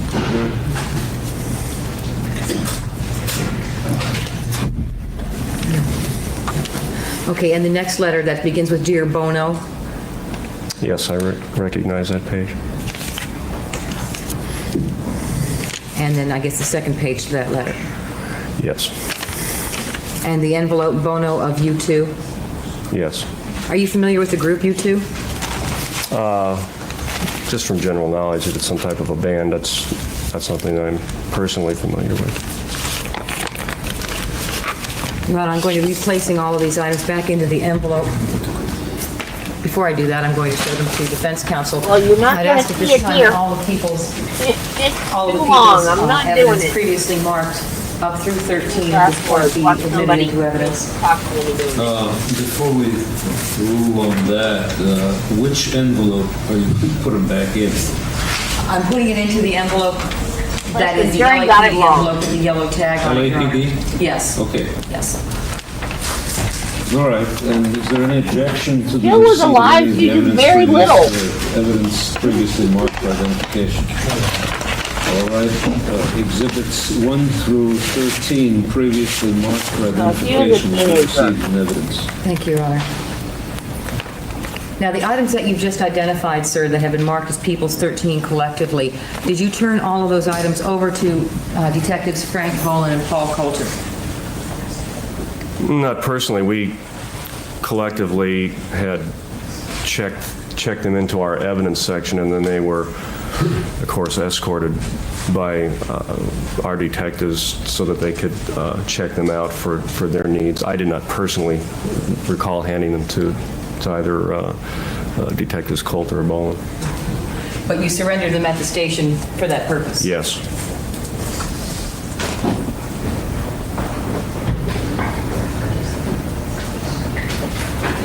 Counsel, may it be stipulated that the letters and writings contained in People's 13 were written by Mr. Robert Bardo?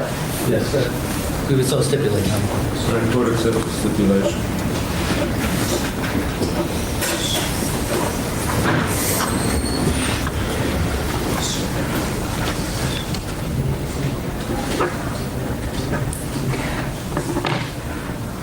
How long have you lived in Tucson, sir? 32 years. Are you familiar with the location of 1811 West Oakway where you went to serve the search warrant? Yes, I've been in that neighborhood before. To your knowledge, sir, are there open areas near to that house that could be used for target practice, shooting weapons? Yes, there is. Close by? I would say within a couple of miles, certainly within walking distance. Thank you. I have nothing further. Ross? How long had you been a police officer? I was a police officer for approaching 21 years when I decided to retire. And with the Tucson Police Department? Yes. The envelopes that you discovered, did they appear to be envelopes for mailing? Do you understand that question? Well, I only found, you mean the first manila envelope that the papers were contained within? Yes. Yes, it appeared to be an address. Specifically the one addressed to Rebecca Schaeffer, correct? Yes, that's the way it was written out. It appeared to have been addressed. And yet it did contain the true name of Robert Bardo and his correct address. Isn't that true? On the return? Yes, in the upper left-hand corner. And as far as the letter to Mr. Bono of U2, the same thing would apply as well, would it not? In other words, the name David Carlisle was not used, no other name was used other than Robert Bardo on the return section. And the correct address of the residence of Mr. Bardo, true? Yes.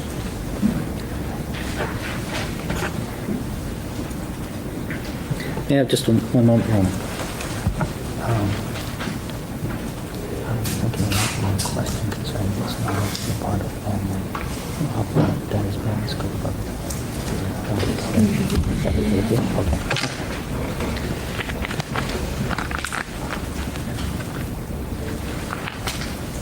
In your employment with the Tucson Police Department, did you have knowledge of the Bardo family? Your Honor, at this point, I just want to make it clear for the record that counsel and I have agreed that he can now take Detective Scoot on as his witness for these following questions. Okay, fine. Are you referring to prior to this date? Yes. Prior to the 19th. I don't have any, I forgot how to get to it. I don't even remember how to get to it. There's a list that for each individual channel, I could go in and put banned words, for my channel. If there's, for instance, if there's, a creator that I don't like, that I don't want anybody to talk about on my channel, I could put their channel name in there, and you guys can talk about it. So, if there was a subject I didn't want to talk about. And what it does, if you do that, it'll pop up and it'll be invisible, and then the mods will get the comment and it'll say show or hide underneath it. And then the mods get to decide. And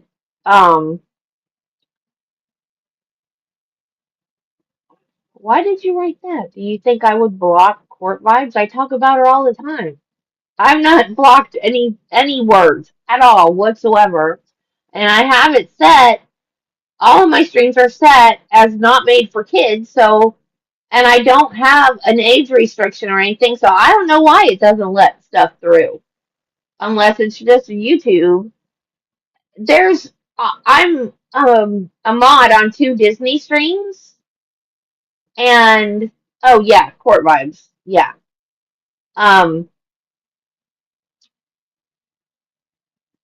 I mod on 2 Disney streams, and there's one guy that is always showing up in them. And his name is Mike Beachman, I think is how you pronounce his last name. And Bietthman. And I guess YouTube thinks it's bitch or bitchman or something. I don't know what YouTube thinks it is. But every time he comes in the chat and says hi, it will pop up, show or hide. I'm like, that's his name. What the heck is wrong with his name? Or not, maybe not when he says hi, but when someone says hi back to him and spells out his name. It's what is wrong with his name? Why is his name getting... Because, he's in all the Disney chats. He's not banned. He's not a troublemaker. But it flags his name. YouTube must think his name is a dirty word. It's so funny. So, yeah, it's YouTube. YouTube is cray-cray.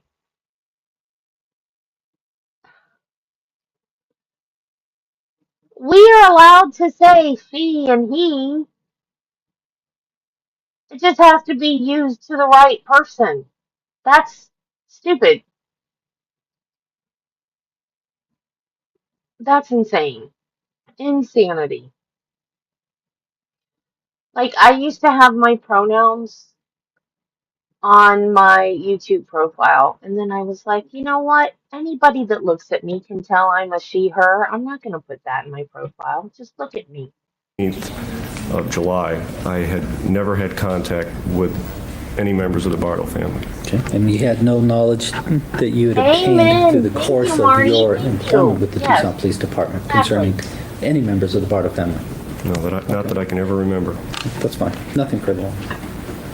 All right, may this witness be excused? Do you have anything further? Probably just last more Thank you, driver. May be excused. Thank you. You will call Officer Victor Marmion.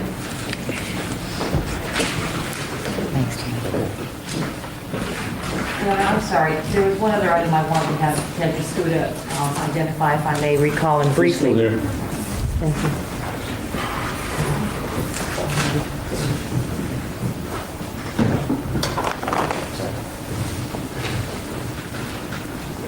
Detective Marmon, have a seat. We have one more thing to do.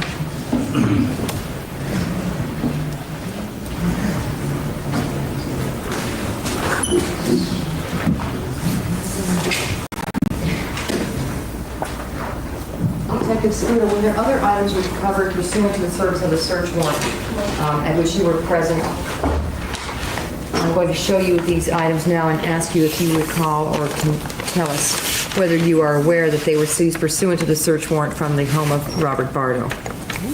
In answer to your first question, yes, there were other items, and I did, look at most of the items, or was aware of most of them. There's an envelope here indicating to the parents of registering freshman Robert Bardo at 1811 Oakway Drive, Tucson. Office of Stephen M. Deerholt, student insurance forms enclosed. That's the return address. Do you recall where that was seized from? No, I'm sorry, I really do not. I'd only be speculating if I said I remembered. I don't remember that particular envelope at this time. I'm going to show you, first of all, a brown paper bag on which is affixed a tag indicating evidence. Do you recall seeing this item at any time during the service of the search warrant? Yes. Okay, does this bear your name, sir? Yes, it does. And does this indicate to you that the items placed inside it were placed in there by you pursuant to the service of the search warrant? Yes, and it was my item number 3SS that I put on there that evening. And it indicates on this card, does it not, that these are all items recovered from 1811 West Oakway Yes, it does. on July 19th, 1989? Yes. Then the items that we find packaged together with this particular bag are all items that were recovered by you pursuant to the search warrant? Yes, and these would have been items that I removed from the garage area of the residence. Okay. Then we have here a receipt for Jensen's Custom Ammunition dated March 31st, 1989, and a workshop music brochure addressed to Robert Bardo at 1811 Oakway Drive. Yes. Handwritten page entitled Rebecca Harmonica, three guitar and acoustic. Yes. Continuing on to the back.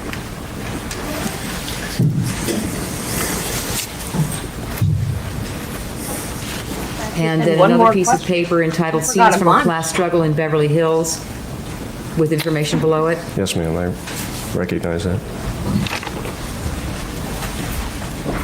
And an address of 8271 Melrose on the back. Yes.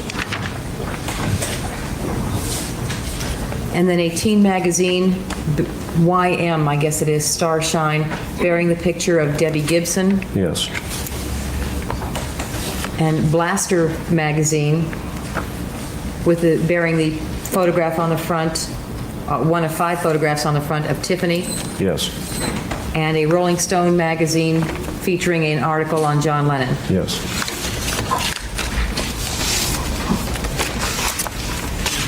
I'd ask that these items be collectively marked, Your Honor, as People's 14. Yes.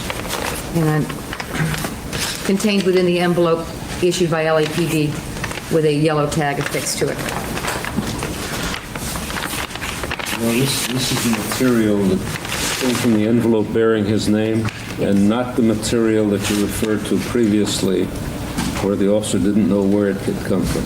Okay. We cleared that, I'm sorry, Your Honor, we cleared that up. What the officer I indicated. can't see what you're referring to. I'm sorry. The officer indicated that all of the items that we have just described came from the brown paper bag with the tag on the front bearing his name, all of which were seized from the garage. All right. And I think So all the items you referred to on your recall of Detective Scuda came from that bag? Yes, Your Honor. All right. All item 14. All right. People's 14 for identification. Thank you, Your Honor. Counsel may have stipulated that the written materials, the 2 pages of written materials in here that are in handwritten ink, may it be stipulated that they were written by the defendant, Robert Bardo. All right, court accepts. Ask that this item be admitted into evidence, Your Honor. Any objection? No. Maybe received. Yep, this is before OJ.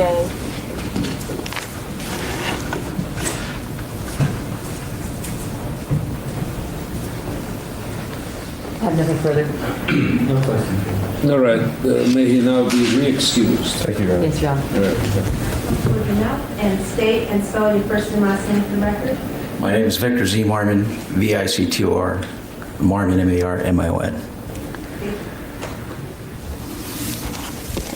Sir, directing your attention to the date of July 19th, 1989, how were you employed?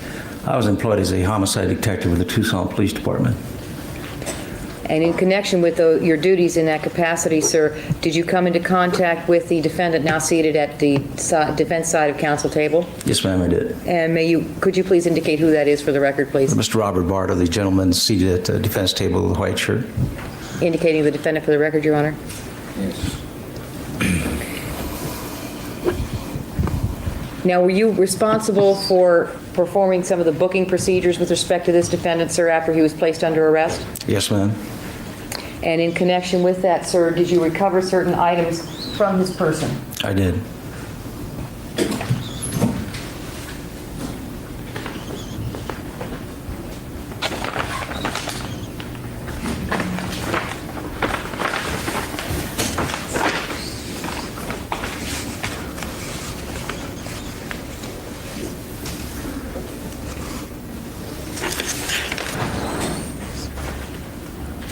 All right, Your Honor, I have here a manila envelope that bears an LAPD tag, and I'm going to ask that even its contents be marked People's 15.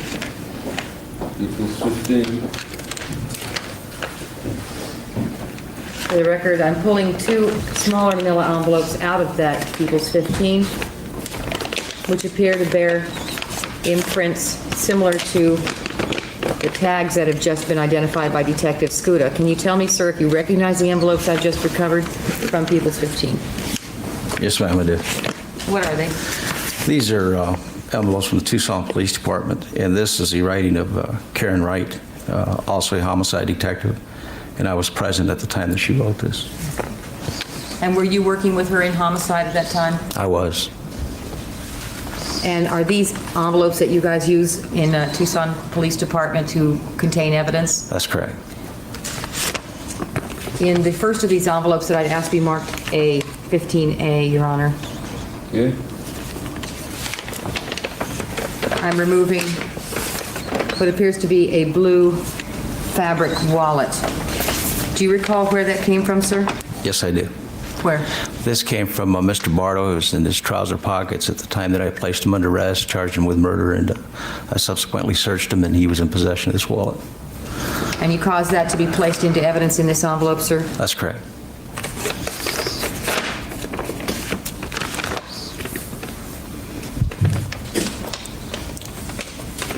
And the second of these 2 envelopes at this time simply contains a rolled-up plastic bag. Can you tell me why this is in evidence, sir? Well, again, it's something he had under his possession. I believe it was in his right front trouser pocket, if I remember right. One of his trouser pockets, and we took it out and kept it as evidence. Rolled-up plastic? Yes, ma'am. Belt form? Yes. Ask that it be marked 15B? Yes.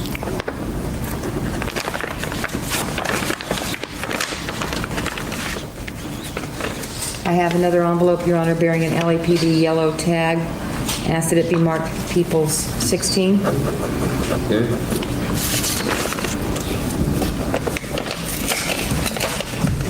I'm removing from this manila envelope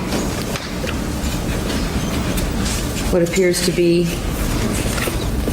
a cardboard bus pass entitled Greyhound Lines, Inc.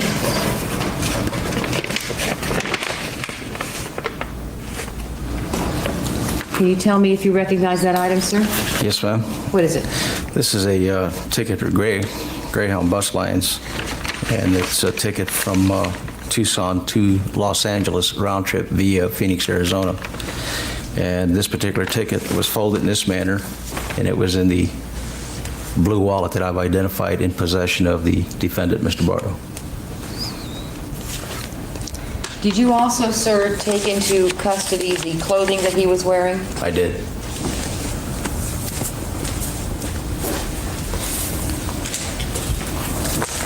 I have here 3 separate envelopes, Your Honor.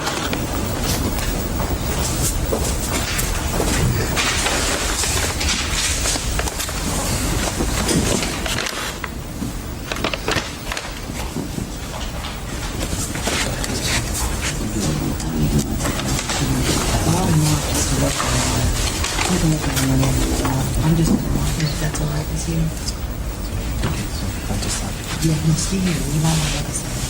Your Honor, I'm going to ask that these items be marked without unpackaging each and every one of them because they are described on the outside of the envelope.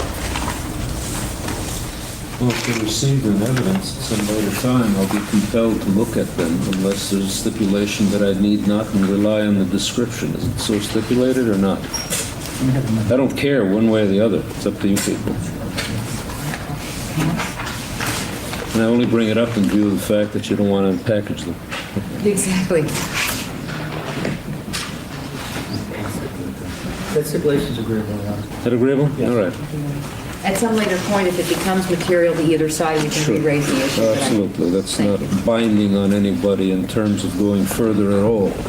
Thank you. All right. Sir, each one of these envelopes that I'm intending to mark at this time bears a description, one saying T-shirt, one saying pants, one saying sandals. Do you recognize those as 3 items that you recovered from Mr. Bardo at the time of his booking? Yes, ma'am, I do. At this time, Your Honor, I'd like to mark the T-shirt as People's 17, Yes. the pants as People's 18, and the sandals as People's 19. Make it so marked. And did you turn all of these items over to the Los Angeles Police Department's respectively Detectives Frank Bowen and Paul Colder? Yes, ma'am, I did.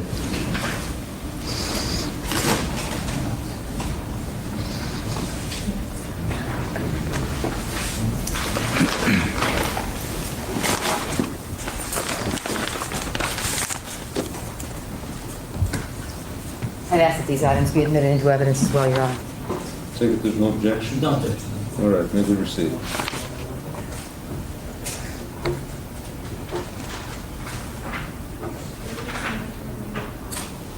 And if I may, at this time, I'd like to ask the court to receive a stipulation.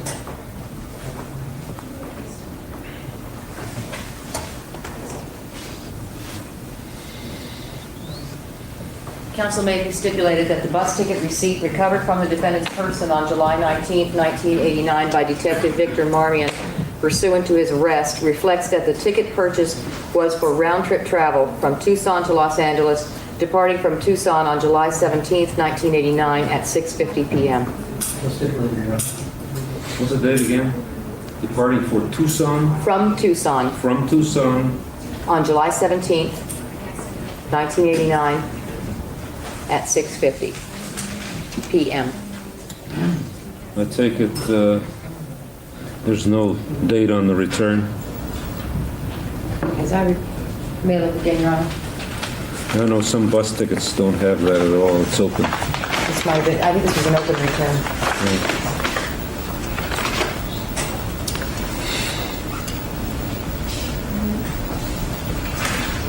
Open return, Your Honor. All right, and do you so stipulate as to the departure date from Tucson? Yes, Your Honor. All right.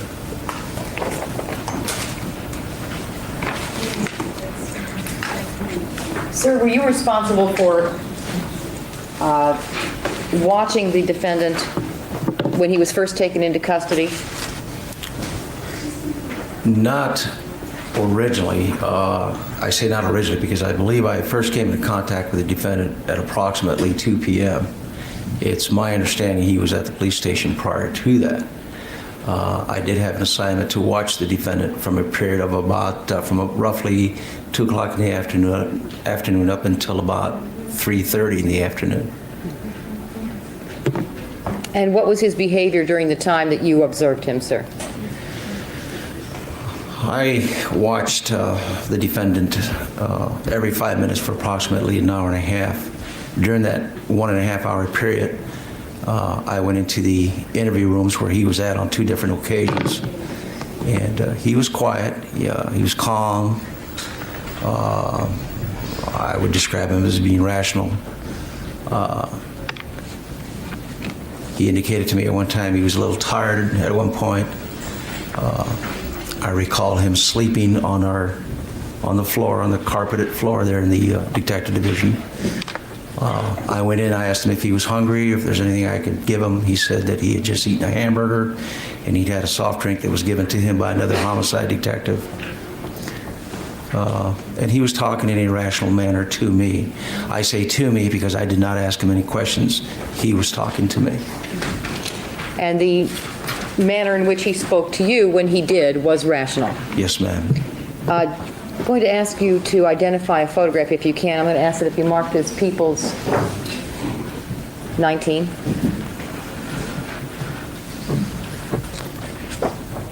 No, Sanders was 19. I'm sorry, 20. 20. Thank you, Your Honor. Showing you People's 20 for identification, sir. Can you tell me if you recognize that photograph? I do. And what is that? This is a photograph of Mr. Bardo as he appeared at the time that he was booked after I placed him under arrest. This is a Pima County Sheriff's Office photograph. Thank you. I have none. Close.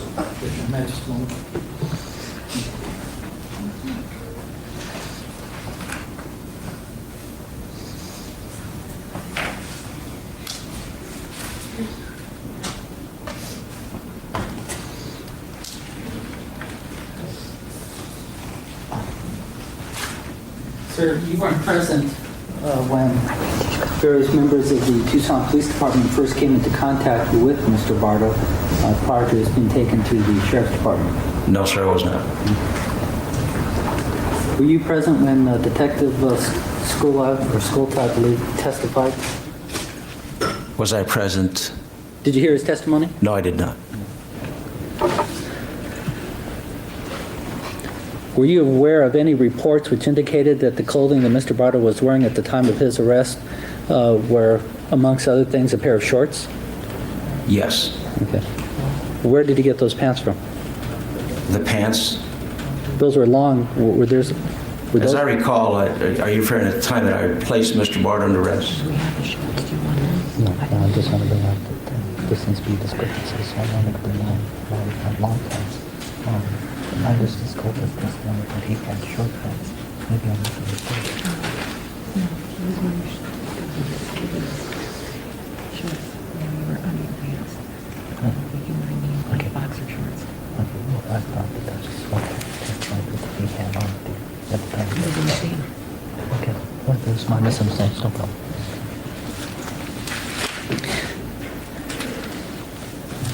Sir, you indicated that you first came into contact with Mr. Bardo at approximately 2 p.m., correct? That's correct. He had had contact with other members of the police department prior to that time? Yes, sir. Okay. Those other members, as you had already indicated, apparently had spoken to Robert, had made an effort to calm him down? I can't answer that, sir. I don't know what other officers did. I can only answer for what I did. I have no conception as to what they did or did not do. So as far as you know, the fact that Mr. Bardo was calmed down or was in a calm fashion when you saw him subsequent to the contact of the other police officers, you don't know what the reason for his being calm at that point in time would be. All I can say is at the time of my observation of Mr. Bardo, he was calm, appeared to be rational.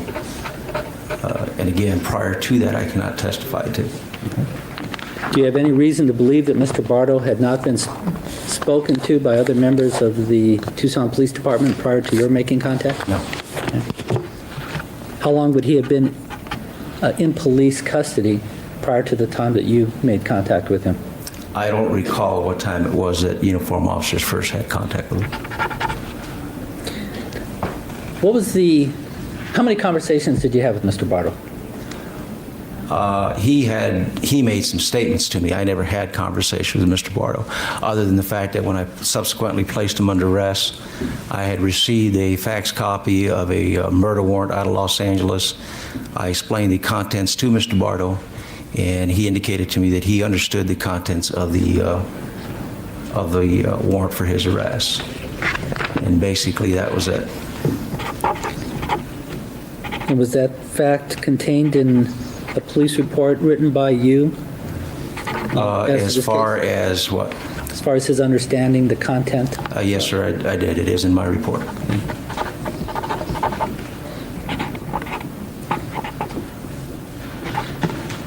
What would be the extent of the conversation or sentences that were spoken by Mr. Bardo to you? I don't know what you want. Well, if I could refer to my supplemental report, I could tell you exactly as far as the spontaneous statements he made to me, if you'd like. What I'm trying to get at, first of all, do you have a present recollection of the event? Yes, I do. And I take it you had an opportunity to review your police reports prior to your testifying? Yes, sir, that's correct. And you did that, did you not? Yes, I did. Okay. Wouldn't it be fair to say that any words spoken by Mr. Bardo to you were minimal? Yes. Okay. And in fact, when you make your statement concerning his rationality, it is based on a very limited conversation or statement of words by Mr. Bardo to you. Isn't that true? It's a very limited conversation, yes, but after being a police officer for 25 years and talking to defendants, I would have to disagree with the second part of that. Are you saying he was rational as far as I'm concerned, in my opinion? Okay. What does the acronym MAC stand for? I have no idea. Isn't the MAC or MAC team part of the Tucson Police Department? The MAC team? Yes. I'm not at all aware of it, sir. Were you not, during the course of your investigation, did you not become aware of the fact that Tucson police officers, at least initially, called the MAC unit? What you want. Oh, okay. I see what it is you're referring to. Whether they did or not, I don't know. Yeah. Do you know, are you familiar at all with that unit? I've dealt very little with that unit. And how many years had you been with the Tucson Police Department? Over 23 years. And yet you have very little information or knowledge concerning that team, correct? That's correct.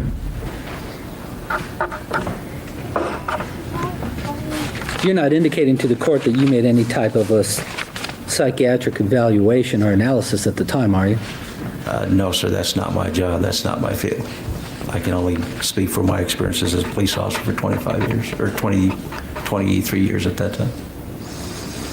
And I take it that experience for that number of years does not include psychiatric training or medical training of any type? No, sir, it does not. Okay. I have nothing further. Any further? Briefly, Your Honor, if I may. Sir, to the best of your knowledge, is there any rules and regulations that would prohibit police officers from giving medication to people who are under arrest? Yes, ma'am, we can't give medication. And so, to the best of your knowledge, if all officers were following the rules and regulations governing the appropriate conduct of Tucson police officers, this defendant was given no medication after he was placed under arrest? That's correct. The statements that the defendant made to you, the spontaneous statements he made to you, did they concern his curiosity or interest in the publicity that he was getting? Yes, ma'am, very much so. Thank you. I have nothing further. Along those lines previously gotten into by the district attorney, isn't it common practice for police officers when they make an arrest, especially the type of serious crime involved here, to befriend the suspect to calm him down, to gain his confidence? Isn't that a common method of operation? It's been my experience as a police officer to try to calm anyone down under any circumstances.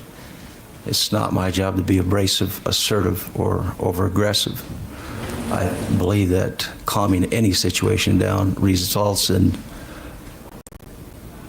a much, much better situation and a better investigation. And in your experience, isn't that the method that is normally followed?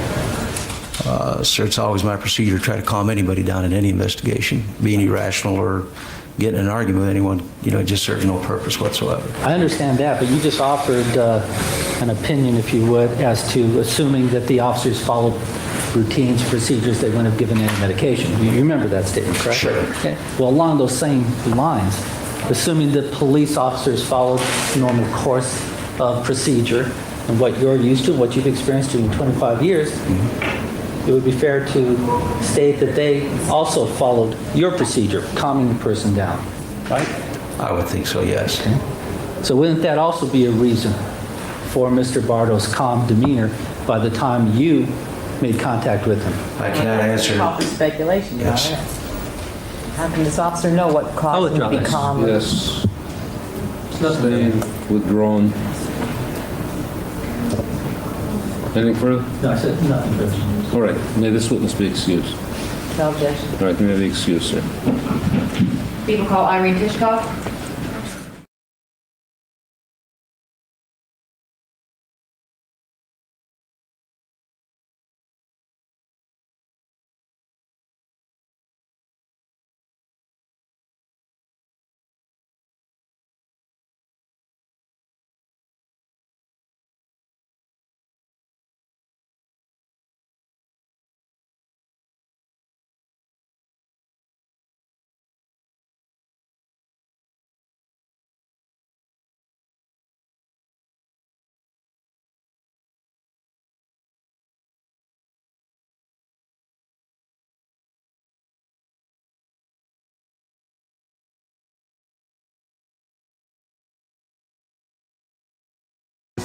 With my son.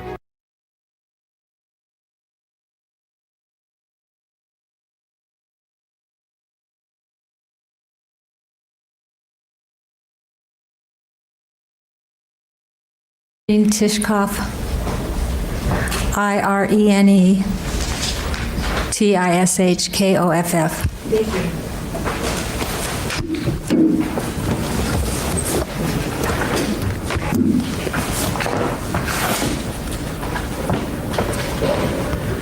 Ms. Tishkoff, directing your attention to the date of July 18th, 1989. As of that date, ma'am, where did you live?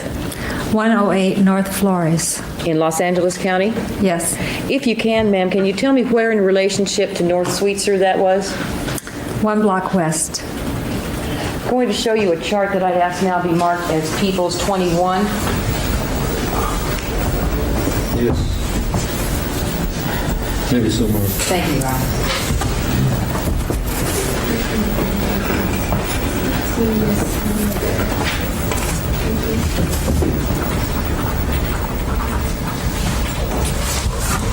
When we're working with the diagram, could you pull that blackboard over Yes, Your so I Honor. can look at it too? Yes, Your Honor. Good.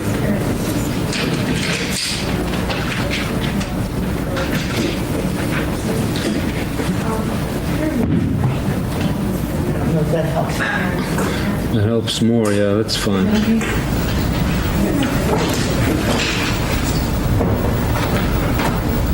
May not hold it. Yeah, look, it's tight enough. It's pretty light. Yeah, okay. On the diagram that's now been marked as Peoples 21, I apologize for the bubbles in it. Can you indicate where your street would have been on this diagram? Can you see Sweetser to your far left? Yes. So would your street have been off the diagram to the left of Sweetser? Yes. Yes. On the date of July 18th, 1989, ma'am, At approximately 7:30 a.m. in the morning. It's exactly 7:30 a.m. At exactly 7:30 a.m. Can you tell me where you were? I was at this J Market on the corner of Sweetser and 3rd. And why were you there? I was out of coffee, and I knew that the market opens at 7:30, so I walked over there to buy some coffee. And was the market open? No. Did you say Sweetser 3rd or Yes. 1st? 3rd. 3rd. Okay, thank you. If you can, on People's 21, this is Sweetser here? Yes. And this is 3rd Street down here. Would this area that has the hatch marks marked as A, would that be Jay's Market? Yes. I have also a set of photographs, Your Honor. Ask that they be marked People's 22 collectively. These are labeled A through G. Right, series of 7 photographs? Yes, no, 6. 6? 6. I'm sorry. 6, 7. I'm sorry, Your Honor. 7. You're right. All right. That's why I'm aware because I can't count. Do you recognize the area depicted in photographs A, B, C, D, E, F, and G? Yes. Is that the Jay's Market you're referring to? Yes, the J Market. And to your knowledge, are there payphones located as depicted in these photographs? Oh, yes.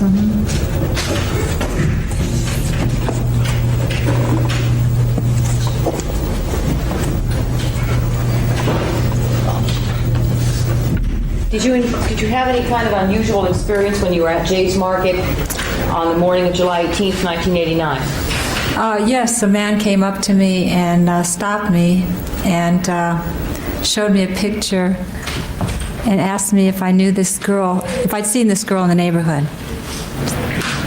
And do you see that man in court today? Yes, I do. Could you please point him out? Right over there. What is he wearing for the record? What is he wearing? He's wearing a shirt, open at the collar. What color? Looks like white or peach or something.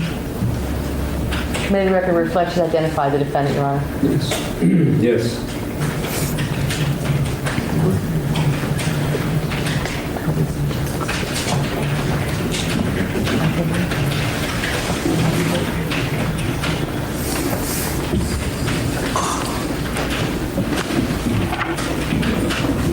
When he approached you, did he show you some kind of a photograph? Yes. Can you describe the photograph he showed you? Well, it was a glossy, about, how big would you say that 8 by 10? Well, is that 8 by 10? It's kind of smaller than 8 by 10, isn't it? It's smaller than 8 by 10. Yeah. You think it's smaller than an 8 by 10? Yeah. Was it black and white or was it colored? Black and white. And it appeared to be of a girl? Yes, it was a woman with dark, long, curly hair and kind of a three-quarter view. And it had writing on the bottom right-hand corner, like a publicity picture or something. Showing you a photograph now that has previously been marked as People's 9 at the preliminary hearing. I'm going to show it to you now and ask you to recognize this as the photograph or similar to the photograph you were shown by the defendant on July 18th. No, it was more of a three-quarter view. You don't think it was a full face view like this? No, I think it was more of a three-quarter view. I'll show you a black and white glossy photograph marked previously, now marked in evidence as People's 3. Oh, yeah, that was it. And this is the photograph that you recall being shown? Well, the one that I saw had writing in the corner. Okay. Other than the absence of the writing on the photograph, that appears to be the same kind of photograph that was shown you by the defendant? Yes. And what did he ask you? He asked me if I'd seen this girl in the neighborhood. And what was your response? I said, what? No other response? No. What happened next? Well, I waited for a few minutes, and the market didn't open, so, well, I might have waited about 10 minutes, 5 to 10 minutes. It didn't open, and then I left to go get my car to drive to a market to get coffee. Did the defendant stand around there near the market in your company for those whole 10 minutes? No, to tell you the truth, I don't know what happened. I think I turned my back because he made me, I got a bad feeling from him. What do you mean? Well, it just seemed like kind of creepy. Yeah, I was just saying that her subjective state of mind is not an issue in this case. Okay. Can you remember what the defendant was wearing? He had on a yellow t-shirt and some kind of jean kind of pants. I'm not sure whether it was cords or jeans or something like that.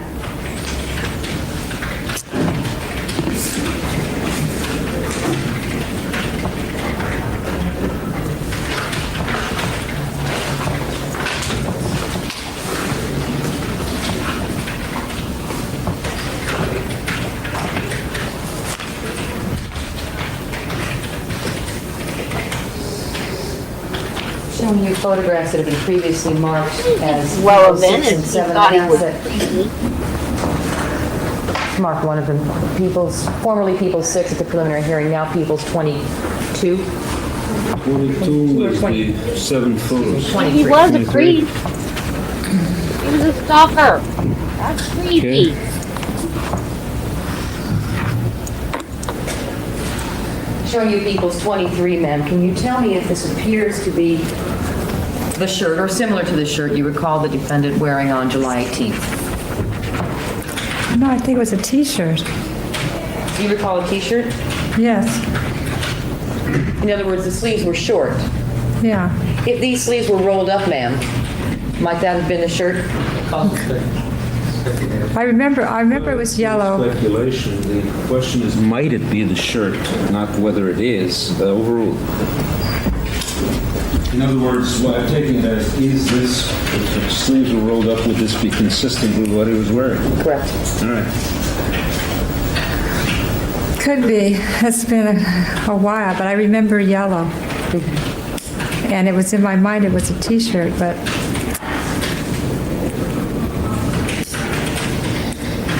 And what else? If you recall the pants, what was he wearing?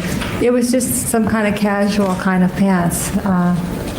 Because, he didn't look like a business person. He was just very casual. Who remembers the clothing When the market failed to exactly open after you waited about 10 minutes, you said you walked back to your house? Yes. Well, I walked back to my garage. That's why I walked up Sweetser. So you walked straight back up Sweetser? Yes.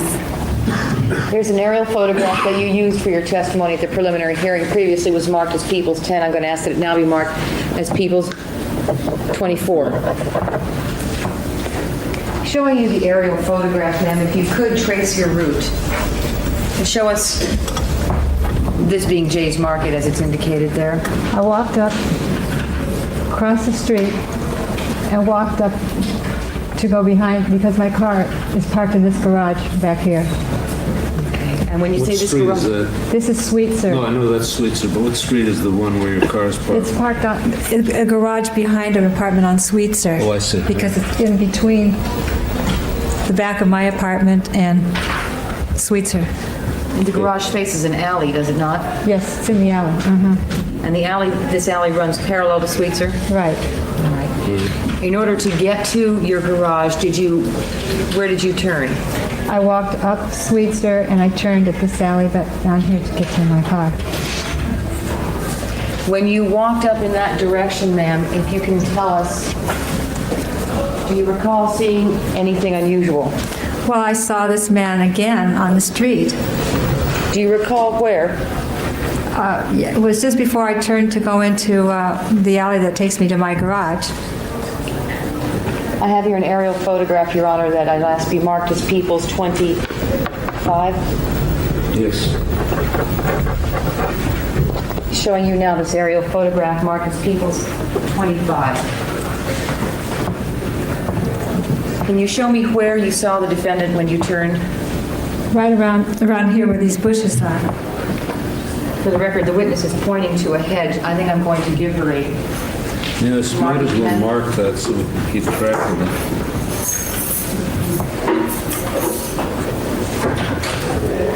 Why don't you circle the area? He's made a circle approximately 2/3 of the way down the photograph. in almost the middle, slightly to the left. Thank you, Your Honor. Is Yes. that Sweetser, the street that you made Yes, the circle on? Sweetser. Right. And this is the Let me ask a question on the previous photograph in which she indicated, no, the one just prior to that, which would be, I guess, 24, the aerial, the other aerial. Is that photograph taken looking northbound? Yes. All right. And this photograph depicts Sweetser as the focal street in the center of the photograph? Yes. Okay, and that's the street that you walked up? Yes. And when you got to the area you circled now with the pink marker, you saw the defendant standing approximately at this hedge? Yes. Which would be across the street from this apartment building that has a black X over it? Oh, yeah, I guess it is. And did you walk straight through these buildings here? No, I came up to this alley and went down the alley and back down the middle of the garage, the alley.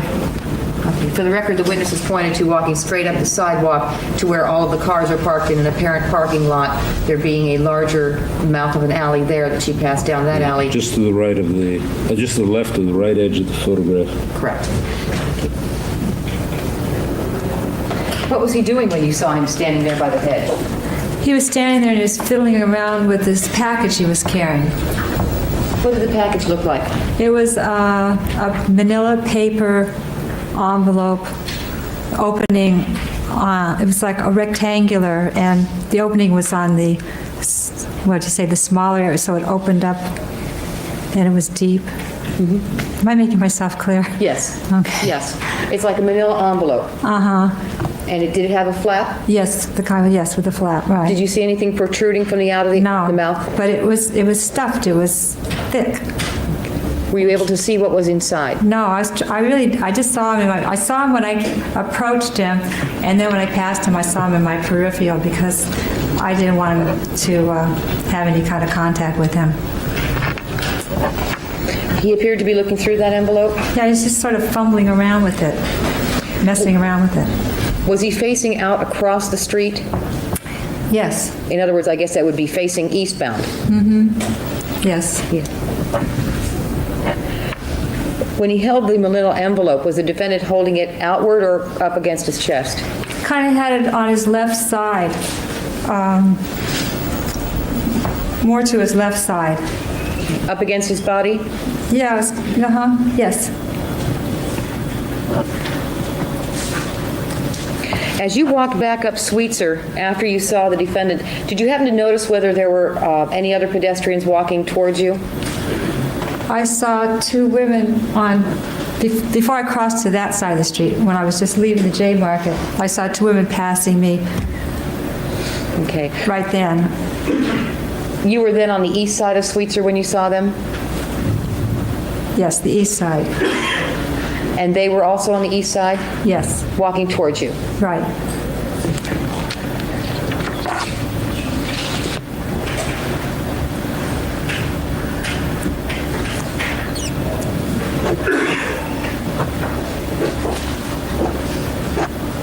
I have nothing further. Ross? The way you described this, Ms. Titkoff, I think it was a brief encounter. Yes. Two brief encounters. So you feel satisfied that that statement would be accurate? It was quick, brief, correct? Yes. Could you give us your best estimate as to the total length of time, either in seconds or minutes, that you had actually observed Mr. Bardo, either through your peripheral vision or your direct vision? Well,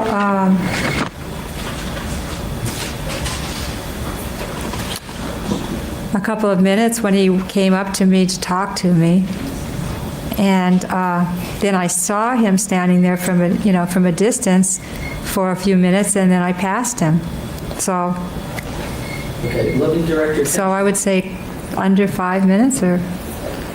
Well, let's break it down if we could. Okay. The very first time that you made contact with him or he made contact with you, I take it you weren't paying attention to him until the time that he actually came up to you and asked you a question.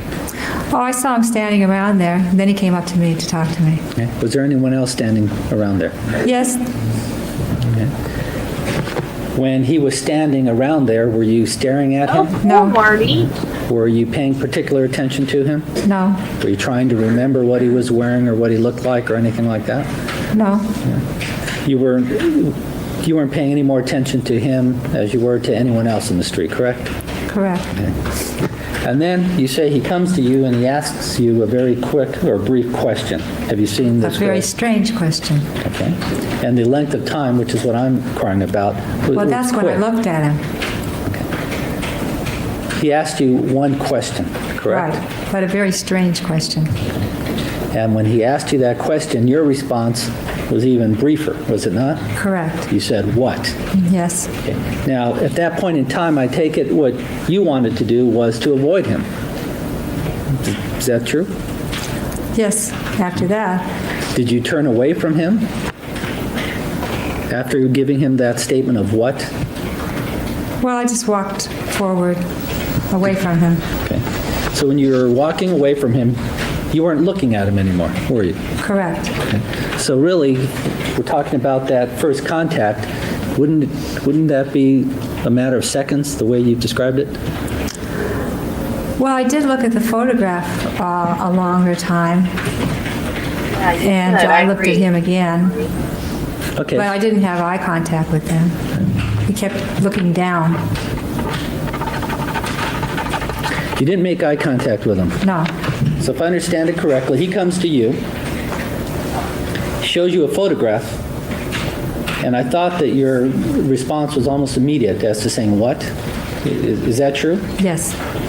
But yet, even though your response was immediate in the fashion that you've indicated, you stood there for a matter of seconds to look at the photograph? Yes. How many seconds did you look at the photograph? About the same amount of time I looked at it before when she showed it to me.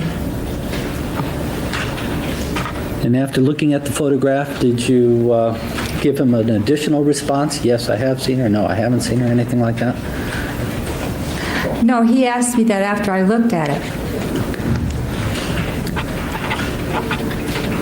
All right, you walked away from him, avoided eye contact with him, and I take it not until this second encounter did you really take a look at him again. Would that be fair to say? Well, I was much closer to him on the first one. I saw him from a distance on the second one, and then I passed him. But he was standing fairly close to me when he was showing me the photograph.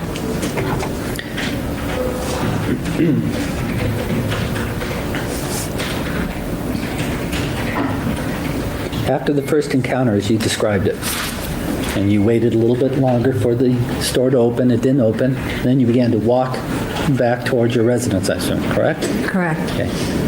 Now, you're walking back towards your residence, and then you see, using your peripheral vision... No, that was when I passed him. I used my peripheral vision. I saw him standing there when I crossed First Street and I was walking up to Sweetser. I could see him standing up there. Okay. What was the distance between you and where he was standing? Approximately. 15 feet or something like that. Did you stop your movement and take a good look at the individual? Well, I just could see him standing there. Okay. Did you stop your movement? No, I kept walking. You kept walking, and in fact, using your peripheral vision, you made a mental note of this person standing there, correct? When I passed him. When you passed him. How many seconds would you say you were looking at him through your peripheral vision? While I was passing him. 2 seconds, 3 seconds? Your best estimate. Yeah, but I could see him when I was approaching better than when I was passing him. I understand that. Okay. Just give me your best estimate of the number of seconds that you observed him.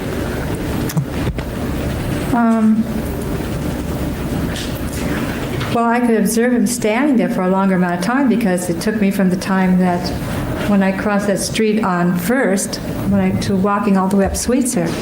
Were you watching? So was that a couple of minutes or something? Were you watching him that entire time? Well, I was looking straight ahead, and he was standing up there. Were there any other persons on the street? I didn't see any. You can see two additional ladies walking? They were on the other side of the street and they passed me when I was on the other side of the street. Okay. So you did see these other two ladies, at least at one point, right? Yes. Okay. So the point I'm getting at is that your attention was not focused primarily on this individual. Isn't that true? No, that's not true.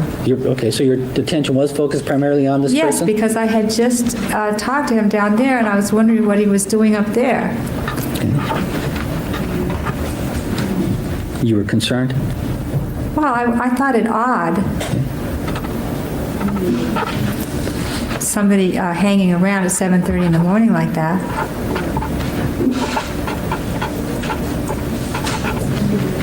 Of course, you had seen other individuals there that morning as well, hadn't you?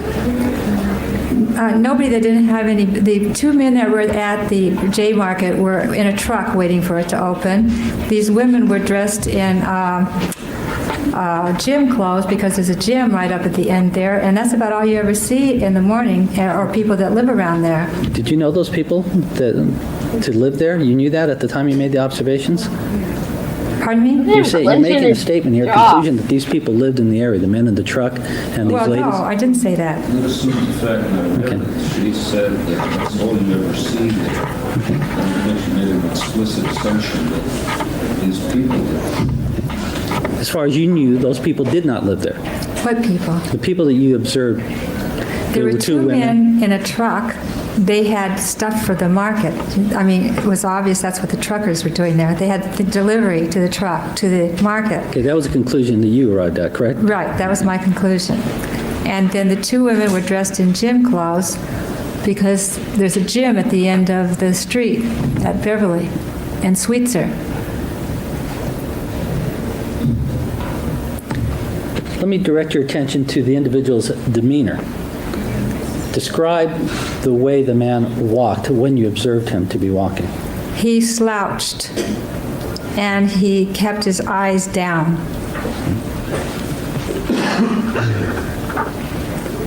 And in fact, the majority of the time that you observed him, he was always looking down at the ground. Isn't that He true? kind of slouched over and he bent over. I mean, I look a lot at body language, and that's the type of person that you watch, that I would watch. I'm asking you specifically to describe just what you observed without indicating what it means to you. I'm not asking you to define body language. He slouched. He bent. He kind of had a slouched over kind of way about him. And did you see where his eyes were, what direction his eyes were looking? He kind of looked down.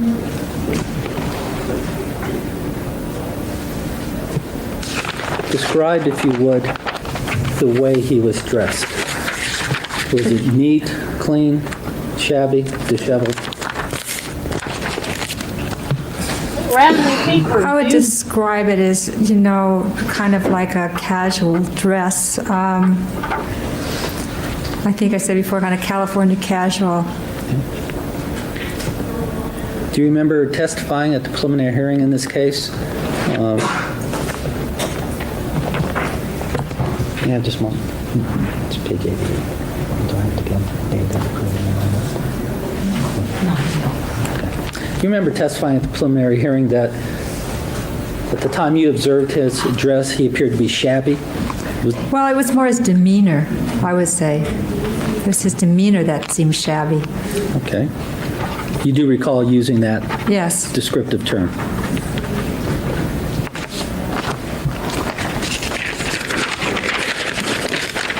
Good Lord, the paper! Dude, get away from the mic!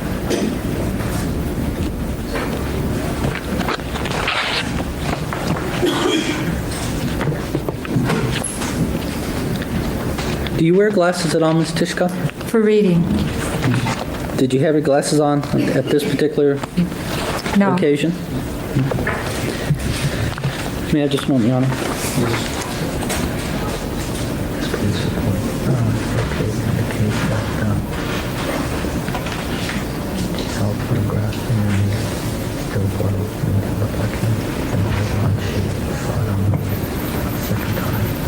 You know what?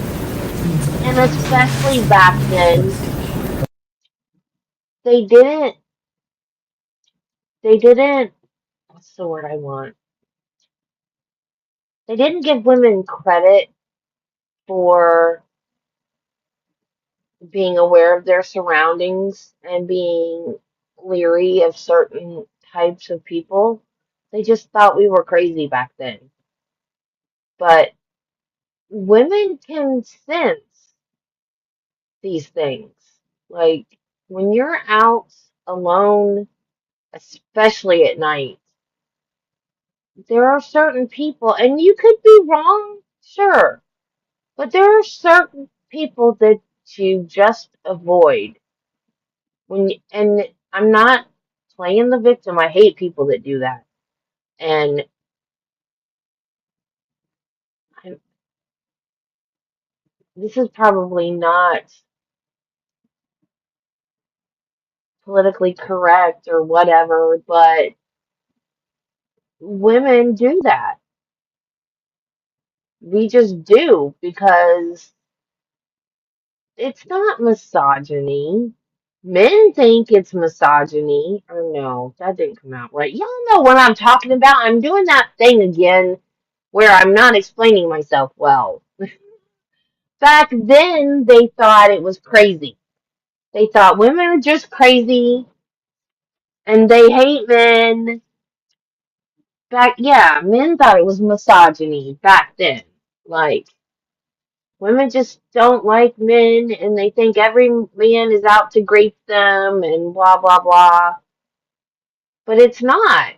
We just have like a sixth sense when it comes to who's creepy when we're out alone. It's what we do.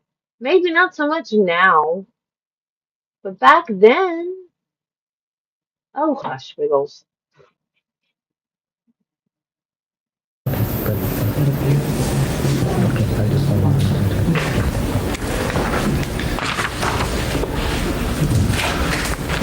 After this incident, it came to your attention the event concerning this case, the death of Miss Rebecca Schaeffer, I take it, true?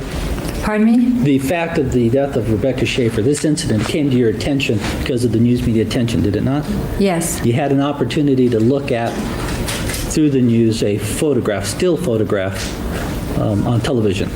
Is that true? Yes.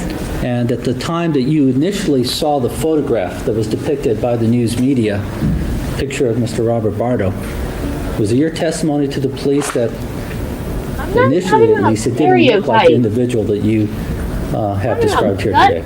Feeling. That it didn't? It did not look like the individual that you had seen at the market. From the picture? Yes. What I didn't identify from the picture, but when I saw the picture of him getting in or out of a police car, I could tell by his walk, his demeanor. Then it looked like him. Okay. But when I saw just the face, it didn't. Let me clear that up. Let me ask a question a bit differently. When you spoke to the police officers, did you not tell them that when you first saw a still photograph of Mr. Robert Bardo depicted on the television, that it did not look like the individual you had seen that day? Right. And then subsequent to that, you had seen That's what I said. a newsreel footage of some sort showing, I believe, the arrest or detention of Mr. Bardo. And then at that time, the second observation, you then said, well, that's him. Right. And now you've told us that you were able to make that identification based on his body language or demeanor? Correct. Correct?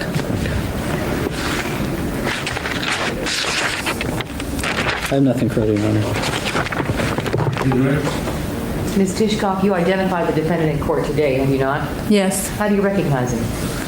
Well, his face and his demeanor, I mean, it's the same man. You recognize him today based on your observation of him on July 18th, 1989, when you saw him at Jay's Market and later up the street on Sweetser? Yes. I have nothing further. I do have something. Sure about that. I just want to make sure, Ms. Tishkoff. This photograph was shown to you. Approach on. You said, I was just going to get to that. That's one of those that wasn't marked, isn't it? Would you like me to mark it now for? Yeah, there were two photographs. I believe them to be of the victim. I have not seen them. And I think they should both be marked. The Yes. three-quarter view and the full face. Yes, I was going to mark that one later, but I'll mark it now, Your Honor. All right. I have no objection. Why don't we approach it, we can take a look. Yeah, when we approach it, you can take Sure. a look. Just for the point of clarification, Ms. Goff, this photograph, which has been marked People's 3, this was shown to you by Ms. Clark further on, Yes. correct? Now, this photograph here has been marked People's 26. Yes. You testified that the photograph you remember being shown appeared to be of this type, correct? Yes. Smaller than this, I take it. Yeah, I think it was smaller, but it could have been that size. I just remember that seeing all that hair, the curly hair. That's what you focused in on at the time. But is that a yes? Yes. But you do recall specifically that the photograph appeared to have some writing on it? Yes. And I believe you indicated to the police that it appeared to have been autographed? Yes. Thank you. Ma'am, could you stand up and approach that diagram there? And do you see where Sweetser is indicated? Yes. Could you indicate, bearing in mind that 3rd Street is down by the market, then there's another street, the alley, then we have 1st Street. Can you, is there a marker there of any kind? There's a black marker there. Look at the high-tech map Down with a marker. large 2 in the approximate location where you next saw the man you identified as the defendant while you were walking up Sweetser. All right, for the record, she's placed a 2 to the left of Sweetser and about almost 3/4 of the way up from 1st Street toward the alley just before Beverly. That's all I have. All right. Nothing further, Your Honor. Nothing further? Nothing further. May this witness be excused? Okay. All right, you may be excused. Stable call failure for stand for the record. Deborah Kennedy, Deborah, Kennedy, Kennedy. Our name spelled wrong. Ms. Kennedy, directing your attention to the date of July 18th, 1989. As of that date, where did you live? 138 South Sweetser. In Los Angeles County? Los Angeles. On that date, ma'am, can you tell me approximately what time you left your house for the first time in the morning? Approximately 6:30 or 6:45 between that time. And where did you go? Headed northbound on Sweetser towards the health club at Beverly and Sweetser. Directing your attention to the diagram that is to your immediate left, hanging up on the blackboard here. I believe it's Mark 21, Ron? Yes. Can you indicate to us on this diagram where you went? You can step down if you need to, and indicate if there's a mistake on this diagram as well.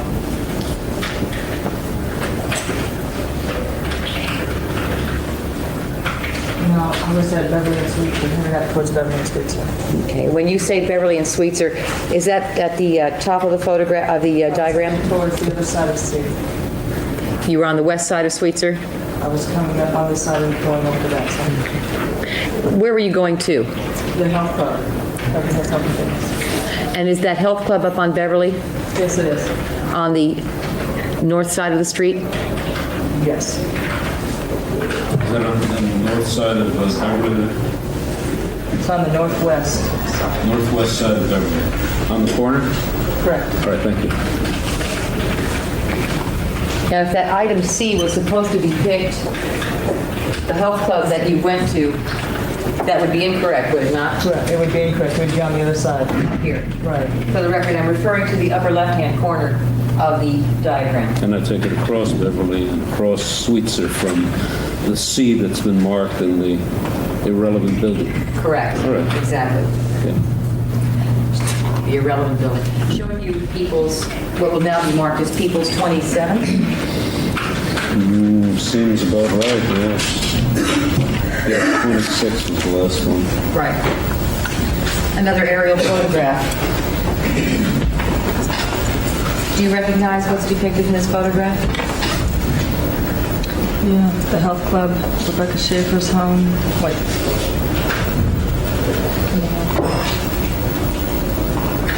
It's one of these two buildings. And I live on this side. Could you speak up, For the ma'am? record, the witness, okay, I'm sorry, Your Honor. You've indicated that you lived on the east side of Sweetser, below the area where the photograph depicts. I live on the south side, on the east side, right. Southeast side. And the health club that you're referring to is presently marked with a red X. Correct.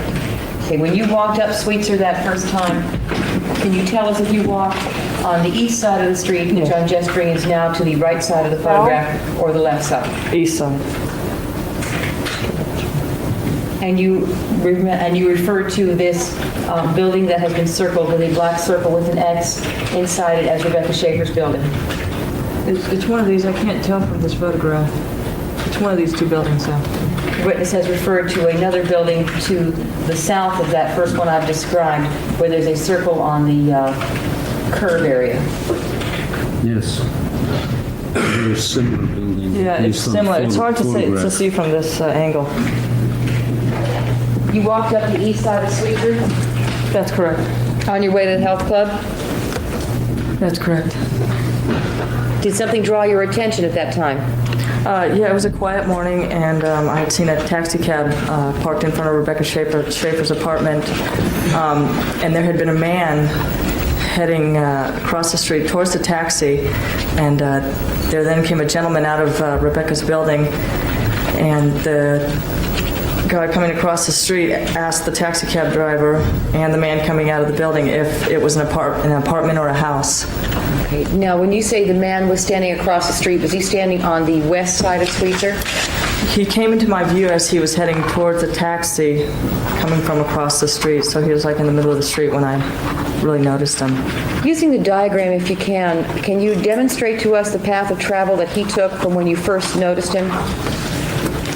I was heading up Sweetser on this side, and he was coming across like this, and the taxi cab was parked by the curb in the street. For the record, the witness has pointed from what appears to be a slightly south to north direction and from west to east across the street. Yes, across Sweetser. Thank you. And do you recognize the man who took that mode of travel that you've just described across Sweetser in court today? Yes, I do. Can you please point him out? He's sitting at the table. And what is he wearing right now? A white shirt. May the record reflect that the witness has identified the defendant. Yes. And he asked the man getting into the cab who had just left Rebecca Schaeffer's building whether that building was an apartment or a home? That's correct. Did the man respond? He responded apartment. Can you recall what the defendant was wearing at that time? It was a long sleeve, yellow button-up, looked like a polo shirt, some sort of jeans. Didn't notice his shoes. Do you recall if he was wearing glasses? I believe I recall the first time I saw him wearing glasses. The second time, he wasn't wearing glasses. I'm going to show you a photograph that's been previously marked as People's 23. Can I ask you if that appears to be the shirt that you saw the defendant wearing on July 18th? Yes, it does. Do you recall whether he was carrying anything? I believe I remember him carrying a package of some sort, some kind of bag. But I noticed that more so the second time I saw him. You then continued past the defendant on up to the health club? Yeah, went on up to the health club, worked out for approximately an hour, and then headed back towards home. When you headed back towards home, did you walk down Sweetser again? Yes, we did. And that would be back in the southern direction? Correct. Do you recall what side of the street you were walking on? The west side. And can you recall about what time it was that you left the club? It was about an hour later, about 7:45 or so. Did you encounter the defendant again? Yes, I did. Where? It was on the same side of the street I was on. I was headed towards him, and then we crossed over diagonally across the street. But it was approximately somewhere around Rebecca Schaeffer's apartment area. Did he appear to be standing across the street from her building on Sweetser? He was actually headed towards Rebecca Beverly, just coming straight at us. So he was on the west side of the street walking in a northerly direction? That's correct. Did you pass right by him? No, I didn't pass by him. We crossed the street before actually coming in close, very, very close contact. How close did you get to him before you crossed the street? I'd say to where that wall begins, maybe a little further back. Where this wall is? Pointing to this railing back here? Yeah, maybe just a little further. To where the first row of seats is? Yeah, second row back, let's say. Second row of seats? Yeah. Okay, from where you are to there is as close as you got? Yeah. Are you talking about the back of the second row of seats or some other part? No, the second row of seats in this. Yeah, but are you talking about the back that you would lean against if you were sitting in? No. Right after the railing, the second row. The second row. Right after the railing, in other words, right there? Correct. That'd be the first All row you're on. right. That's approximately 25 feet. Thank you. Can you tell me what, if anything, you observed the defendant doing at that time? He was acting a little strange. He was patting a bag and he was kind of just moving his head up and down.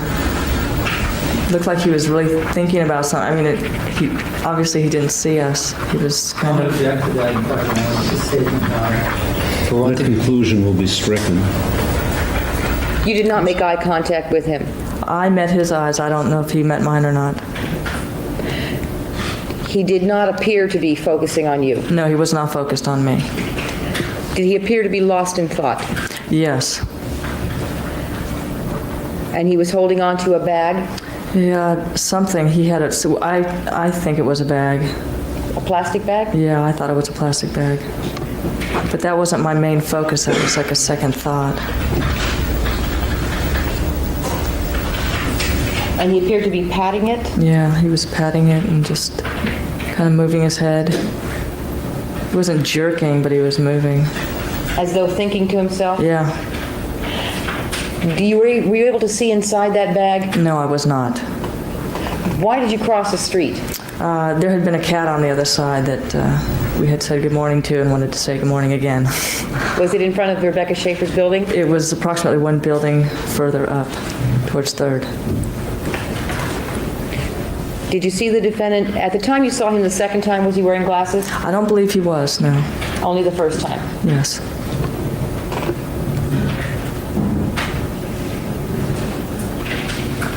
I have nothing further. And you testified in this case at a preliminary hearing early on. Yes, I did.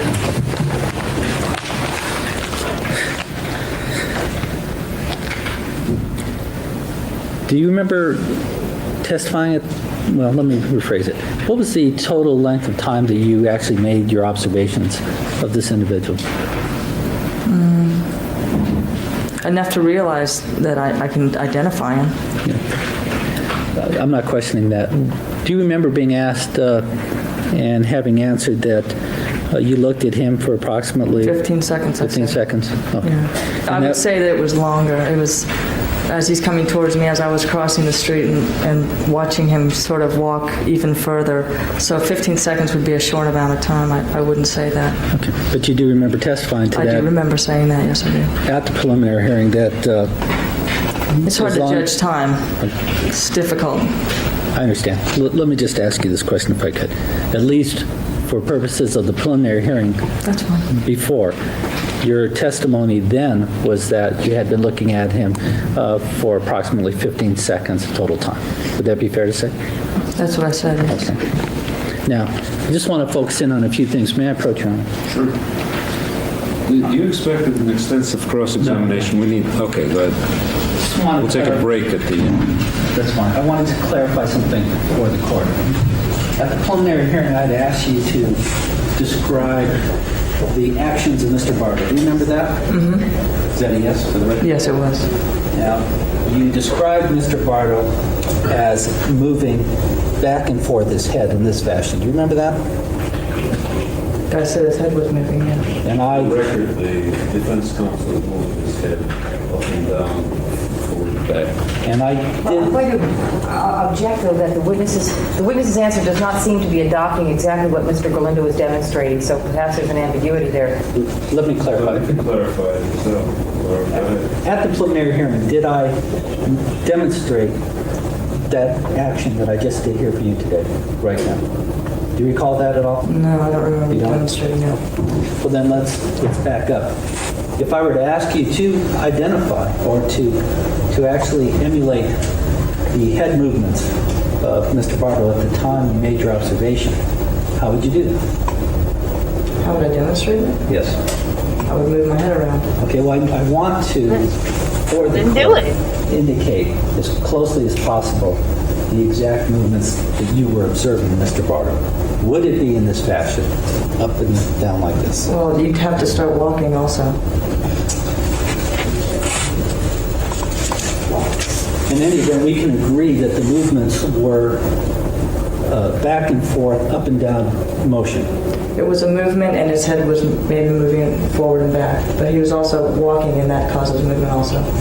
And during the time that you were observing him, his eyes were fixated towards the floor? No. Where were his eyes? His eyes, well, I don't know exactly where his eyes were, but he wasn't looking down.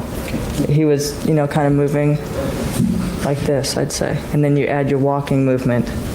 And I believe that your testimony was that he did not appear to be aware of his surroundings. Do you recall that? Yeah, I recall that. He obviously didn't notice me. And anyway, you would stick to that statement that he did not appear to be aware of his surroundings, at least as far as you could determine. That was your statement at the prelim, correct? Yeah, but how far are you going to take that? I'm just asking if that was your statement. Okay, yes. Okay. And that's your statement here today? Yes, it would be. That's as far as I'm taking it. Thank you. Thank you. Anything further? Very briefly, if I may. All right, go ahead. By unaware of his surroundings, Ms. Kennedy, do you mean to indicate that he seemed deep in thought? He was deep in thought. That's what I would say. It's not like he didn't know there was trees around him. He didn't know that he was walking on a sidewalk. I mean, he was obviously aware that he was on planet Earth. But yes, he was thinking about something. I do that sometimes. And when you indicate that there was head movement, do you mean like he was, like I'm doing now, kind of nodding to himself? Yeah. Okay, not so much an upper body movement. No, it wasn't. Correct. As though if you're thinking to yourself and you're nodding. Right. Part of your confirming thoughts. Something inside, maybe. Who knows? I have nothing further. Nothing further. All right, may this witness be excused? Yes, Your Honor. Thank you. All right, you may be excused. All right, we'll be in recess for 15 minutes. John Corbett, C-O-R-B-E-T-T. Thank you. Mr. Corbett, directing your attention to July 18th, 1989. As of that date, what was your job? I was a courier, For? Go-Between Incorporated. In the scope and course of your duties in that capacity, sir, did you would commonly deliver packages and various kinds of mail to addresses on the west side? Yes. And were part of your duties involved in delivering scripts to actors and actresses? Yes. When you delivered a script as opposed to a package, were you permitted to just leave that on the doorstep if the occupant that you were delivering it to was not present? It depends on whether it's advised by the client or not. If they don't tell you that it's okay, you have to call up the dispatcher and ask if it's okay. But on occasion, was it allowed to do that, leave scripts at the doorstep? If it's just a loose script, yes. That was not an uncommon thing. Correct. Do you recall ever making deliveries to the location of 120 North Sweetser in Los Angeles County? Yes. I'll show you an aerial photograph that was marked at the preliminary hearing as People's 5. I'd ask that it now be marked as People's 28. Yes. Showing you People's 28, for the record, there is a building on this photograph that has been circled with a large felt black pen. Can you tell me whether or not you recognize that location? Yes. Can you tell me whether that is 120 North Sweetser? It appears to be. I'll leave that there for you. Do you recall making a delivery to that building on an occasion when something unusual occurred? Yes, I do. And on that particular date, sir, do you recall making a left turn onto Sweetser from First Street? Yes. Do you recall where you parked your car? Yes. Sorry. You do remember? Yes. Before you parked your car, was there something in particular that drew your attention? Yes, there was. What was that? Well, when I first turned onto Sweetser, I noticed somebody standing to the left, on the left corner, on First and Sweetser. When you turned left onto Sweetser, were you then heading northbound on Sweetser? Yes. So when you say someone was to your left, they were on the west side of Sweetser? They were on the, they were on Sweetser on the northwest corner, I think it is. Okay. There's a diagram to your immediate left, sir. I believe it's been marked as People's 21. Can you point to me approximately on that diagram where it was that you saw this person when you first pulled onto Sweetser? Go ahead. It was this corner right, let's see, this corner right here. Okay, would you like to put an X in that corner, sir?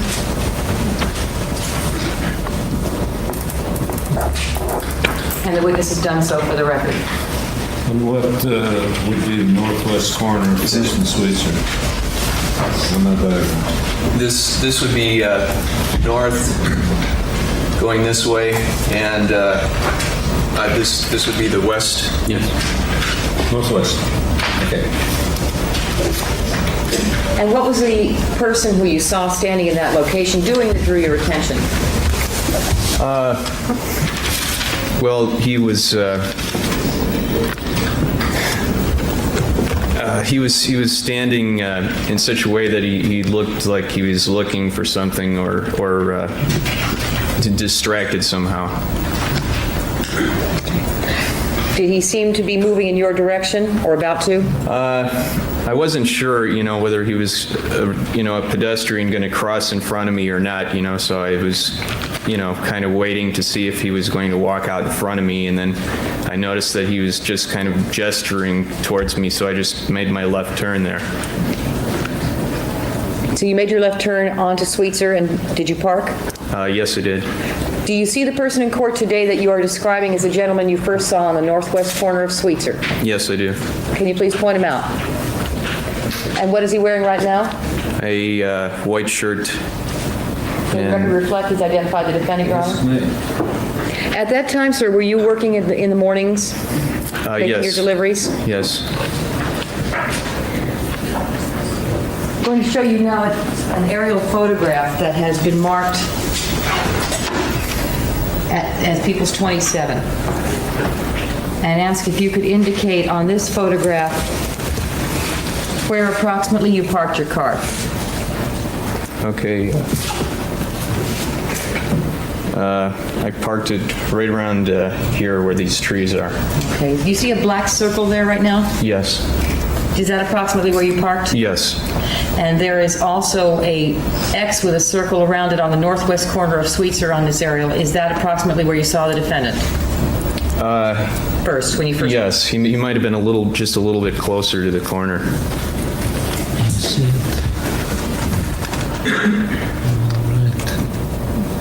Where's the location where it parked? Is that the circle that's right in the parkway there? Yes, Your Honor. All right. 2 buildings down from what's been identified as the victim's apartment? Correct. All right, thank you.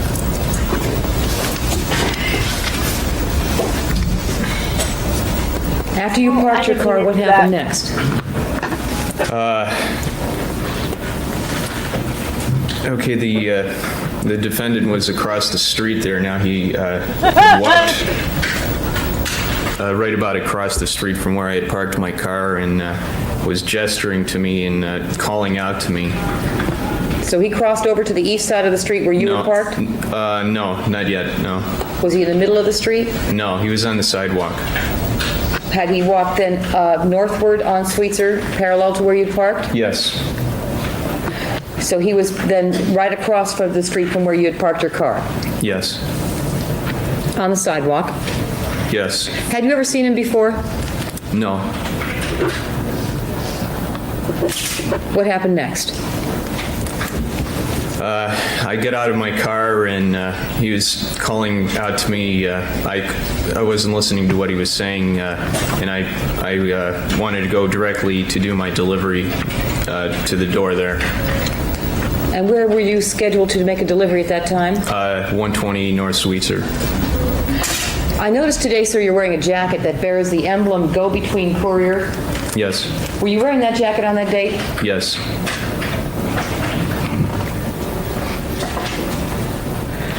Before you got to the building at 120 North Sweetser, did the defendant say anything to you?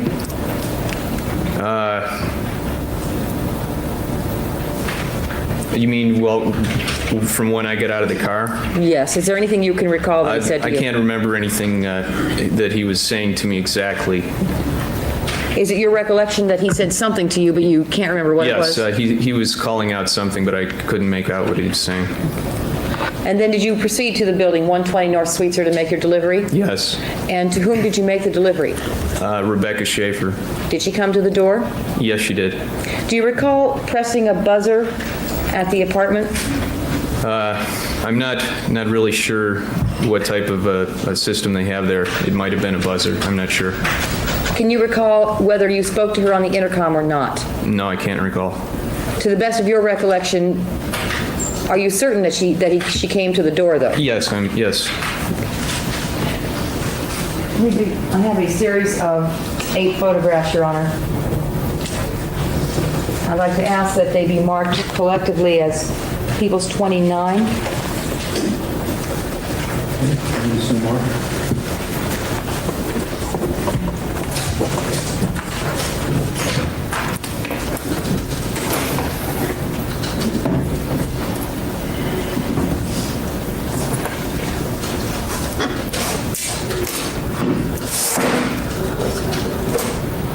Can you see that?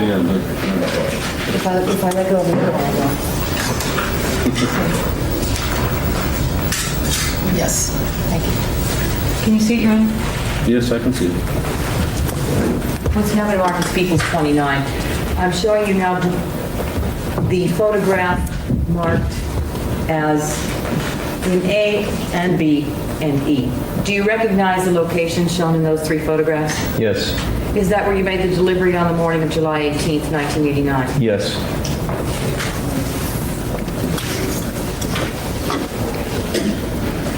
The bottom photograph, depicted as H, shows what appears to be name tags next to various buzzers. Is that yes? Yes.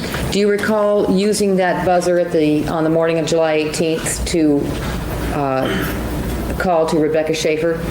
Now that I'm looking at it, I do remember pressing the button, yes. And she came to the door?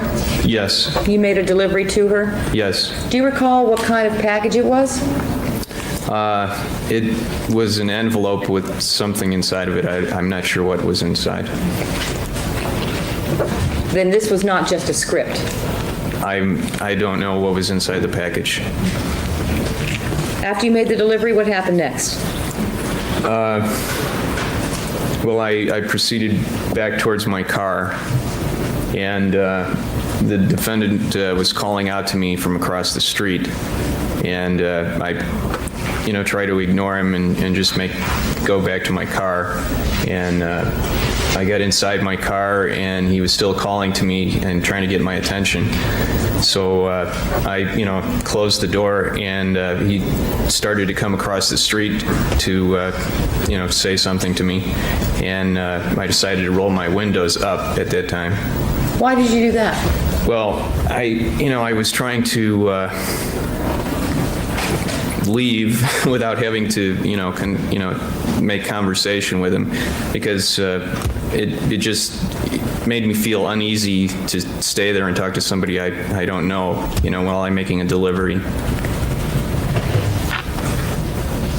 What did the defendant do when you rolled up the window?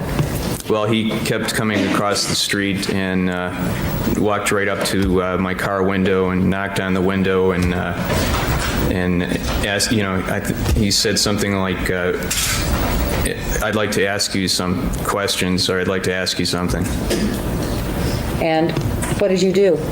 Well, I rolled down the window a little bit, trying to find out what he wanted, and then he said, I want to show you something, so I rolled the window all the way down, and he proceeded to look through his envelope that he had, and he produced a picture to show me. Can you describe the envelope that he had? It was a manila type envelope, about a legal size envelope. And how was he holding it? He was holding it kind of close to him. Would you say that he was holding it vertically against his chest? Yes. The opening facing upward? Yes. And did he pull something out of that envelope? Yes, he had a picture that he pulled out of the envelope. Do you recall what that picture looked like? No, I'm not sure. I'm going to show you a couple of photographs, and if you can, remember, indicate to me whether or not the photograph I'm showing you seems to be similar to the one that he showed you on July 18th. Okay. First, I'm going to show you what has been marked as People's 3 in evidence now. Does that appear to be the photograph he showed you? I can't remember, really. I'm not sure. Let me show you People's 26. Does that appear to be the photograph he showed you?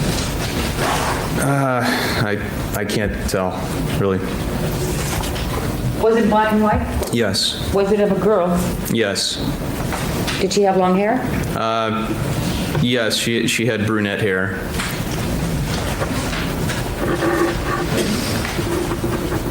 Did he ask you something when he pulled it out?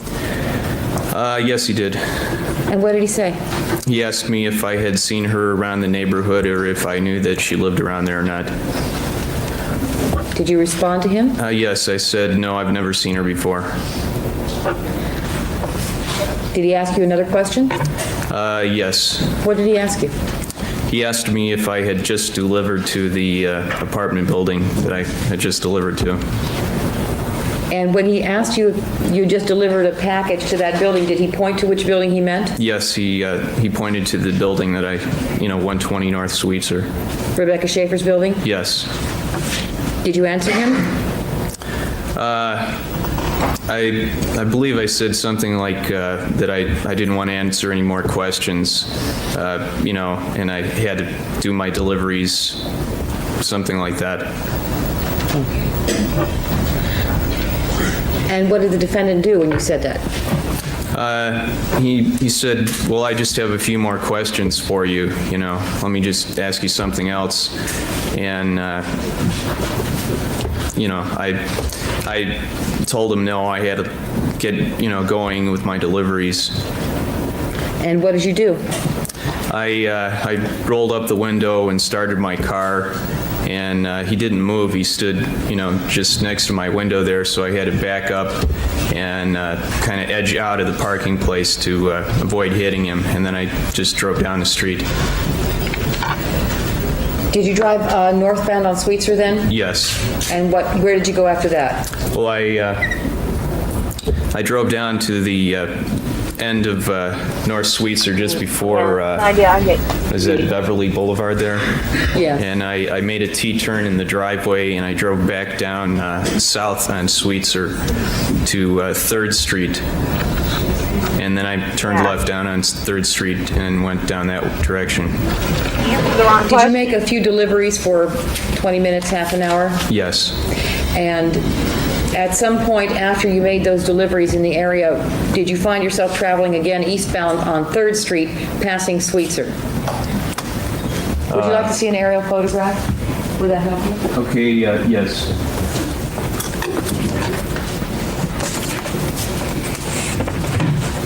Showing you what has been marked now as People's 24. Just to orient you, does this appear to be Sweetser running north and south? Yes. And does this appear to be 3rd Street running east and west? Yes. And are you familiar with this location shown here, Jay's Market? Yes, I am. than if you were traveling on 3rd Street about a half an hour after you saw the defendant going east to west. Yes, that's correct. Do you recall being in this intersection about a half an hour later after you saw the defendant? Yes. And what did you see in that location at that time? I was going to what I was going to do is I was going down back to this market area to use the telephones that were there on the corner. And it's a convenient location for telephones, so I was going to stop in there, and I saw the defendant was around the outside of the Jay's Market there, and I didn't want to confront with him again, so I just drove past down this way on 3rd Street. Down this way, meaning east? Yes, east. The day after that, sir, did you see the news report reporting the murder of Rebecca Schaeffer? Yes, I did. And the day after that, did you notify the police of what you had seen? First, I talked to the sheriff's office at San Vicente and Santa Monica Boulevard. I thought they were in that area there, and they referred me to the Wilshire Division. And then the day after you saw the news report, you called the Wilshire Division Police? Yes. Have you attempted to locate some record of the delivery you made to Rebecca Schaeffer on that day? Yes, I did. Were you able to find it? No. Has that ever happened to you before? Not being able to find a record of a particular delivery? I'm not sure. It may have. It may have, yes. Did you ever see the inside of the envelope that the defendant was carrying? No.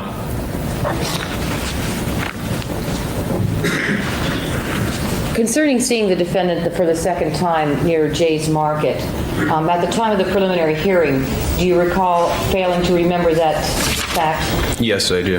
And then do you recall calling me on the telephone 1 or 2 days after the preliminary hearing to tell me that you had been nervous and forgotten to tell me that during your testimony at the preliminary hearing? Yes. I have nothing further. Let me just ask one. Go ahead. No, go ahead. The one question is, what time about was it that you made the delivery? I'm not sure. Do you remember just approximately within an hour or so? I make hundreds of deliveries. I'm not sure. Right. Do you have any idea of when it was that you were going to make a phone call at Jay's Market? No, I'm not sure. Right. What time do you start work normally? It depends on who's calling up to make orders. You know, sometimes I would start at 8 o'clock, sometimes 9 o'clock, 10 o'clock, depending on how busy the day is. Don't you have some indication the day before as to what time you have to report to work? No, I'm an independent contractor, and I would call in myself every day unless I was on the beeper and they beeped me for an order pickup. What time would be your practice to call in? At that time, anywhere from 8 o'clock to 9:30. So the earliest possible time that you would have started to work would have been 8 o'clock in the morning, true? True. And you're sure about that, correct? Yes. So we know that the earliest you started work that day would have been 8 o'clock, and was the first thing that you did that morning was to drive towards this area that you just told us about?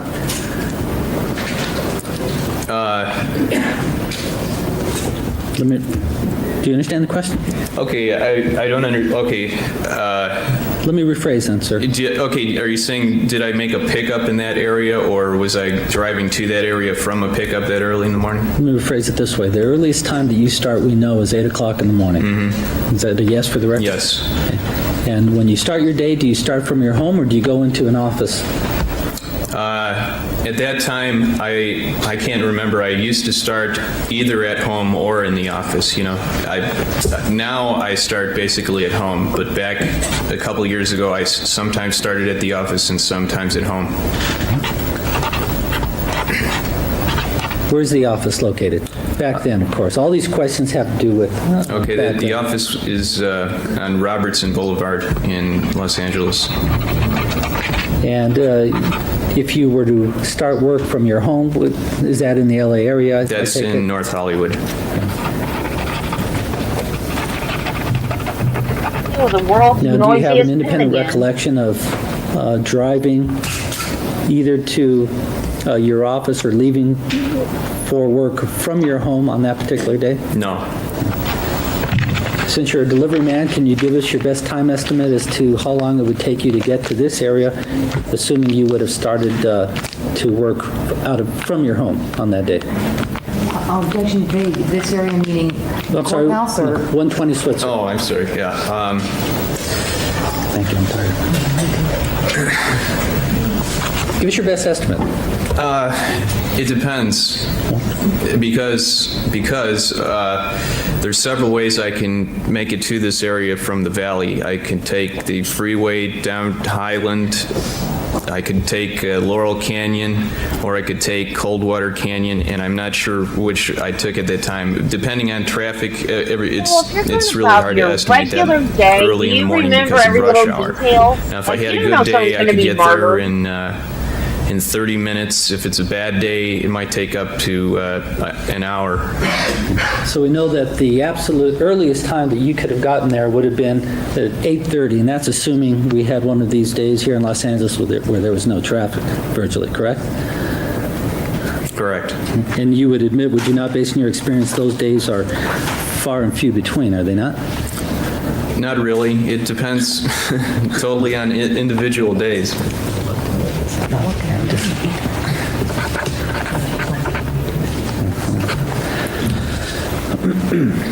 And there is also a chance that you might have gone to the office first before you drove to this area, 120 Switzer, correct? That's possible. Now, isn't it true, sir, that when you testified at the preliminary hearing, you weren't even sure at that time whether your recollections were on July 18th or the day before or even the day after? Yes. That's correct, isn't it true? Yes. So when you say today that it was July 18th, you're not sure? I didn't say that. Okay. Yes. Don't you normally carry a log? Yes. So back at the time of this preliminary hearing, you were asked whether or not you had a log which would corroborate your delivery to 120 Switzer. Do you remember that? Yes, I do. And do you have a log? Do I have the log? Yes. No, I don't. Were you ever able to corroborate between the date of the preliminary hearing and today this delivery that you say that you made? Through the log? No. Okay. Unless you've subpoenaed, didn't someone subpoena the records from my company? That's weird, Wiggle. So your indication is that your company would have the records? I imagine they would if there is such a record. But it would be your routine to log your deliveries? I log my own deliveries and turn them into the office. Okay. You also said that it was, strike that, would you say that it was normal to obtain a signed receipt for deliveries of the type that you made to Ms. Schaeffer? That's basically what the log is. You write down the destination and the person signs next to it. So if you made the delivery to Rebecca Schaeffer, there would be a log with her signature on it, correct? Correct.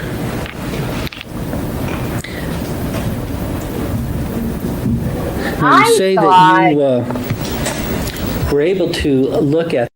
See, this is weird to me because I always heard everything I read about it, and then when I did my episode, I've always heard she was expecting to get a script, and so she wasn't being cautious when she opened the door. She just ran to the door, opened the door, thinking it was her script. But if he delivered the script before Robert Bardo went to her door, then why did she just run down real quick and open the door without asking who was there and being cautious? So now I don't know what happened. And no opening statement, so I'm kind of confused now. Why'd she open the door if she already had her script? This manila envelope. Yes. Isn't it true that you were actually looking at the person as they were shuffling through with this envelope? Yes. And what did you see? Papers? Papers. Were you looking for the possibility of a gun? I wasn't thinking about a gun. I was thinking that he might have some kind of weapon concealed in the envelope, but I wasn't thinking a gun. But at the preliminary hearing, you do remember testifying that you were actually looking for a gun as he was shuffling through? No, I never said that. What you said was that you were looking for a club or stick or something like that, or a knife, but I don't think you said gun, did you? Let me put it to you this way, sir. At the time that you observed the man to be shuffling through these papers, you were concerned about the possibility of a weapon, correct? Correct. And so your attention was focused on the envelope just in case you saw a weapon of some sort, correct? Correct. And when you focused your attention on that activity, did you see a weapon of any kind? No. What did you see? I saw an envelope with a lot of loose papers in it. Okay. It was a very bulky envelope. Do you remember is your recollection that you work. actually rang the buzzer? I mean, not work, but that would jive with what I've read. Is that she didn't have the script. That she thought it was the script being delivered to her. But if he was actually there and saw Robert Bardo,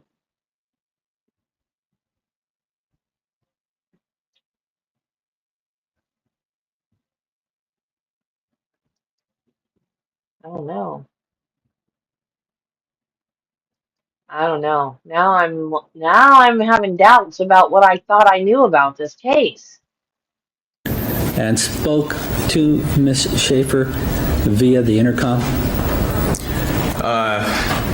When I look at the photograph, and I can remember this intercom, and I remember speaking with her over the intercom, but at the preliminary trial, I wasn't sure whether there was a intercom or not. Okay, but now you're saying you remember specifically ringing the buzzer and speaking to her through the intercom, correct? Yes, using the photograph as a reference. And you also testified at the preliminary hearing that you rang the buzzer and spoke to her and told her you had a delivery, true? Yes. Okay. I have nothing further. Mr. Corbett, we spoke just before you took the witness stand today, is that correct? Yes. And I asked you specifically at that time whether or not you had an independent recollection of speaking to Ms. Schaeffer over the intercom. Do you recall that? Yes. And you replied to me that you did not, but that you did recall for sure you had spoken to her when she came to the door. Do you recall that? Yes. Sounds like there might be an inconsistency. Okay. The reason I said that I didn't recollect talking to her over the intercom is because I wasn't sure there was an intercom, and I didn't want to perjure myself and say there was an intercom when I couldn't remember that there was. But I do recognize this intercom from that delivering to that building several times. Well, let me ask you this, Mr. Corbett. You recognize the intercom, you recognize pressing the buzzer. Yes. Based on the fact that you see an intercom, you are assuming it was operable and you used it. That's true. Okay. So, I ask you, without assuming anything, do you All right, have without assuming anything, I'll have to stick with my original testimony and say that I wasn't sure whether I talked to her over the intercom or not. Okay. But you did talk to her when she came to the door? Yes. There's no question about that? Yes. With respect to the bulky envelope, sir, were you able to see what was down inside at the bottom of the envelope or in the middle of it, or only what was at the top protruding from the mouth of the envelope? Just at the top. And what you saw at the top of the envelope was only papers? Yes. What was down inside you couldn't say? That's correct. Are you typically wary of people that approach you when you're doing your job? Yes. In this particular occasion, when the defendant confronted you, were you more wary than usual, or was just normally wary as you would be with any other person who approached you? Well, I was a little bit more wary because he was a man as opposed to a woman approaching me. Was he more aggressive than you're used to other people who approach you when you're doing your job? Yes, he was more aggressive. Would you describe his manner as being somewhat insistent? Yes. Try that in further. Nothing further? No. How did you find out about Rebecca Schaeffer being killed? I saw it on a television news broadcast after work. Did they show a photograph of her at that time? Yes, I believe they did. Did you recognize the photograph? As being the same photograph, or As just being anyone you'd seen before, or? yes. Right. And whom did you recognize that as being when you saw the photograph on television? Well, okay, I recognize the picture of Rebecca Schaeffer, if that's what you mean. Right. Did you recognize that as the same person that you had seen when you delivered the package? Yes. Did you, at that time, make any connection between the photograph you saw on television and the photograph the defendant showed you outside her apartment? A couple of doors down from... No, I didn't, because I didn't look very closely at the photograph. The photograph the defendant showed you? Yes, that's correct. All right. Any questions on my examination? All right, you may step down. I do have one question, I'm sorry, Your Honor. Yes. When you saw Rebecca Schaeffer that morning, did she look as she did on the television when you saw the clip during the news report? No, she didn't. Much more casual? Yes. I have nothing further. Anything further? Nothing. May this witness be excused. No objection. All right. Thank you. You may be Yeah, excused. let the lying liar that lied be Next witness. excused. I guess we're pretty close, Your Honor. Shall we resume tomorrow? Do you have another witness? I did not bring another witness in, no. Well, then But I guess we have to, don't we? All right. We'll be in recess, ladies and gentlemen, until tomorrow at 9:30. We've got a short calendar tomorrow. We're going to try to start at 9:30. Okay, I think we're gonna stop there for today, guys. This is gonna be a short week anyway because of the holiday, and I think on Wednesday, because on Monday, Brian Walsh's trial starts. So I think on Wednesday we're gonna watch the the hearing that was his last preliminary hearing where he pled guilty to um some of the charges, because I don't know much about this case. This is another one where this is another one that I wanted to not know a lot about, but apparently someone chopped this woman up in little pieces. Well, I don't think they not found her body, right? So how do they know that he chopped her up in little pieces? Because what's her name? Melanie Little? Why is why does everything look hazy? I didn't do that last week. I know today is Monday, but I'm saying we're gonna do this trial Monday and Tuesday. Well, and Wednesday morning, but then Wednesday sometimes I know, but it didn't do this before. I'm about to put some kind of I don't know anything about cameras. There's got to be some kind of filter that filters that out, right? Which means I got to learn how to do whatever I have to do to filter that out. And I don't know how to do that. I have to fix it. I'm going to have to Google how to fix it. Anyway, so I figured since I'm not going to stream Thursday and Friday. You're right, Judy. I forgot. Crap. I'm not streaming in the morning. I guess I'm streaming when I get home, if I feel like it. Which I'll probably feel like it. Because Brian Walsh has a preliminary hearing where he pled guilty. What did he plead guilty to, Judy?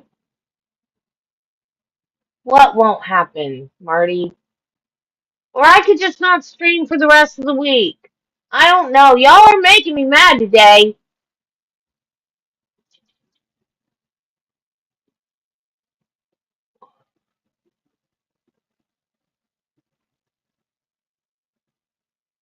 Yeah, I could do that too. Because my blinds are all broken and they don't keep the light out.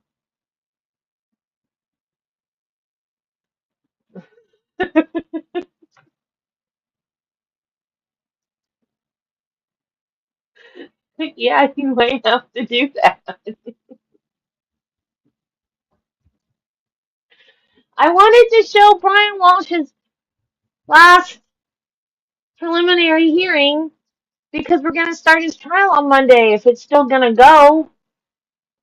But, okay, because people are like, oh, well, he pled guilty to disposing of her body, but he's saying not guilty to killing her. And so people are like, well, that means he's automatically guilty, and why are they even going to trial? And so there's been videos with lawyers explaining it, and I've not watched any of those videos, so I feel like I need to watch that preliminary hearing.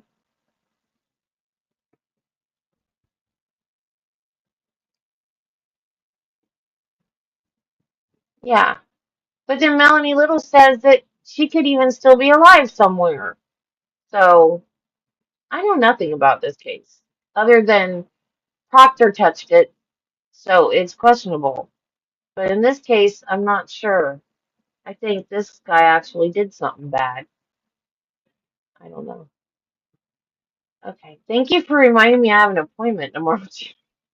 As bad as my back hurts, I should have remembered that I have an appointment tomorrow.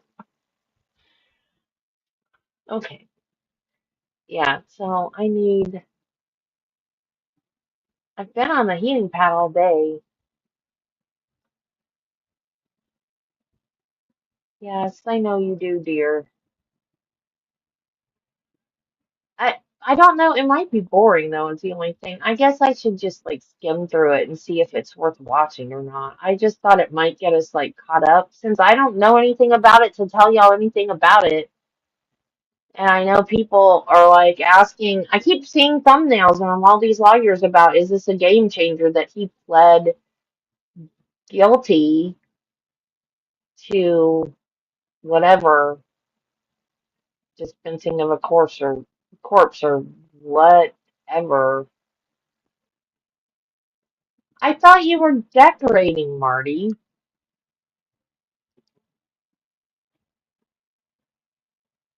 You're decorating. Michelle's Christmas shopping. Jill went to lurk mode. I thought everybody was leaving me. So I figured I'd let you guys go do your thing and I would just chill because my back hurts. Okay, guys. I will see you sometime tomorrow. Unless you want to do one more video. We could do one more video. Do you want to keep going? We can keep going.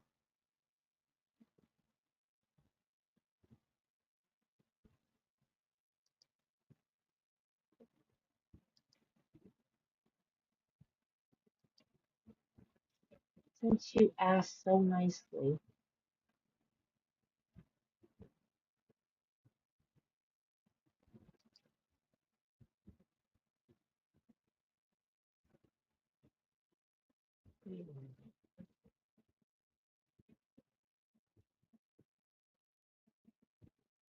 The commercial is on. I feel like, why is the commercial on now?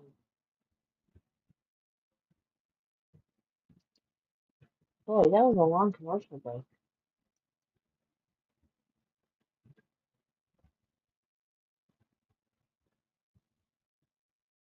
Arlene Widrich. Okay, this one's only 30 minutes. Hi, Cooper. Hi, Cooper. What are you doing? Are you watching TV?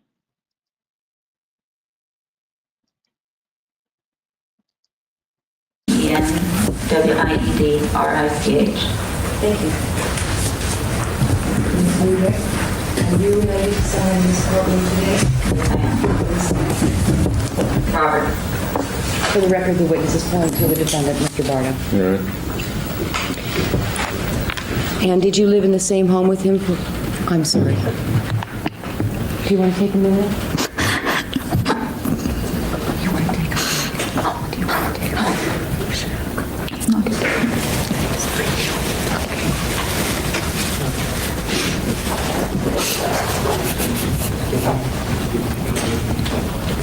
Directing your attention to back in 1987. Can you tell me where you were living at that time? I believe at my parents' home. Okay. And where was that? In Tucson, Arizona. Okay. At the address of 1811 West Oakway? Yes. Now, you and your family first moved to Tucson when? Somewhere around September 1981. Okay. And when I indicate your family from now on, I'm referring to Robert Bardo and Jeff and Edward. Okay.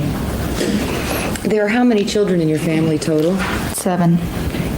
And who is the youngest? Robert. Okay. Who's the oldest? My sister Kathy. Okay. Now, back in 1981, when you first all moved to Tucson, you moved with the family there? Yes. Did you move out at some point? Yes, I believe January of 83, I believe. January 3? Okay. And then did you move back in again? Yes. When was that? December of 84. Okay. And then how long were you there before you moved out again? Probably about 2 years. Okay.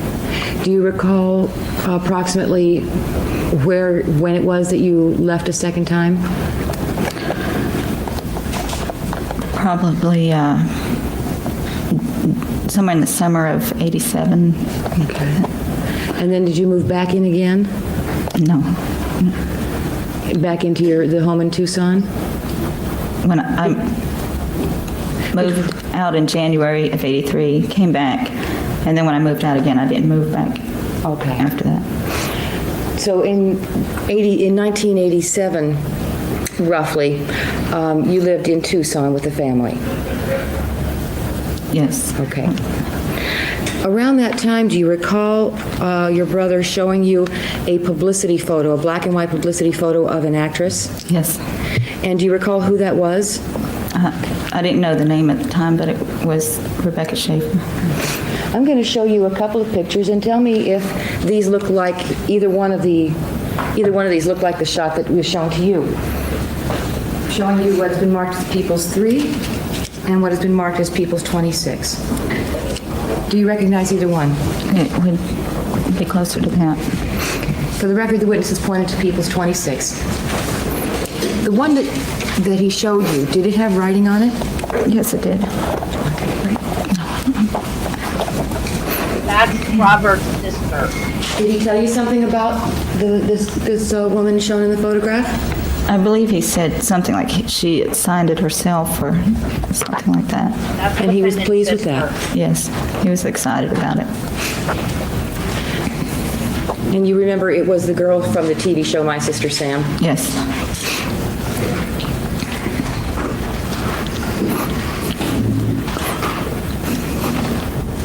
Now, when you moved back in with your parents in December of 1984, did you have a baby with you?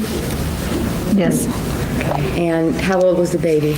She's about 4 months old. At that time? That matter. And her name was Merrick? Yes. Now, you got married in roughly 1988, is that right? Around November? Yes. And you were still living with your parents in Tucson at that time? No. Where were you living then? In my husband's home. Okay. At some point, did you move away from Tucson? Yes. Okay. Now, I take it your husband's home at that time was near Tucson? It was in Tucson. In Tucson. During the time that you were living with your husband in Tucson, did you ever have occasion to take Merrick over to be babysat by Robert? Yes. Was that a fairly frequent occasion? Yes. And at that time, that was your only child, is that right? Yes. Now, did you move out of Tucson with your husband at some point? Yes, in June of 1989. Did you actually leave Tucson on June 30th, 1989? Yes, I did. And your flight, it was an early morning flight? Yes. That morning, as you were preparing to leave, were you pretty rushed? Yes, I was. And you were taking the baby with you at that time? Yes. And how old was she by then? About 5? 4. 4. Okay. Did you see Robert that morning as you were preparing to leave? Yes, I did. And what did he say to you? He said he had a letter for me, and I told him to put it in my luggage. And did he ask you not to read it until you got on the plane? Yes. And you were so busy, you didn't have time to anyway at that point, is that right? And so it was placed in your bag as far as you knew at the time? Yes. Did he tell you he'd put it there? Yes, he did. And then you got on the plane? Yes. At some point when you were, did you have like 3 connecting flights? Yes, I did. At some point during those 3 connecting flights, did you read the letter? Yes, I did. I'm going to show you an envelope and letter that I'd ask collectively be marked as People's 30. Maybe more 30.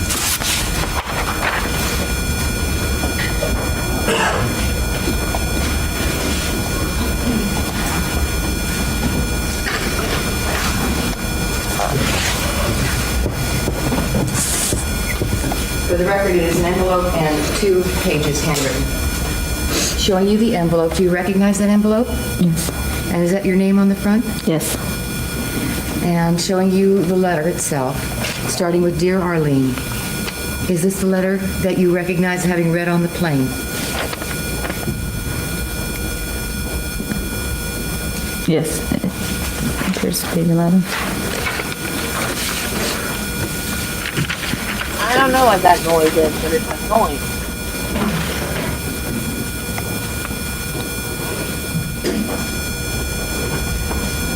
Now, at the present time, do you know Robert's date of birth? I believe it's January 2nd, 1970. Okay.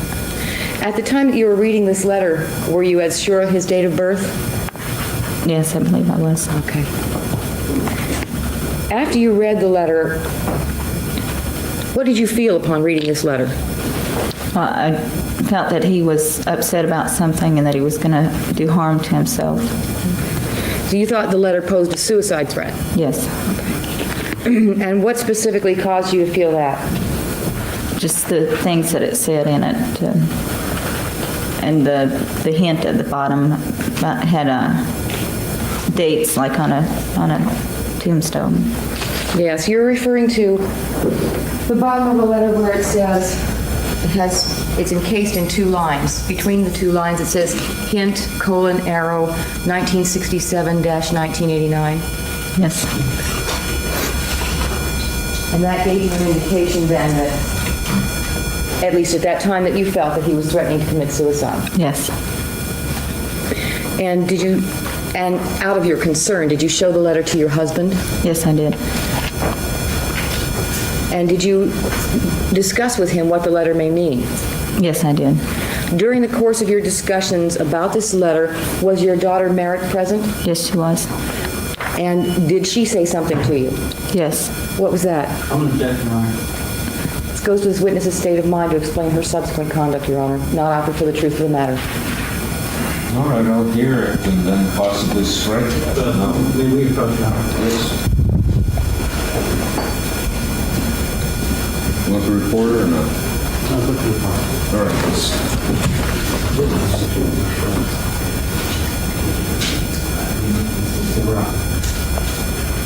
All right, ladies and gentlemen, let's have a 10-minute recess. Be right back. What is the date on that phone bill? July 18th, sir. July 18th, all right. Did he tell you that he had a return trip ticket to Tucson? Yes, he did.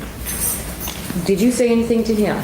Yes, I told him that if he needed to get out of Tucson and needed to go someplace, that he could come to my place. And did you tell him to do that like right now, immediately? Yes. Instead of going back to Tucson? Yes. Did you tell him, did you ever tell him to go ahead and try and meet Rebecca? I don't recall saying that. Did you tell him to stop wasting his time and money and come see you? Yes. Did you discuss how the living arrangements would be with you in Tennessee? Yes, I did. And why did you do that? Because I didn't want him to live in my house and forever. I wanted to help him out because I thought he had a lot of problems, and so I told him he had to get a job and eventually get his own place. What was his response to that? He sounded like he was coming. He agreed to come and stay with you? Yes. So after you hung up the phone with him, were you expecting to see him any day? Yes. And did you discuss that with your husband? Yes, I did.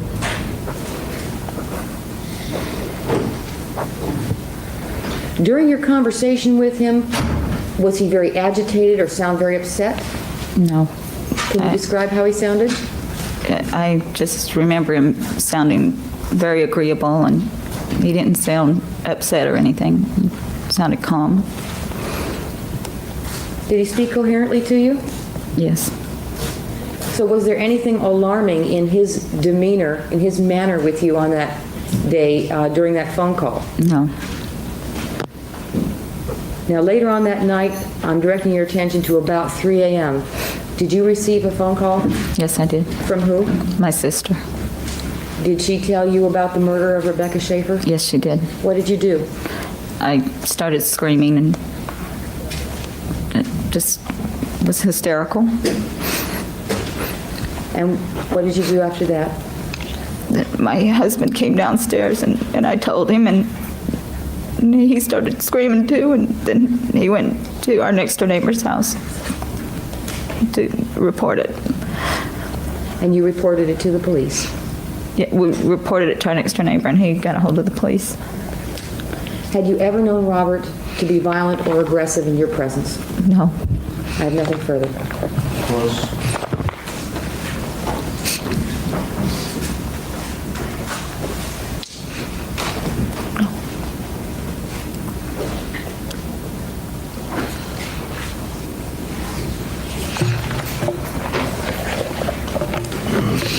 So, let me direct your attention to your initial phone call, not the phone call on July 18th.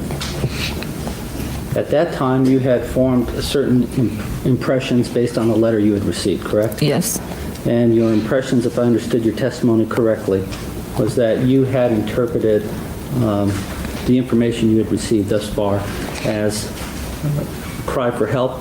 Yes. From Robert? Yes. You thought that you read suicide impressions, or you had impressions of suicide on the part of Robert Bardo, correct? Yes. Had you known your brother to have problems similar to that in the past? Yes. Did that affect your determination, your interpretation of the information you'd received? It may have. You were of the opinion, at least when you were drawing these conclusions and making these interpretations, that your brother had some problems? Yes. How would you define those problems?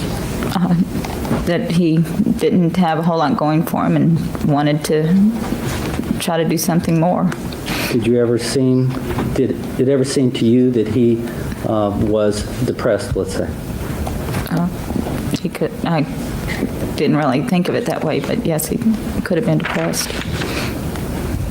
Well, during your conversation, your first conversation with Robert, did you not draw the conclusion that he was depressed, upset? Yes. You drew the conclusion that he was crying out for help? Yes. And after the first conversation, after your conversation with your daughter, after your reading of the letter, you were concerned, were you not? Yes. I believe you stated to the district attorney, perhaps you were alarmed? Yes. But your state of mind in that regard changed, did it not, after your phone call with Robert on July 18th? Yes. Now, directing your attention to the phone call on July 18th, how long was the conversation? I really don't remember. It wasn't very long. In fact, during that conversation, he never mentioned the name of Rebecca, true? No. And your impression after that first the second phone call on July 18th was that everything was okay at that point. Yes. Your impressions at that point was that Robert was going to go to Tennessee and live with you, true? Yes. You had absolutely no concerns after your phone call with Robert on July 18th. No. There we go. Isn't it true that as far as you were concerned as to what Robert was going to do there, based on your phone call July 18th, wasn't it true that what he wanted to do was to meet her? I was under the assumption, I'm not sure why, but I was under the assumption he had already met her. Do you remember giving a statement to the police, a taped statement where Detective Coulter and Detective Boland were present? I believe it was August 3rd, 1989? Yes. Do you remember in addressing or speaking to the police about that phone call on July 18th when he told you he was a block away from her residence? The officers asked you if he said what he was going to do at the house. Do you recall that question? Yes. And your answer was, no, he didn't say what he was going to do. Right. But then you added that at least either you remembered or your impressions were that what he said he was going to do was to meet her, to talk to her. That could be, yes.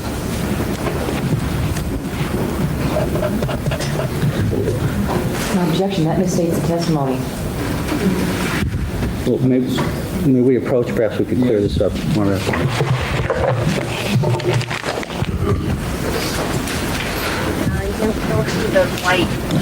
I'm going to ask you, Ms. Friedrich, and I know this is difficult for you, but you've had a chance to reflect on that phone call several times since the incident, correct? Yes.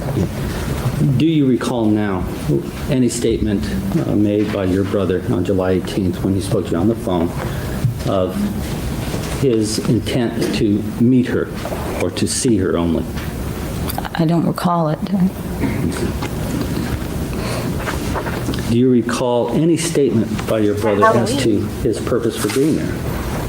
No.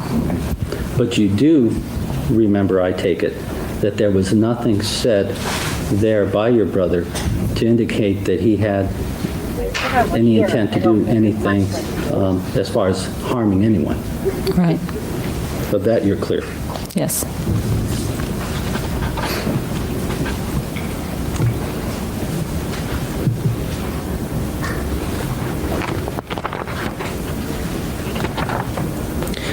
Would it be fair to state that most of your phone call on July 18th, most of that phone call discussion had absolutely nothing to do with Rebecca Schaeffer?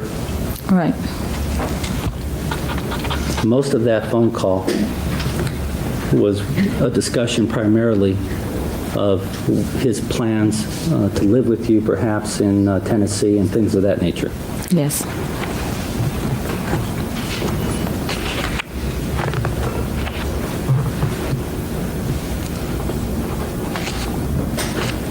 Now, I want to direct your attention again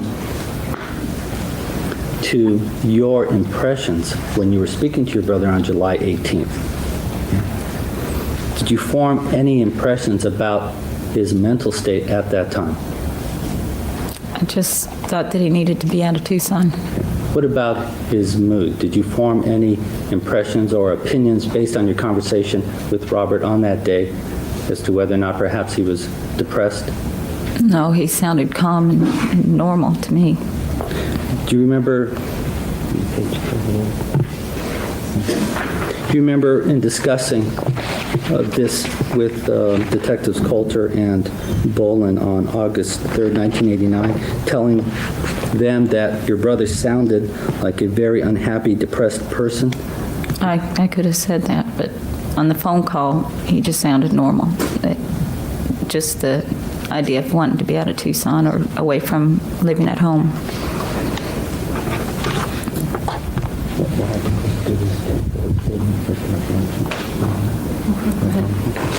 Now, may I approach him?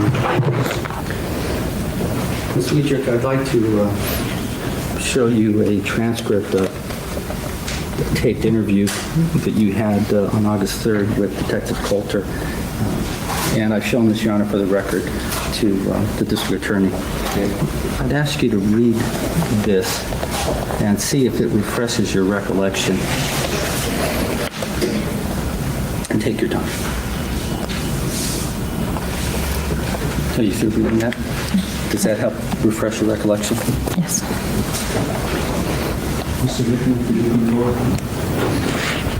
I've never seen it. I just want to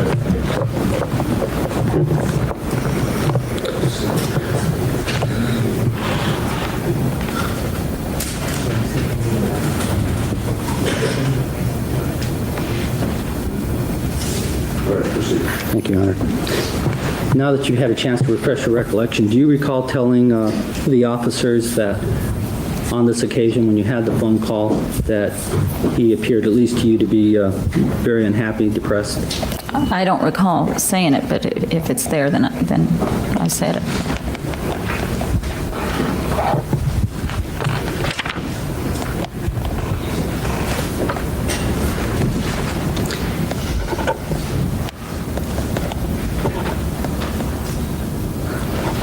I'd like to digress for a moment and ask you some questions about the period of time when you lived with your family in Tucson. Yeah, just a moment. Your Honor, for a few limited questions. Yes. Yes. Were you very close with Robert when you lived in Tucson? No. Okay. Were you aware of your brother's progress, let's say, in school? Not really aware of how he's doing academically, no. Were you aware whether or not he had dropped out of school? Yes. Were you aware of any problems that Robert had at the time he was in middle school, I believe it would be, while he was living with you? I don't know exactly what problems he had, no. Were you aware of any type of problems, counseling problems, psychiatric problems at all that your brother had? I was aware of a counselor that was speaking with him. Did Robert have a lot of friends? No. How would you describe his socialization? He didn't have any social life. He went to work and stayed in his room. How would you characterize that as being and I don't want to put words in your mouth, but would loner be a appropriate descriptive term? Yes. You were aware that he was working at Jack in the Box, correct? Yes. Describe, if you would, the nature of his employment as far as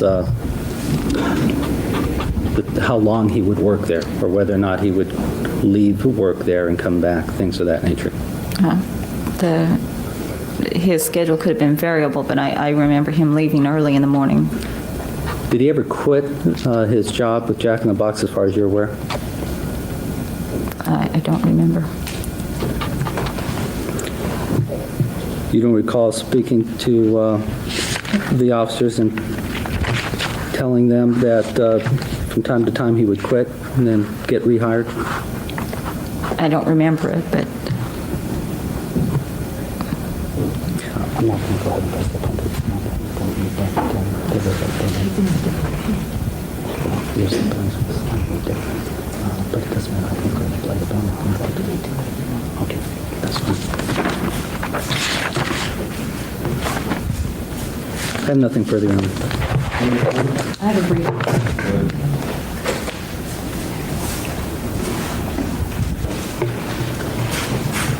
Did Robert have friends before you moved to Tucson, to the best of your recollection? I suppose he did. Mainly it was after you all moved to Tucson then that you saw him become less social. Yes. In your recollection, living in Tucson, is that a difficult place to be a new person in? Yes. You found a fairly hostile neighborhood to move into? Yes. So was it fairly difficult for all of you to adjust there? Yes. Now, at the time that you had the phone call with your brother on July 18th, Did you recall making a statement to the officers that you felt the whole point of the phone call that he made to you was to get an invitation to stay with you in Tennessee? Yes. Had another one of your brothers stayed with you, in fact, in Oklahoma on a previous occasion? Yes.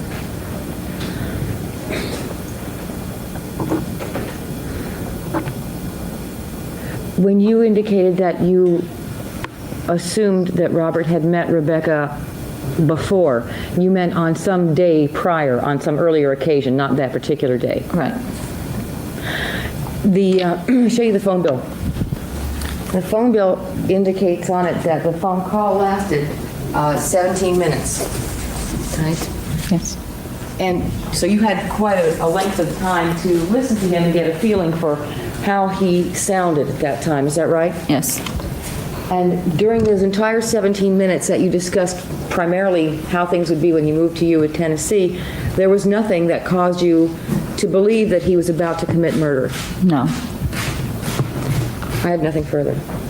And in fact, Ms. Weger, after that 17-minute phone conversation, your mental state was that you were positive, you were sure at that point in time that Robert was going to do nothing other than to go return to Tucson and return to Tennessee. Isn't that true? Right. And in fact, that's what you told the police. Yes.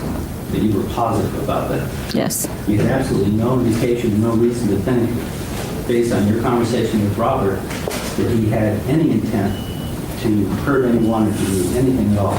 Right. Nothing further on it. All right, may this witness be excused? Yes, no objection. Thank you, ma'am. You may be excused. Another Bardo. Okay, we're done. We're done. We're done for today. Okay, I will, tomorrow when I get home, I don't know what time it'll be. It'll still be morning, probably, most likely. If not, it'll be early afternoon, but most probably it'll still be morning. My appointment's at 8, so. Yeah. I will see you when I see you tomorrow. Okay, guys, go decorate. Marty, have a good afternoon. I'll see you guys tomorrow. Be kind to people, love your family, and Jesus loves you, and so do I. Bye, guys.